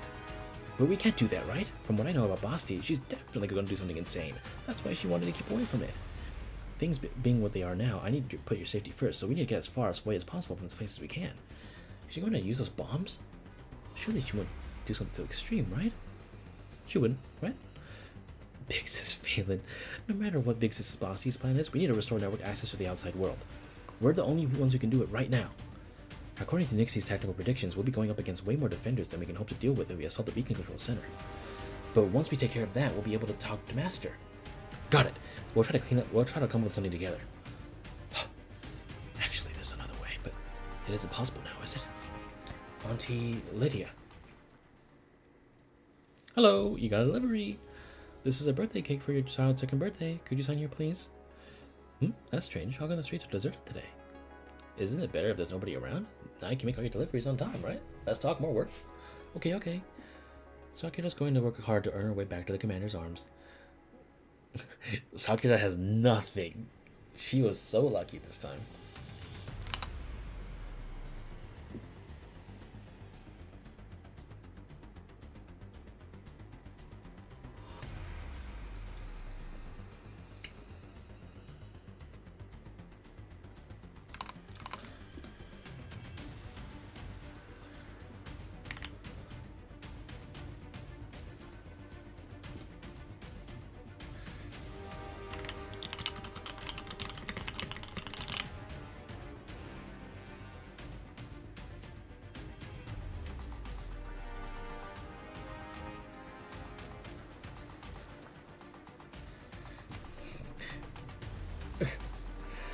Dishman knocks back the doll beside Lydia with a roundhouse kick. She follows up by shooting through her opponent's joints, which completely immobilizes it. I can't believe you're getting such good performance out of your mess of a body. The commander praised me for it too. Everyone in the community worked hard to help piece my body together, so don't judge it by its looks alone. I think I heard Basti and Faelynn mention a commander too. Are you all from the League of Unreasonable Dolls or something? Oh, that's so funny.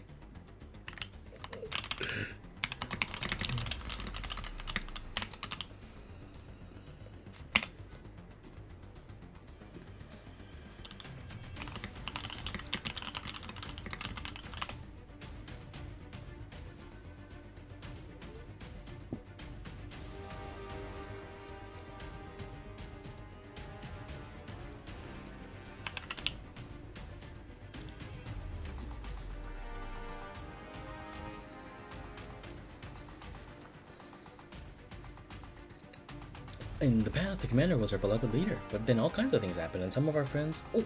Oh yes, Basti apparently knows the commander. Could she be someone I forgot too, like a good old Sakura-chan? Speaking of which, where are we headed, liege lady? Not we, just me. There shouldn't be any more dolls in my way up ahead, right? In that case, you don't have to keep escorting me. Go on and stop Basti. Well, I don't think she'd let Zoe get hurt. I've never heard of a heartbroken doll before. She might actually go that far. So what are you looking to do next? I'm going to do my duty as an aunt, and I'm going to give my niece a present she'll love. Lydia points into the distance as a decorated control terminal. The moment the Shania sees it, understanding dawns on her. The original plan was for Lydia to launch 12 of these airborne beacons as part of the final stage of the ceremony. You really are a friend of justice after all, liege lady. No, I'm just a crooked merchant. Alright, scurry along now, and if you see Zoe, just tell her this. She doesn't have to worry about my survival from now on. It's what she always wanted. No, Lydia. Lydia, please. I need you to survive. Stop fucking dying. The important people that would help the commander so much in our situation keep fucking dying. Just as Sweeper predicted, the number of dolls standing guard on their objective, the beacon controller far exceeds the amount that she and Faelynn can handle with their firepower. While they have the upper hand in combat skills, it can make up for massively being outnumbered. Moreover, the minor damage they have accumulated through all this continuous fighting has begun to add up and slowing their movements. I think our frames can last 8 more minutes tops. Can't be up then. We're just gonna thin the ranks slowly and pray to get hit by stray shots. So even SF dorks know what it means to pray. You truly are one of the commander's subordinates, judging by how good you are at pissing me off. Hey, Brant, got any other ideas? I'm working on it. Completely useless again. A notification suddenly pops up on the screen of her laptop. Zoe furiously wipes her tears away, and her eyes go wide as she stares at the message in disbelief. Connection failed. Connection failed. New accessible beacon detected. Attempting connection. Connection successful. Name. You see, stupid big sis, we're really flying. Son of a bitch. She actually did it. Through her tears, the sky looks exceptionally blue. In the distance, a distinct aircraft soars high into the sky, tracing a graceful arc through the heavens as it hovers high above the land. Upon closer inspection, it appears to be a high-performance aerodyne, a technological marvel with 12-meter wingspan. But right now, it looks like a little paper plane, a plaything for children.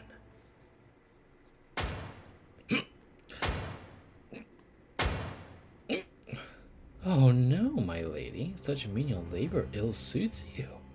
As Karl and his minions arrive, they are treated to an interesting sight. Lydia did not flee upon seeing them. Instead, she picked up a drop rifle and shot astronomically expensive control terminal to pieces.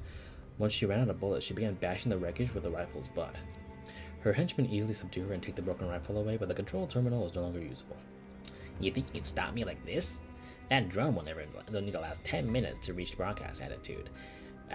Nobody besides you is authorized to change the airborne beacon settings. So if I control you, this place would be so isolated. Karl? What now? Planning to beg for your life. Isn't it a bit late for that? Karl frowns as he speaks. This is because he noticed that Lydia has the sweetest and most cheerful smile on her face that she's ever seen. It's as if her age has physically reversed to when she was still an innocent and carefree little girl. You're a miserable little shit, but you're not irredeemable. Run. That's my advice to you. Your advice? Are you trying to make me laugh myself to death? All you did was launch a single drone. It doesn't change anything. I'm still gonna win. You made two mistakes. First, you didn't read the brochure. Drones like that can cover an area of a radius of 400 kilometers across in just 5 minutes. Secondly, if parents trust their children, they can leave everything to them with peace of mind. Don't forget that you're my prisoner. I have ways to make you do what I want. Also, you don't have children, do you? Yeah, you're right. I guess that's my biggest regret to date. I suppose. Karl points his gun at Lydia, who slowly closes her eyes. His eyebrows twitch as he sees the serene look on her face, as well as her faint, victorious smile. So that's how it feels to her. I think I get it now, big sis. The gunshot blasts through Lydia's hair, and her face is scorched by a powder burn. This isn't over yet, Lydia. You still have your uses. Boss, I spotted one of our trucks. Those two dolls that got that brat back and they're the HQ compound were trying to get the situation under control. Zoe. Come, Lydia. Time for a family reunion. This is to repay you for what you said just now. I'm not irredeemable, am I?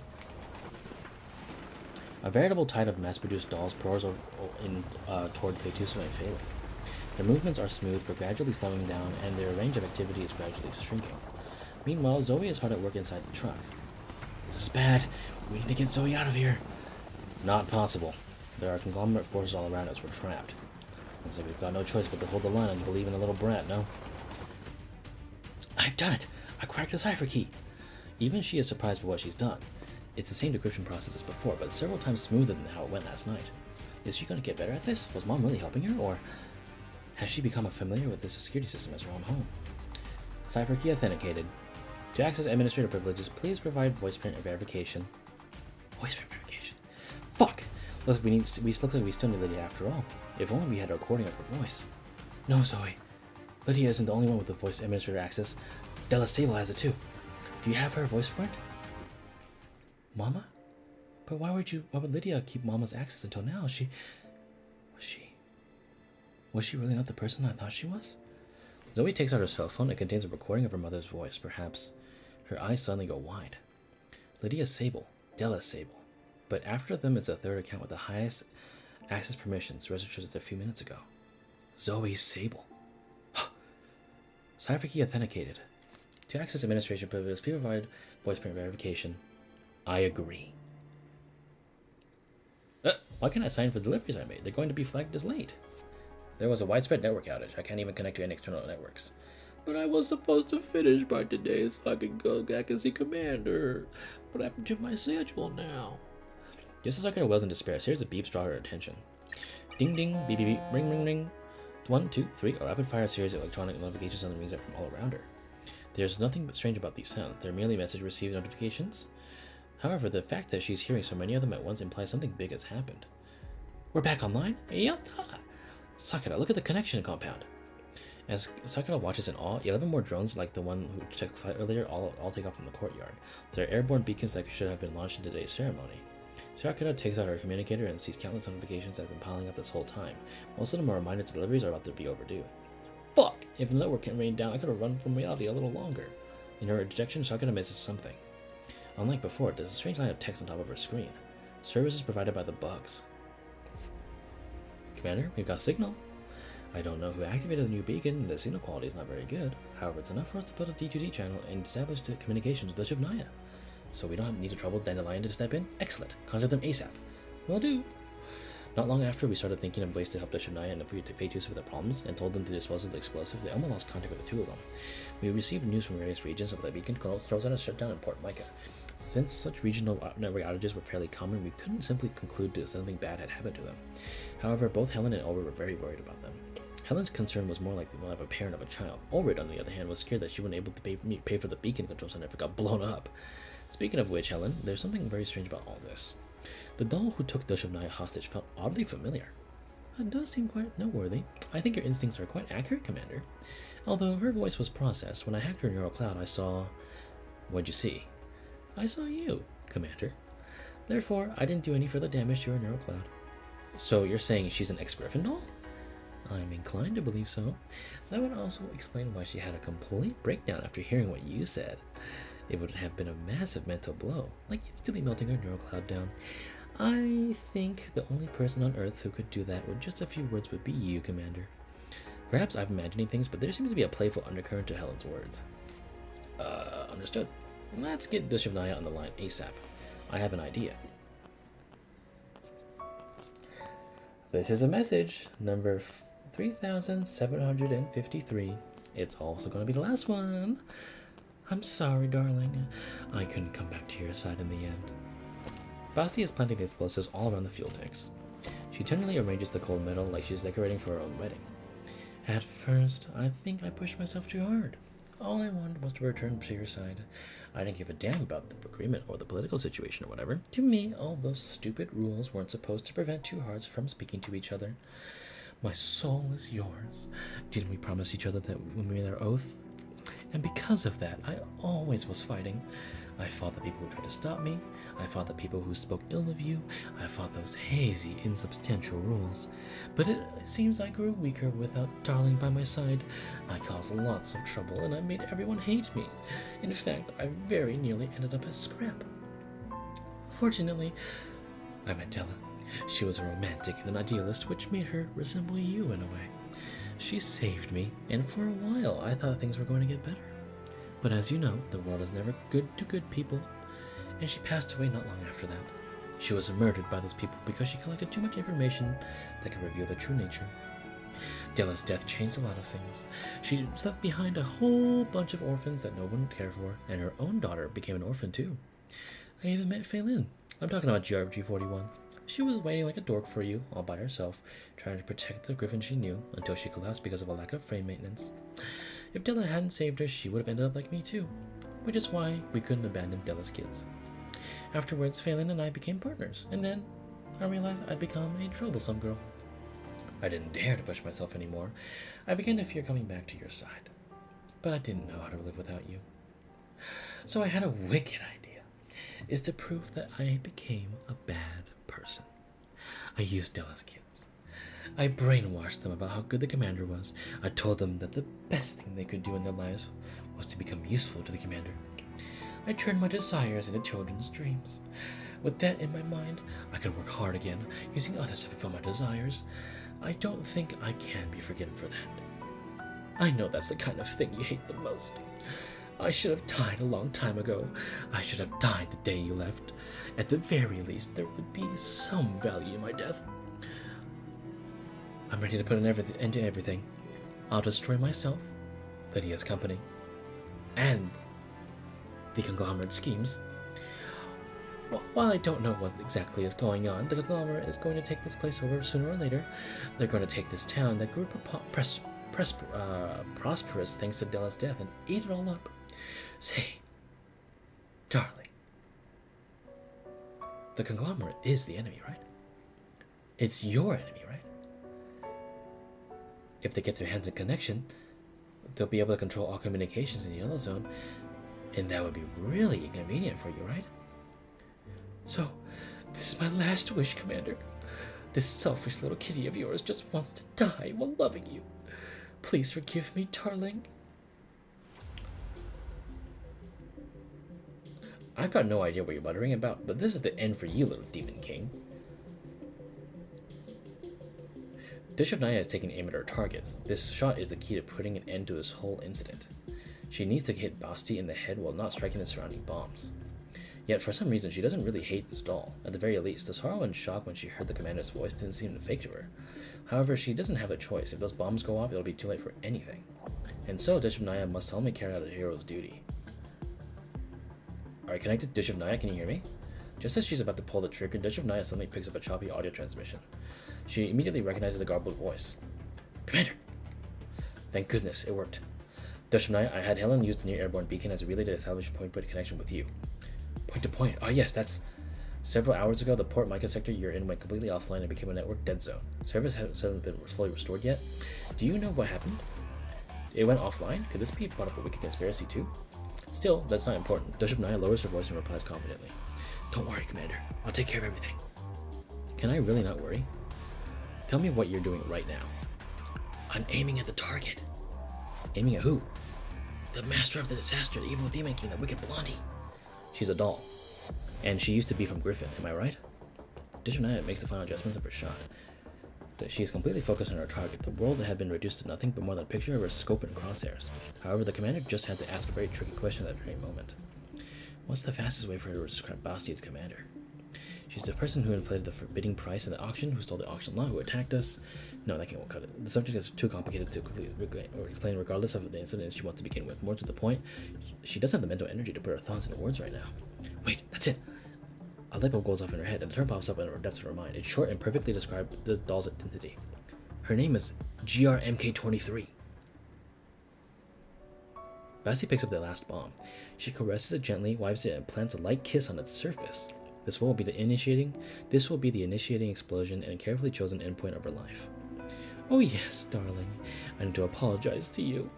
Even though we finally managed to meet each other again after 10 years, I yelled at you. Well, you were mean to me too, but that's okay. You don't have to apologize. I'm sorry. What's that? Basti's tail suddenly shoots up in response to that sudden voice. The voice is close by. It's coming from right behind her. She insistently raises her gun, but that's the same instinct that makes her lower it right away. Is she dreaming? Have the bombs already gone off?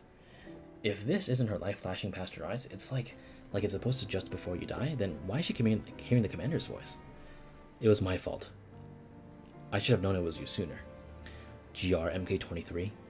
Although, I think your name is Basti now, right? It's a lovely name. I hope to use it in the future. Could you find it in your heart to forgive me? Basti stands shocked still. She doesn't even realize that tears are streaming down her face. She doesn't give any thought to whether this is real life or just fantasy. Just being able to hear the commander's voice again makes her happier than she's ever been. I want to make up for all this, for hurting your feelings and for the 10 years that we've been apart. Therefore, I'd like you to take care of yourself. Can you do that for me, Basti? Hearing this drives Basti over the edge. She throws the bomb aside, discards all considerations of reality, and runs toward the voice. Darling! She rounds the corner and glomps down the commander. However, the commander doesn't seem ready to handle Basti's burning love. The commander's soothing voice is coming from a speaker on her frame. That's funny. Alright, please don't blow this place up. We actually need it. Also, hold on. Let me check if these have any side notes. I'm not sure if these have any side stories. Okay, doesn't seem like it. Let me just do these real quick.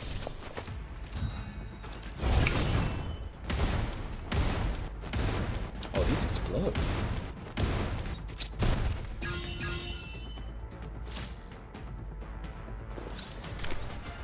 相比胜利，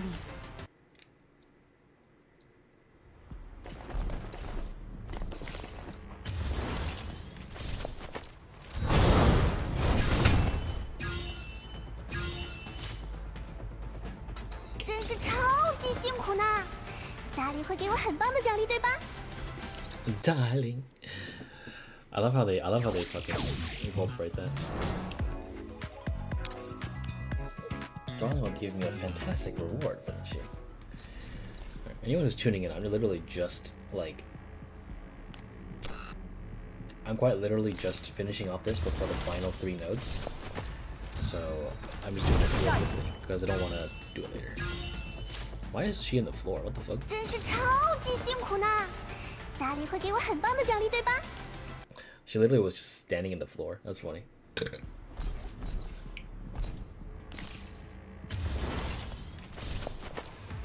Oh, this one actually has That's good.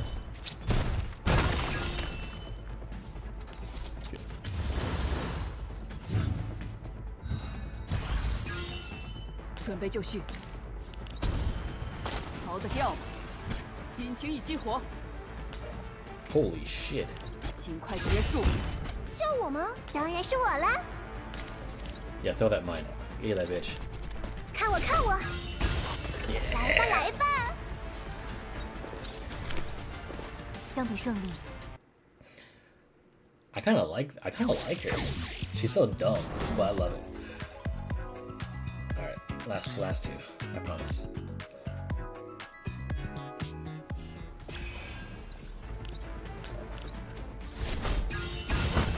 D. 相比胜利，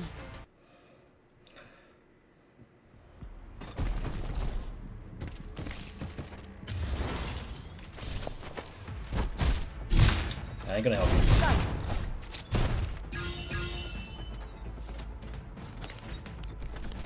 救我吗？引擎已激活，为您服务。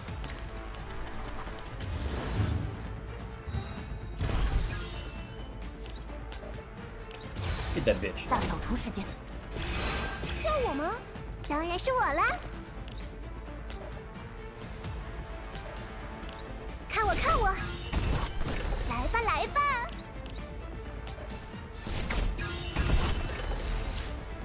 There we go. 不要小看玩具设计师的力量哦。 Did you just call it a 45 ACP pistol? Why not just call it like KM23 or something? I don't know. Anyway, there's no love and punishment. There's no inappropriate time for love. The radio waves are a messenger or pigeon that announces peace. An ideal was born. An idea can never die. It never really survives. Let's go. Last 3 nodes. Last 3 nodes. Darling, darling, darling. Oh my god, the GFL1 music again. It's so good. I miss you so much, so much. It hurts so bad each and every day. I wanted to see you. I wanted to kill everyone who suggested that agreement. Yes, I wanted to see you too. It must have been hard. I have so many things I want to tell you. I will listen to all of it and make sure I memorize every single word. Yeah, quick, rub it up on me. Have you been okay while I wasn't with you, darling? Have you been eating well? Have you been overworking yourself? Darling, nobody did anything to you, did they? You haven't fallen for anyone else, have you? You still love me, right? Oh my god, that is a new face right there. Goodness gracious. Oh my god.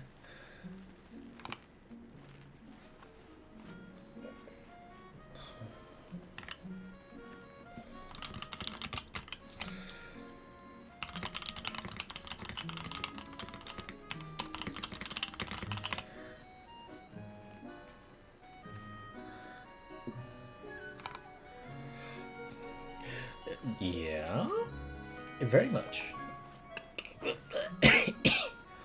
Bishop Naya feels utterly helpless. Basti is hugging her tightly, and a stream of sweet words keeps pouring into her ears. She is a complete outsider to the situation, but she is essentially a walking radio handset. Is life on the Ammo interesting? It is pretty good. We have lots and lots of engineering facilities on board. We have arcade machines, a cafe, a hot spring. Hot springs. I love hot springs. I want to be the first to soak in with one, darling. Come on. I've been there with the commander already. Bitch, who asked you? Basti finally remembers that she's not hugging the commander and shoves the Shania away. Darling, who is this interfering woman? It's... Oh, now I'm in the way, am I? Just who was hugging me so tightly just now? Their argument seems to have triggered some kind of chain reaction because a series of rapid footsteps suddenly echoes through the air. Right after that, mass-produced conglomerate dolls begin arriving one after another. The dark-sided sees them. Learn to read the room. How dare you interrupt my lovey-dovey World War II? Hey, I'm standing right here. It was just never a World War II. And forget it. I'll show you all. I'm unstoppable when I have my darling.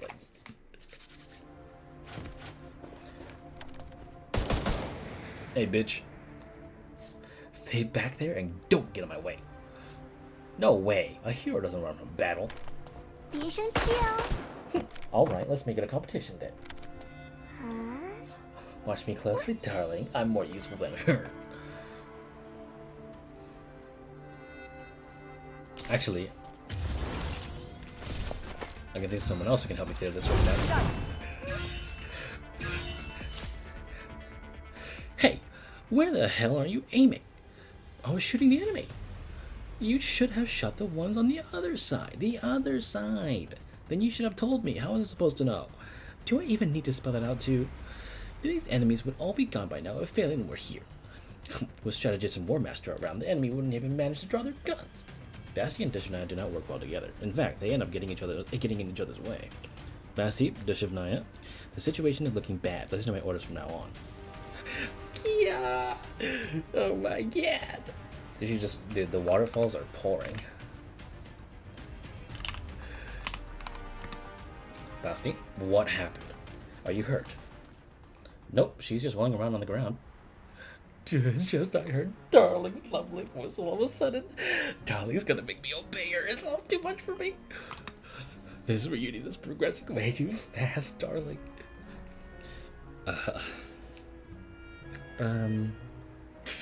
Should I be listening to this?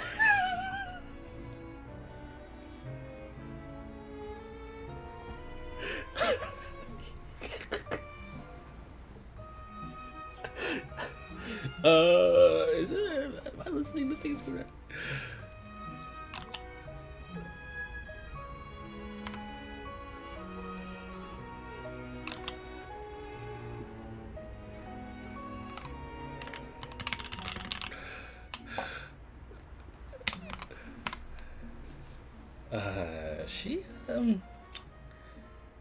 She really is a spirited girl. I didn't expect her to be GR MK23. Yeah. It does mean that there'll be another person lead Dishivnaya astray. Please give your orders, Commander. We have other matters to handle afterwards. Dishivnaya, Basti. Right now, we have 3 objectives. 1. Keep Fetusa, G41, and other important people safe. 2. Dispose of the C4 explosives. And 3. Capture the corporate mastermind. Proceed according to your following plan. Got that? Affirmative. I understand, darling. Very well. Let's wrap this day up then. Tomato wagon is coming. Tomato? Why did darling mention tomatoes? Didn't you know? The commander is developing a yellow zone with us, which means planting tomatoes. Basti suddenly points her gun at Dishivnaya. It is only by great sheer force of will that she resists the urge to pull the trigger. You plowed the fields with darling and planted your seeds with her and turned the fertile soil and watered the plants. I haven't done that with her yet. But you. Afterwards, I'm gonna have you explain just what kind of relationship we have with darling. Also, who else is on the ammo? Don't tell me those interfering hussies like 416, WA 2000, and Springfield are already on board. They are actually, along with PA-15, DSR-50, and some others. Oh, friend of yore and demon king of today, please put the bomb down. She just has like a C4 in her hand. 相比胜利，大家平安无事更令我感到开心。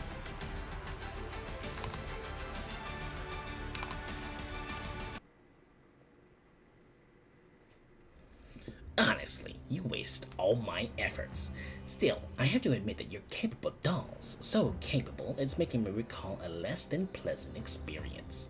Despite their dog resistance, Fetusa and Faelynn both knew that this was the end. Doll corpses are piled up at their feet, but the enemy numbers are still thinning out. If Karl ordered them to fire indiscriminately, the two dolls wouldn't be able to protect Zoe. Moreover, Karl has a hostage. He forces Lydia to her knees in front of him and points the gun at her head. Isn't it time you came out? Or isn't it time you came out, Miss Zoe? Lydia is about to say something, but Karl kicks her in the ribs. She grits her teeth and bites back a whimper. After seeing this, Zoe opens the truck door. Let go of her!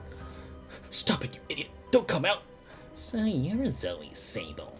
You have a very low-class look to you. It suits your yellow zone blood perfectly.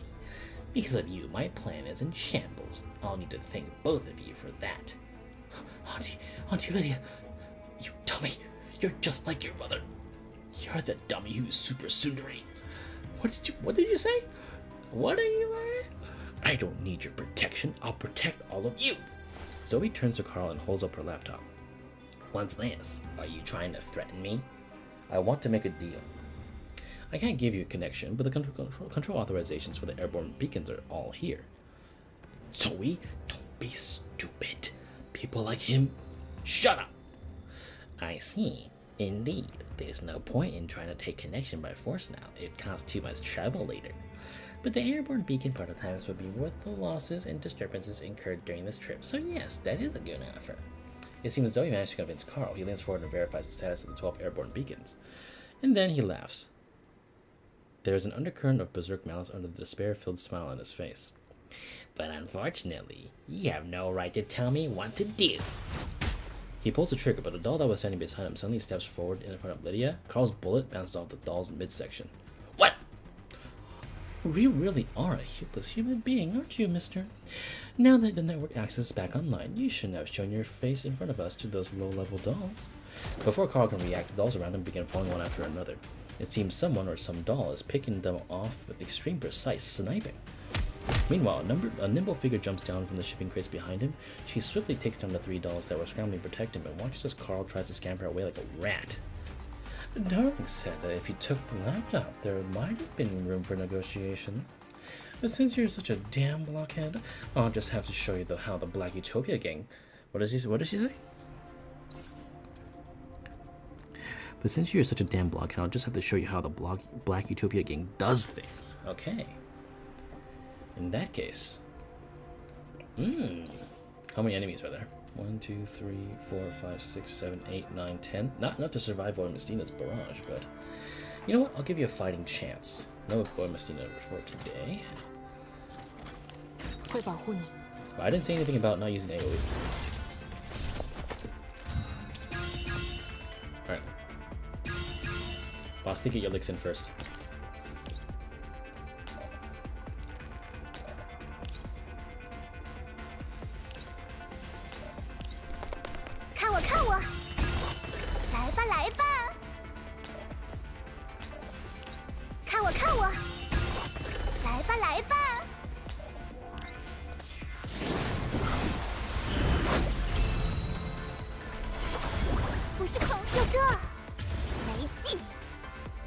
Oh, that's a good line right there. And the last.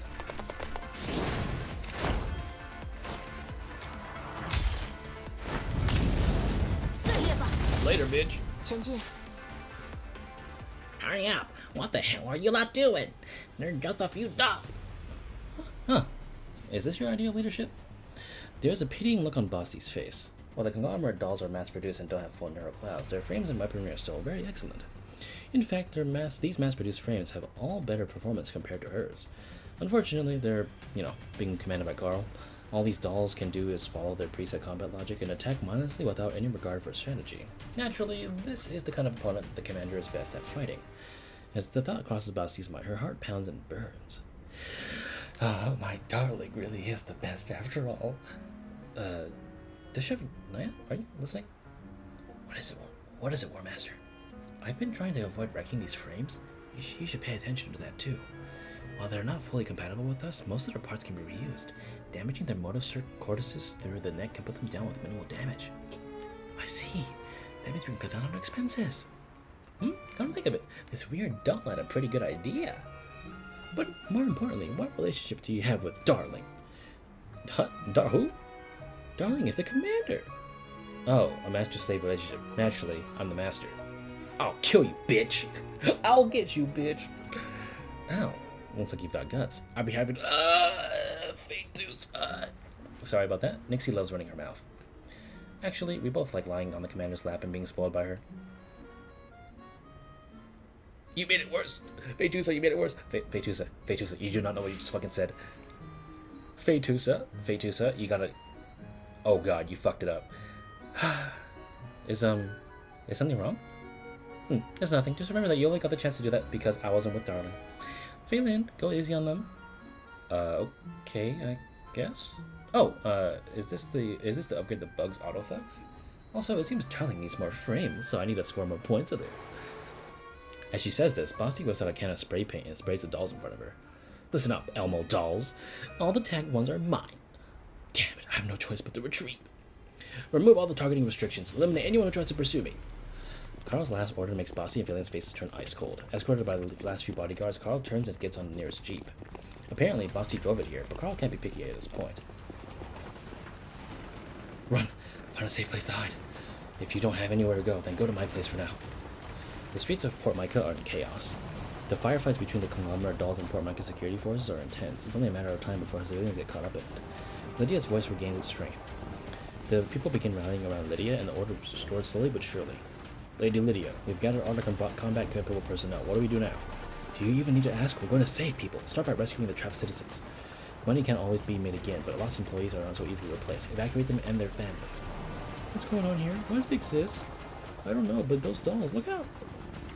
Thanks to Karl's imprecise directions, his dolls are indiscriminately attacking everyone within the general vicinity of his vowed retreat. Thus, when the kids turn up looking for Zoe, the dolls lock onto them as well. Take them to my mansion! Lydia's guard squad manages to pull them out of harm's way just barely in the nick of time. No, I have something to do! What is it? Do you know you nearly died just now? I need to help Big Sis. Oh, so you're part of the bugs? No. You mean your Big Sis isn't Zoe? Who's Zoe? I never heard of her before. In fact, who are you, Auntie? I don't recognize you. The girl looks away guiltily, not daring to meet Lydia's eyes. Alright, I'll arrest them all. What are you doing? Let her go of me, guys. Yeah! I'm going to fight. I'm going to save you guys. Based on what I know, the bugs are better at causing mischief. You don't know anything about the bugs. Not necessarily. I actually know quite a bit about you lot. For example, I know how most of the money Basti spent on raising it was stolen from me. Lydia waves and gestures to the men to take them away. Don't worry, your Big Sis is really capable. She doesn't need your help right now. Go hang around my mansion for a little bit. Perhaps you'll come to appreciate a different way of life. The sound of gunfire slowly fades. However, this does not reassure Karl. For him, it feels like he's returned to that day, using the last of his strength to contemplate his defeats and what hope he still has. Damn it! Foiled by a bunch of pesky dolls again! There should be more forces nearby. Contact them and have them suppress this place. I haven't lost yet. I'm definitely gonna win this time. What if he just gets shot by his own dolls? That's funny. Ever since she was a child, the word wealthy was never something that could be associated with Zoe. She's used to scrimping, saving, and even stealing, using what doesn't belong to her to achieve her goals. But right now, perhaps for the first time in her life, she has legitimate control over the airborne beacons. In this day and age, the power of internet has reached all the way down to the smallest cogs of society. To command this digital world implies that she has tremendous self-assurance. Zoe? Have you found him yet? Got a Big Sis, Basti. Good. Hand me the phone. Just as Karl is frantically trying to contact reinforcements, he finds that all his transmissions have been jammed. Before he can think about whether this is the work of that hacker, his phone rings. With no other option, Karl picks it up. Hello, Mr. Bad Guy. What do you want? I just want to thank you. Things probably wouldn't have gone this well if it wasn't for you scheming here and there. Do you want 3% of the profits? I mean it, by the way. Go to hell, you garbage doll. How dare a piece of abandoned trash like you speak to me? I'm not pathetic enough to care about a payout from a bunch of orphans like you. Whoopsies, you almost stepped on mine. As punishment, I'm cutting your time down to 30 seconds. What are you talking about? Listen up, I don't care who's behind you, but you've pissed off the wrong person. I'll be back, and next time I'll have more people with me. Oh, what a horrific attitude. 15 seconds then. Friendly reminder, did you check what was in the trunk of that Jeep you just stole? What are you? A chill runs down his spine. He understands. Darling said to detonate the bomb safely, so we can decide to perform remote demolition on them. Thanks for driving them all the way out there, by the way. Now then, 10. You can't. 7. Get up! Everyone out of the vehicle now! Boss, it's not safe right. Just jump! 0. Wow. Whoa.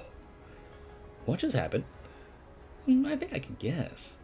The 4 adults standing in a row admired the magnificent explosion to the distance.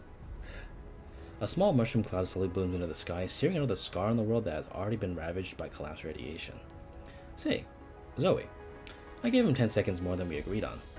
He ought to be able to survive with that, right? I'm sorry. There you go, apologizing right out of the gate. That's because I think I messed up. Well, whether or not you messed up lies with this question. Did you want him alive or dead? I don't know. Really? Well, go on and think about it then. That's your rightful privilege as a kid. You get to reflect on your mistakes and grow from them. And you also get to keep trying and learning until next time. Big sis. Are you leaving us? Basti looks at Zoe. She notes the girl's reddened eyes and her forced smile. She watches the girl grow up, and she suddenly realizes that Zoe is almost as tall as her now. Wow. Basti is fucking short as shit. How much taller will she grow, and how much further will she be able to see the days that come? Unlike dolls, time always leaves its mark on humans. I have to, because this time, I want to catch up to her. That's why I need to grow up too, just like you did. When I was with you and the bugs, I realized that I was just a child. But what Darling wants is a mature woman who can support her. Somewhere close to the explosion, Karl's ears are still ringing. Where are the others? Actually, he doesn't care. Everything that happened is beyond his comprehension. Did I lose again? How did I lose this time? I clearly had the advantage. Am I really just a whiny brat, a selfish and reckless kid who needs his father to protect him? Karl slowly begins to move. He starts to flee, even though he doesn't know where he's going. Though he can't stand up, he works his arms and legs crawling forward. It's as though he's returned to the day when the liner sank, being dragged down by the seawater and abandoned by everything. Back then, he kicked with all his might, only because his legs would obey his will. He rose above the water, then sank below it. He broke the surface again, then sank again. Back then, that person and Mr. Zimmerman had saved him. But what about this time? Would they save him again? Eventually, Karl cannot call any further. He rises to his knees, planning to rest for a bit. But then the setting sun is silently blocked by a line of shadows. He looks up and sees a group of soldiers standing before him. Is this a chance? Does he still have hope? Karl reaches out and grabs one of the trouser's legs. Uncle Zimmerman's. That name will not be uttered by your mouth. By Mongoose security. Oh, shit. Oh, he's dead. He is dead. That is a dead man walking. Well, I guess it's dead man.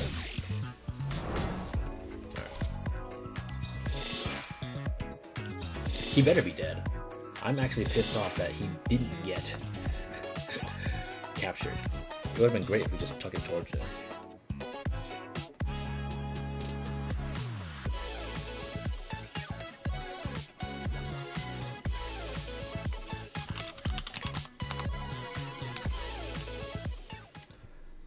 Yes, like I said, we are terminating our cooperation. Connection will no longer do any business with the ORLOG conglomerate. Lydia puts the phone down. She lost count of how many calls it's been today. 2 days have passed since the incident. The silence of Port Mica has been making the rounds on the internet and has become the subject of heated discussions. The town has been engulfed by a wave of excitement. Everyone is eager to share details, rumors, and feedback online as people who were actually there. In contrast to them, Lydia has chosen to remain silent. She doesn't have the free time to force such things. She still has countless messes to clean up. Yet another call comes in. Hello, have you finished tallying the losses up yet? Right, just send me the final amount. Do your job and don't worry about the rest. Connection will be better off without the conglomerate. Oh, yes, did our new partner reply yet? I'm talking about that Tomato Emperor. Yeah, the one who's been the talk of the Yellow Zone lately. Oh, of course I know she's dangerous, but you should also know that I've never shied away from danger. Suddenly, there's a disturbance from outside our study. Soon, a servant worriedly pushes the door open. Madam, there's an intruder. Lydia doesn't even look at him and waves him away. Don't worry about it, just go back to your work. Despite his confusion, the servant leaves as he is told. Lydia leans back into the chair. You know, the front door exists for a reason. Yeah, I'm not used to it. Basti nimbly clambers through the curtains and into the room. Pardon me for not getting up. Besides, you just take whatever you want anyway. Yep, already did. Today's desserts kinda suck though. The cannelles were overbaked. Our previous chef is laid up in the hospital, so we had to use an intern. Please understand. Oh, yep, since you're here, help me run an errand. Lydia pulls a stack of documents out from her drawer as she says this. Could you hand this contracts to your, what's you called again, your commander? I was looking through her file. I didn't expect the Yellow Zone to be hiding such an interesting gem for the past 10 years. What the hell? Don't you dare lay your grubby paws on the commander. Relax, I'm a businesswoman, at least for now. My interest in her is strictly professional. This is an honest contract, by the way. It should score you lots of points with her. You see, I'm not that heartless, Basti. I know who it was that helped me. You do? Of course I do. It was those two dolls from the Ammo. They didn't know me, but they were working hard to save Port Mica. Meanwhile, all you and Zoe ought to do is cause problems for me. In short, I owe the commander, and I hate owing people. What you're saying isn't exactly wrong, but strictly speaking, all this was your own damn fault. If you hadn't been so heartless and approached the conglomerate to do business with them, then... Are you saying you would have just stolen the airborne beacons instead of turning the bugs into wanted fugitives? That's such an ugly way to phrase it. I prefer a great revolution to overthrow the corrupt ruler. That was what your commander did in Makosh. What you did was just breaking the fucking law. Doing something like bringing down the connection isn't necessarily a heroic upheaval, you know. Sometimes that's the sort of thing that ends up enriching other corporations instead. The world of adults is never simple, Basti. But that's not to say kids are always wrong. Lydia's tone shifts, surprising Basti with its gentleness. The latter turns to look at her. Does saying such things mean you're still in touch with your inner child? It just made me think of my good-for-nothing big sister. I'll never become her, being like her from time to time. That isn't so bad. After all, I don't want to become a rotten adult. Lydia remembers Karl, that detestable young man. She remembers how she saw hints of her past self in him. He used any and all means to achieve his victory, but in the end his desires were thwarted. I see. I only realized that just now too. So that's why you never deleted her access. Lydia's eye twitches. Della's access? Yeah, I just couldn't be bothered to delete it. Removing an admin account is a huge pain in the ass. So why did you give Zoe access then? Same answer as the previous question. Because I'm an adult. When adults can't handle their problems, they dump them on their kids and say, hey, it's your error now. You really are a rotten adult after all. I just think that unlike me, someone's definitely gonna save Zoe. I keep people around me with money and contracts, but Della was different. She had lots of friends ever since she was a kid. Sure, some of them just wanted to use her kindness, but there were also others who were drawn to her kindness. True friends, in other words. Zoe's like her. She's an annoying little brat, for sure, but she can win the hearts of people, and dolls. Relationships like that can better survive crises. That's why I came to visit you. Della left a will behind. I didn't want to give it to you at first, but after things turned out like they did, I changed my mind. As she says this, an audio file arrives in Lydia's inbox. Right, that's a stone off my chest. I think this is the last time we'll be meeting. I'll be leaving Port Mica after this. That's good to hear. I should congratulate you. Any more scores you want to settle? If you got anything to say, make it quick. If you don't speak up, you might have to forever hold your peace. Actually, now that you mention it, there is one more thing. I was supposed to have 12 aerial beacons in the air, but one of them hasn't gone online for a long time. Do you know anything about it? Nope, not at all. Never seen it, don't know anything about it, didn't pay attention to it. Yeah, fine. Anyway, just help me tell Zoe. I'm not helping! Tell her to keep it at a higher altitude, okay? Make sure she memorizes the operation manual, and do not lose it. There are over 120 patented technologies on it which haven't been made public yet. If it breaks, do not fix it on your own, and absolutely do not let the conglomerate get it. Oh, okay, I see. Sure, no problem. I'll let her know. Basti takes Lydia's contracts and leaves her mansion. This time, she goes to the front door. Inside her study, Lydia stares hard at the audio file on her screen. She spaces out for a very, very long time. In the end, she hits the play key. A nostalgic voice fills the room, taking her back to a long, long time ago. She talked and laughed with the owner of that voice before. She's poured out her feelings for that person, but for the most part, they just argued.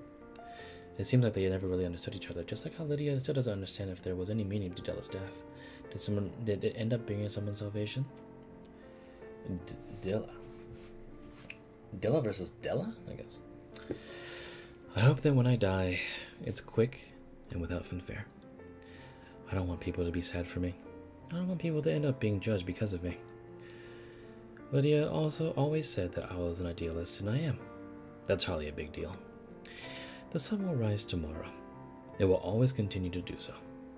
And I already know that idealists will eventually die, but their ideas never will. How did it go? Did you reply? Are you okay, big sis? Did you pick up the right frequency? Are the parameters correct? Shut up, I'm working. Okay, we're through. The transmission channel lights up as everyone watches intently. Hello, I'm the commander of the OMO.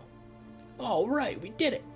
It's really her, the legendary hero, the legendary commander, the woman with the biggest bounty of them all. Just what exactly have y'all heard about me? Big sis Basti told us about your heroic deeds, and we've seen the recent news too. All right, quiet down, all of you. It's time to talk business.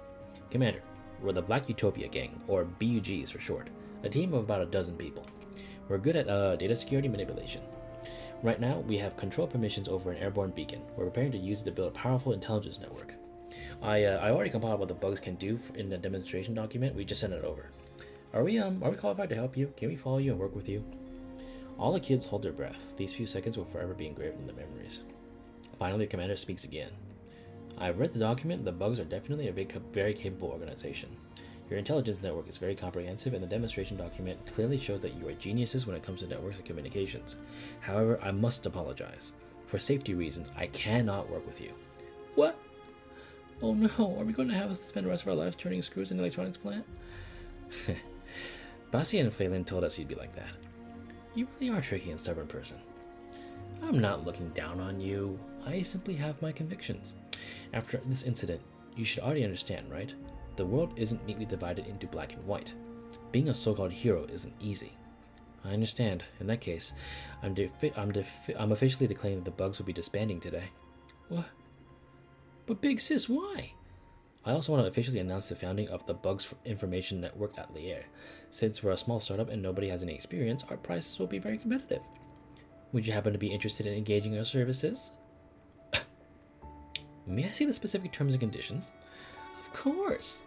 Also, due to the dangerous nature of your work, I may send someone over to Port Mica to meet with you and conduct necessary audits. Will that be alright? We'll prepare ourselves for it. Very well. Now then, Miss Zoe Sable, I'm looking forward to working with you. May we both benefit from this partnership. Yay! We did it! We did it! No more screws for us! The bugs hug each other and celebrate. The beautiful picture Basti spent so many years painting in their hearts is now a reality. After hearing this, Faelynn slowly emerges from behind the kids. It's just a few steps, but it feels like a long way to her. Master, GRG 41. It must have been hard for you all this time. I tried my best. While I didn't know about the freedom or anything at first, I knew that the only place I wanted to be has always been by your side. Big sis Faelynn. But after I left you, some things changed. I met Basti and Della and Zoe and the others. I've experienced things that I never did when I was in Griffin and when I was with you. So I'm sure I've changed. I might not be as capable of Basti, but I tried. So, can I return to your side again, Master? Well, if that's what you want, I have no reason to refuse. Welcome back, GRG41, or rather, Faelynn. I'll be waiting for you on the OMO. You did it, big sis! It's all settled now. The bugs celebrate in their little room. They toss Zoe up and down happily. Faelynn's standing off to the side, but she feels a little lonely. After all, Basti's not with her. Gee, I wonder why. So are you two really not coming back yet? Nope. We can't just return empty-handed. The Supreme Leader will think we're useless. We fought hard to disable all those dolls. Why did they take the frames away? Doesn't that mean we wasted our time? They can't be helped. Those frames are evidence of the conflicts between Connection and Conglomerate, after all. While you two did cause quite a bit of a mess, things turned out very well in the end. If you come back now, Ulrich will give you a light punishment. It'll only be a week of slinging fertilizer on tomato plants. Then I'm definitely not going back. Oh dear. So what do you intend to do next? Where will you get doll frames from? Go on, strategist, tell her. Wait, you want me to do it? Alright, then actually we saw a freight job on the trading website. The client is sending a shipment from Port Mica to a distant client. The client is offering barter terms. Once the assignment is finished, the client will pay us in doll frames. Oh. You got that from a trading website? That doesn't sound reliable at all. So where will we be getting the trade goods from? We will talk about it with Lydia. She's got some electronic scrap on her hands that meets their client's requirements. Since we helped save Port Mica, she was willing to give it to us dirt cheap.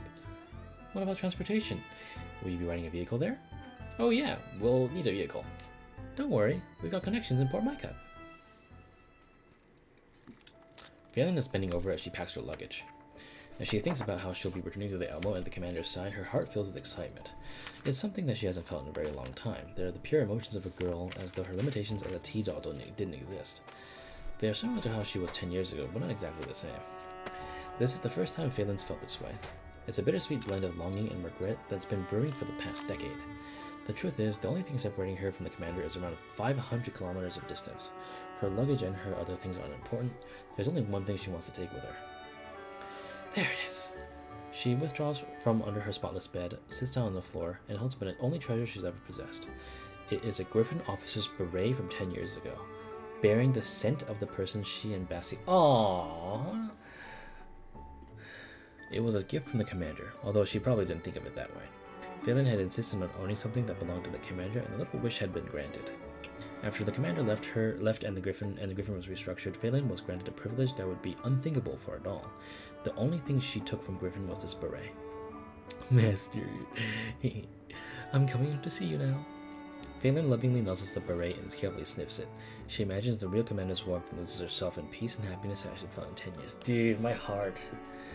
My heart, dude. Oh my god. And to think they gave her the lewdest outfit now.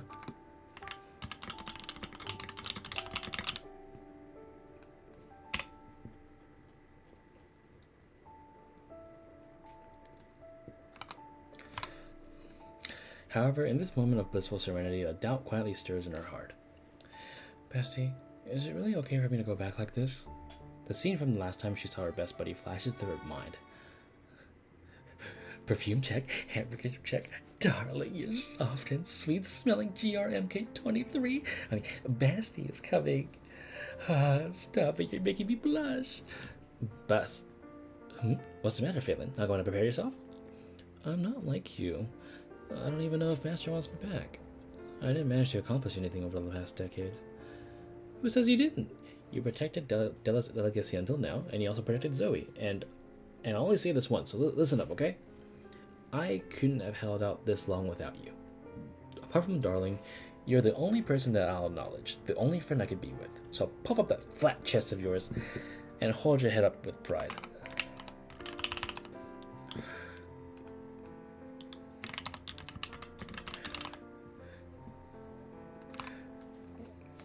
Oh. Sure, my chest is flat, but my frame's still stronger. Get up.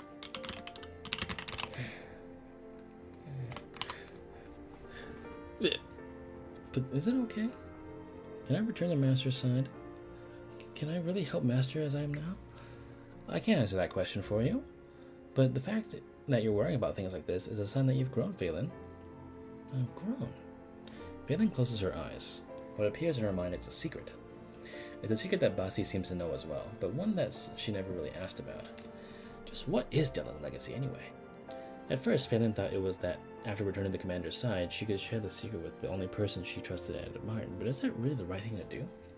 I talked with Lydia, and she said the world of adults is complicated. Sometimes the world needs kids, like Zoe or Della. Who knows? Darling might be a kid too. Master isn't a kid! Well, if you ask me, there's nothing wrong with kids. I hate that Darling and I were separated. I'm still holding a grudge with the powers that be over it. I want to cry and wipe away all the tears without Darling by my side, but at the same time, I don't really want to trade a decade's worth of my memories for a chance to get back to the past. Huh. It's weird, right? As dolls, the shape of our neural clouds was decided from the moment we were made. And that's why, 10 years ago, I thought my love for Darling would never change. And after so much time had passed, and after hearing Darling's voice again, I suddenly realized something. I'm so hopelessly in love with her. In fact, I love her even more than I did before. Basti walks up to Faelynn and gently squeezes her hand. Her fingers are cold, but they tremble slightly. They convey a warmth that can only be felt with the soul. My dearest friend, I can support you in anything you want to do. I can share anything with you apart from Darling's love. If you meet an enemy, I'll fight by your side anytime. But the gift I received from Darling, this realization that fills me with hate and love, that is mine and mine alone. Nobody else can understand it, not even myself from back then. I couldn't tell you the answer, and even if I wanted to, it would be pointless. It's the same for you too, right? The freedom that Darling gave us isn't meaningless. Thanks to her gift, we aren't the dolls we used to be anymore.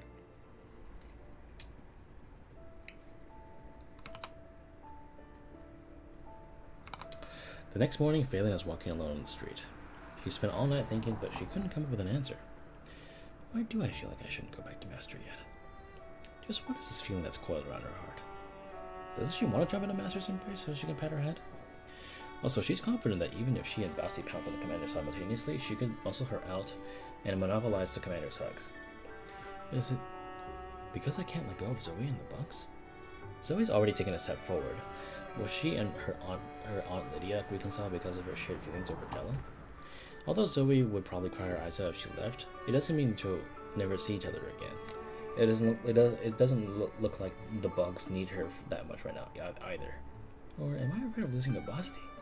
In that past, Basti would always step forward with ideas at times like this. Perhaps she's come to rely too much on Basti. Basti's always very reliable during emergencies, and she's always coming up with ideas. That's why Faelynn became something that, like Basti's tag-along.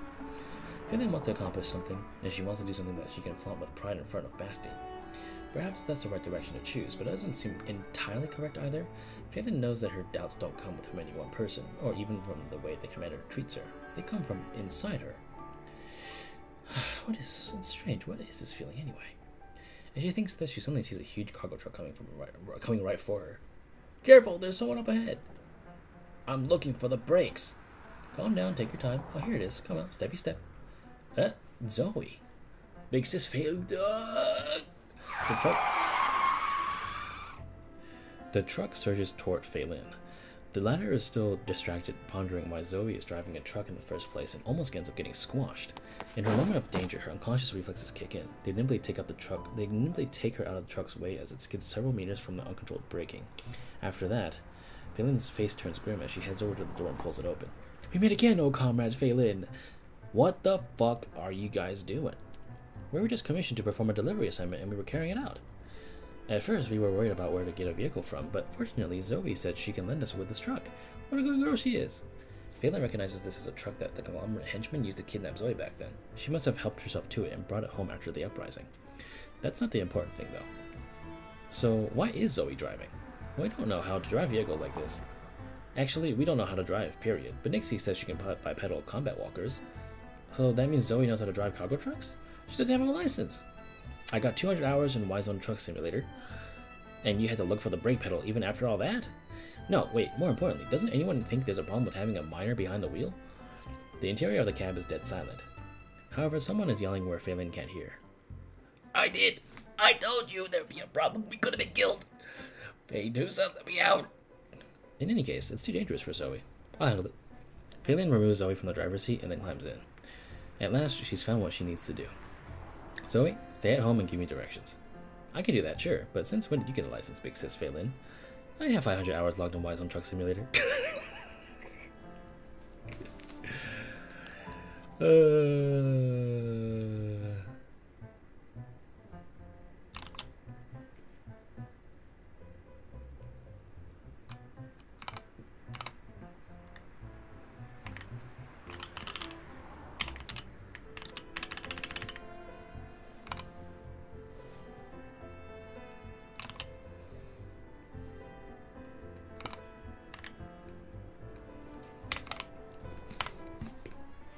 So you're more qualified. What do you mean more qualified? Shut up. Faelynn steps on the gas and everyone is flung into the seats from the acceleration. The truck sways from side to side as it careens down the road. It doesn't seem to be much more stable than before. So does that mean you're coming with us? Is this a mission from Master? Master, do you mean the commander? Of course. We're all working hard for commander's ideals. Don't you want to stay by Master's side? Hell no. She's lying. She's totally into it. Hero's little secret. I miss Helen and the commander every day. So why are you guys going so far away from her? So that's why you wanted to ask, huh? Well, I don't really get it myself. It's more of a feeling than anything. I just want to help the commander more. Oh. I mean, after everything that's happened recently, the heroes realize that just how powerless she is. She wants to get stronger so she can protect more of her friends. And I guess it's because the commander is going to keep running into stronger enemies? When the time comes, the hero needs the confidence that she can protect her. Therefore, she's got to complete more quests and level up. Faelynn stares blankly at Naya. The latter meets her gaze confidently. Neither of them hear Fei-Tuso and Sweeper screaming, "The road! Watch the road!" That's it. That's her answer. Yep, Master's enemies are going to be really strong. So I've got to become stronger too. I guess that's the answer to that. Belongs to me. The one Basti was talking about. Yes, that's all well good, but can you please step on the brakes already? Oh, I've been stepping on them ever since just now. Oh, wait, I guess not. Is it too late to get off the truck at this point? Commander, save me. Actually, heroes qualify for the rider class. Maybe I should take a... Commander, come look. You got a whole bunch of messages on your terminal. It's over 3,000. There's 3,753 total. This is a bit much. Whoa, they're all audio files. Commander, were you wiretapping secret military channels or something? No, it's nothing that serious. Mei-Ling, send them over to my earpiece and play them in sequence. Are you sure, Commander? The total playtime was over 500 hours. Your ears will fall off. It's alright, I'll take my time listening to him. Soon a cheery and optimistic voice speaks through my earpiece. Ding dong! Darling, this is the first message I'm leaving for you. I figured it out. As long as I can speak to you every day, it'll still be like, wait a minute.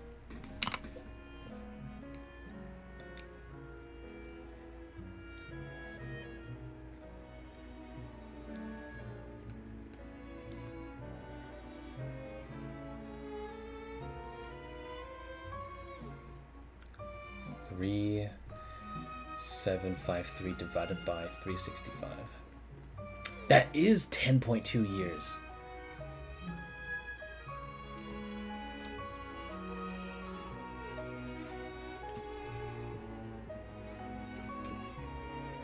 What the fuck?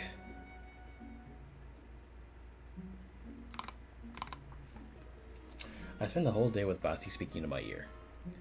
You mean like the next 2 weeks? Sometimes she talks about various silly encounters, which brings a smile to my face. Other times there's nothing coherent in them, just weird yelling, animal calls, or mechanical noises. I spend all day listening to them as though they make up for the time spent not keeping her company. I listen to it as I work, as I eat, as I shower. An entire day passes, and I've gone through several years worth of messages. As I listen to her emotions drifting through the course of messages, my heart aches for her waning optimism. I'm so immersed in the life that she describes that Mei-Ling has a shot several times before I hear her. Commander, Socket has returned.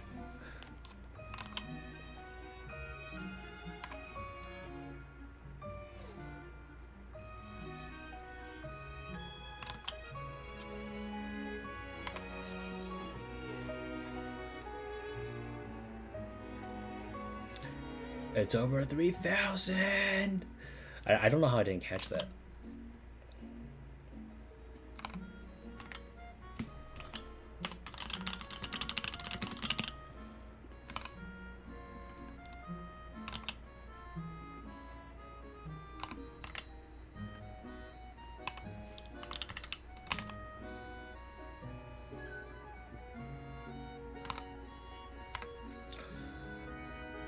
Come down so we can welcome her back. Oh, right, Sakura. I quickly remove my earpiece, tidy up myself a little, and stand by Mei-Ling's side. The door opens and Sakura emerges shyly, just as she did several days ago. Commander, I finally managed to get all my work done, at last. At last I get to see you.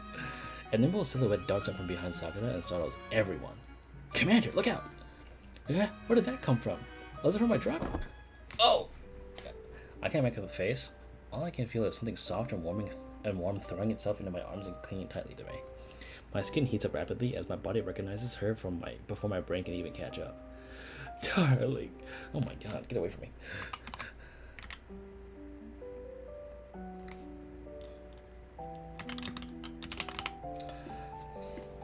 It's like hearing an echo. Two identical voices are embracing me, past and present.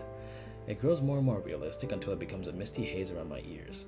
This is message number 3,754.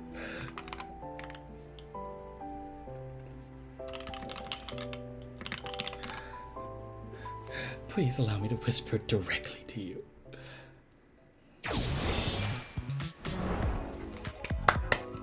That was pretty cool. not bad. And turns out, once again, the spoilers meant fucking nothing. We are 3 for 3.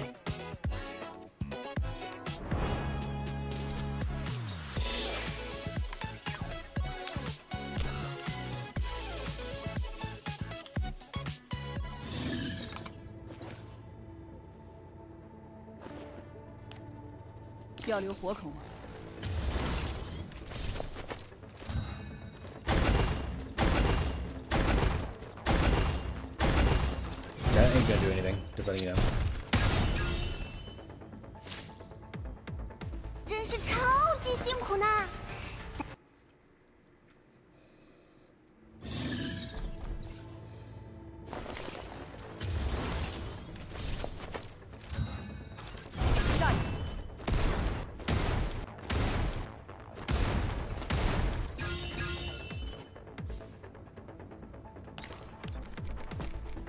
救我吗？引擎已激活，为您服务。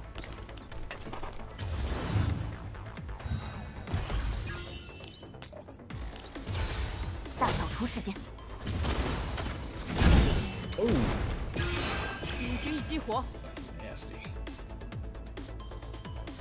当然是我啦！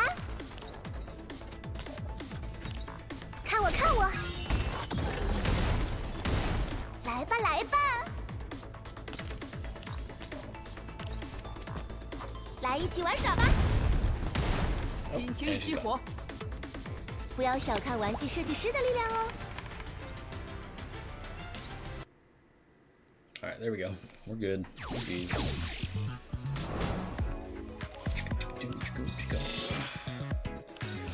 You know what? I don't actually hate her as much as I thought I would. She's actually just really funny. I don't like. I wouldn't want her as my. I wouldn't want her as my wife because I think that's a bit much. But I still think she's funny enough to pull, and I like her playstyle. But this doesn't mean I'm gonna pull her. I'm just gonna give her a few respectful 10 pulls. Because I got a few. Okay. I'll pull enough to get this. How about that? Let's see what happens. Oh, I got a pistol. And then for the shop, I have also... Yeah, there we go. And I have like shit to dismantle too, so.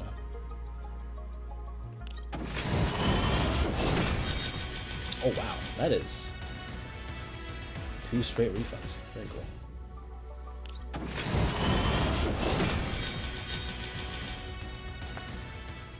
I like it.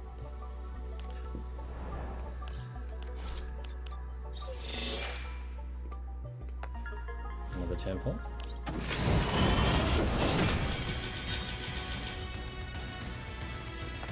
Alright, let's dismantle those guns.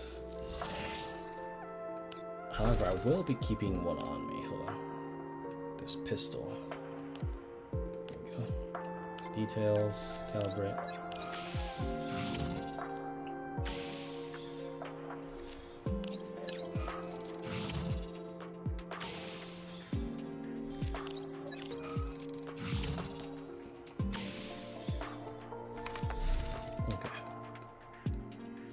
More of these. Dismantle. There we go.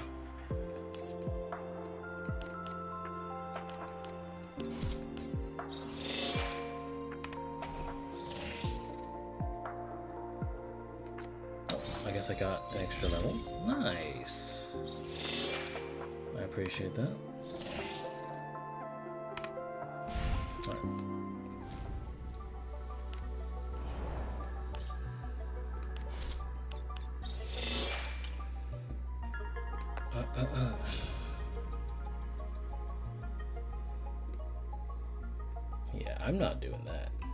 120? You're out of your fucking mind.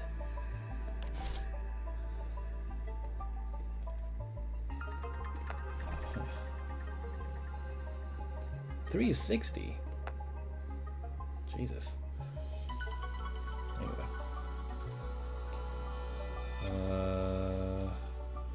40 already, though. Hmm. How many pulls is this? 174? We only got one patch between them. No, Rayleigh is also coming up very soon. Oh.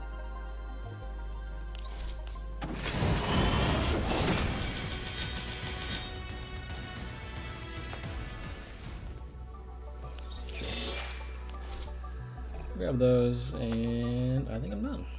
I'm good.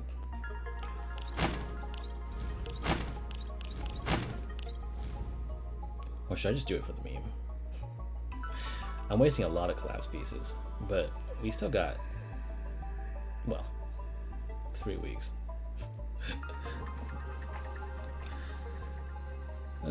Fuck it. Let's see if we win the coin flip or not.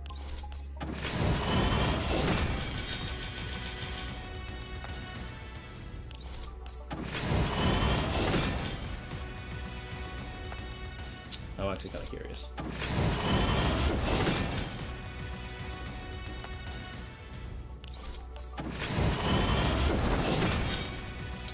A random sharkery. Who was on this banner? 在想我吗？ Ksenia and Litara.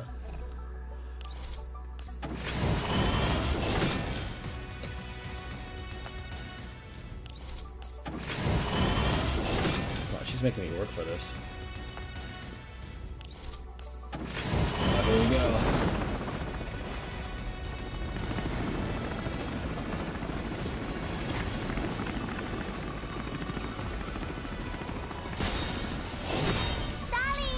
Oh my god!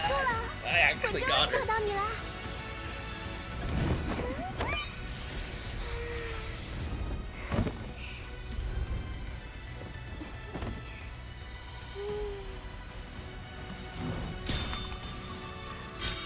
Alright. Well, it's another way for me to level more dolls, I guess. Alright. GG's.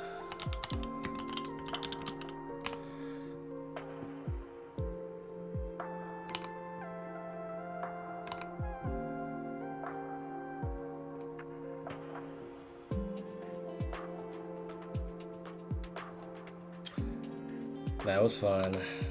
I'm out of here.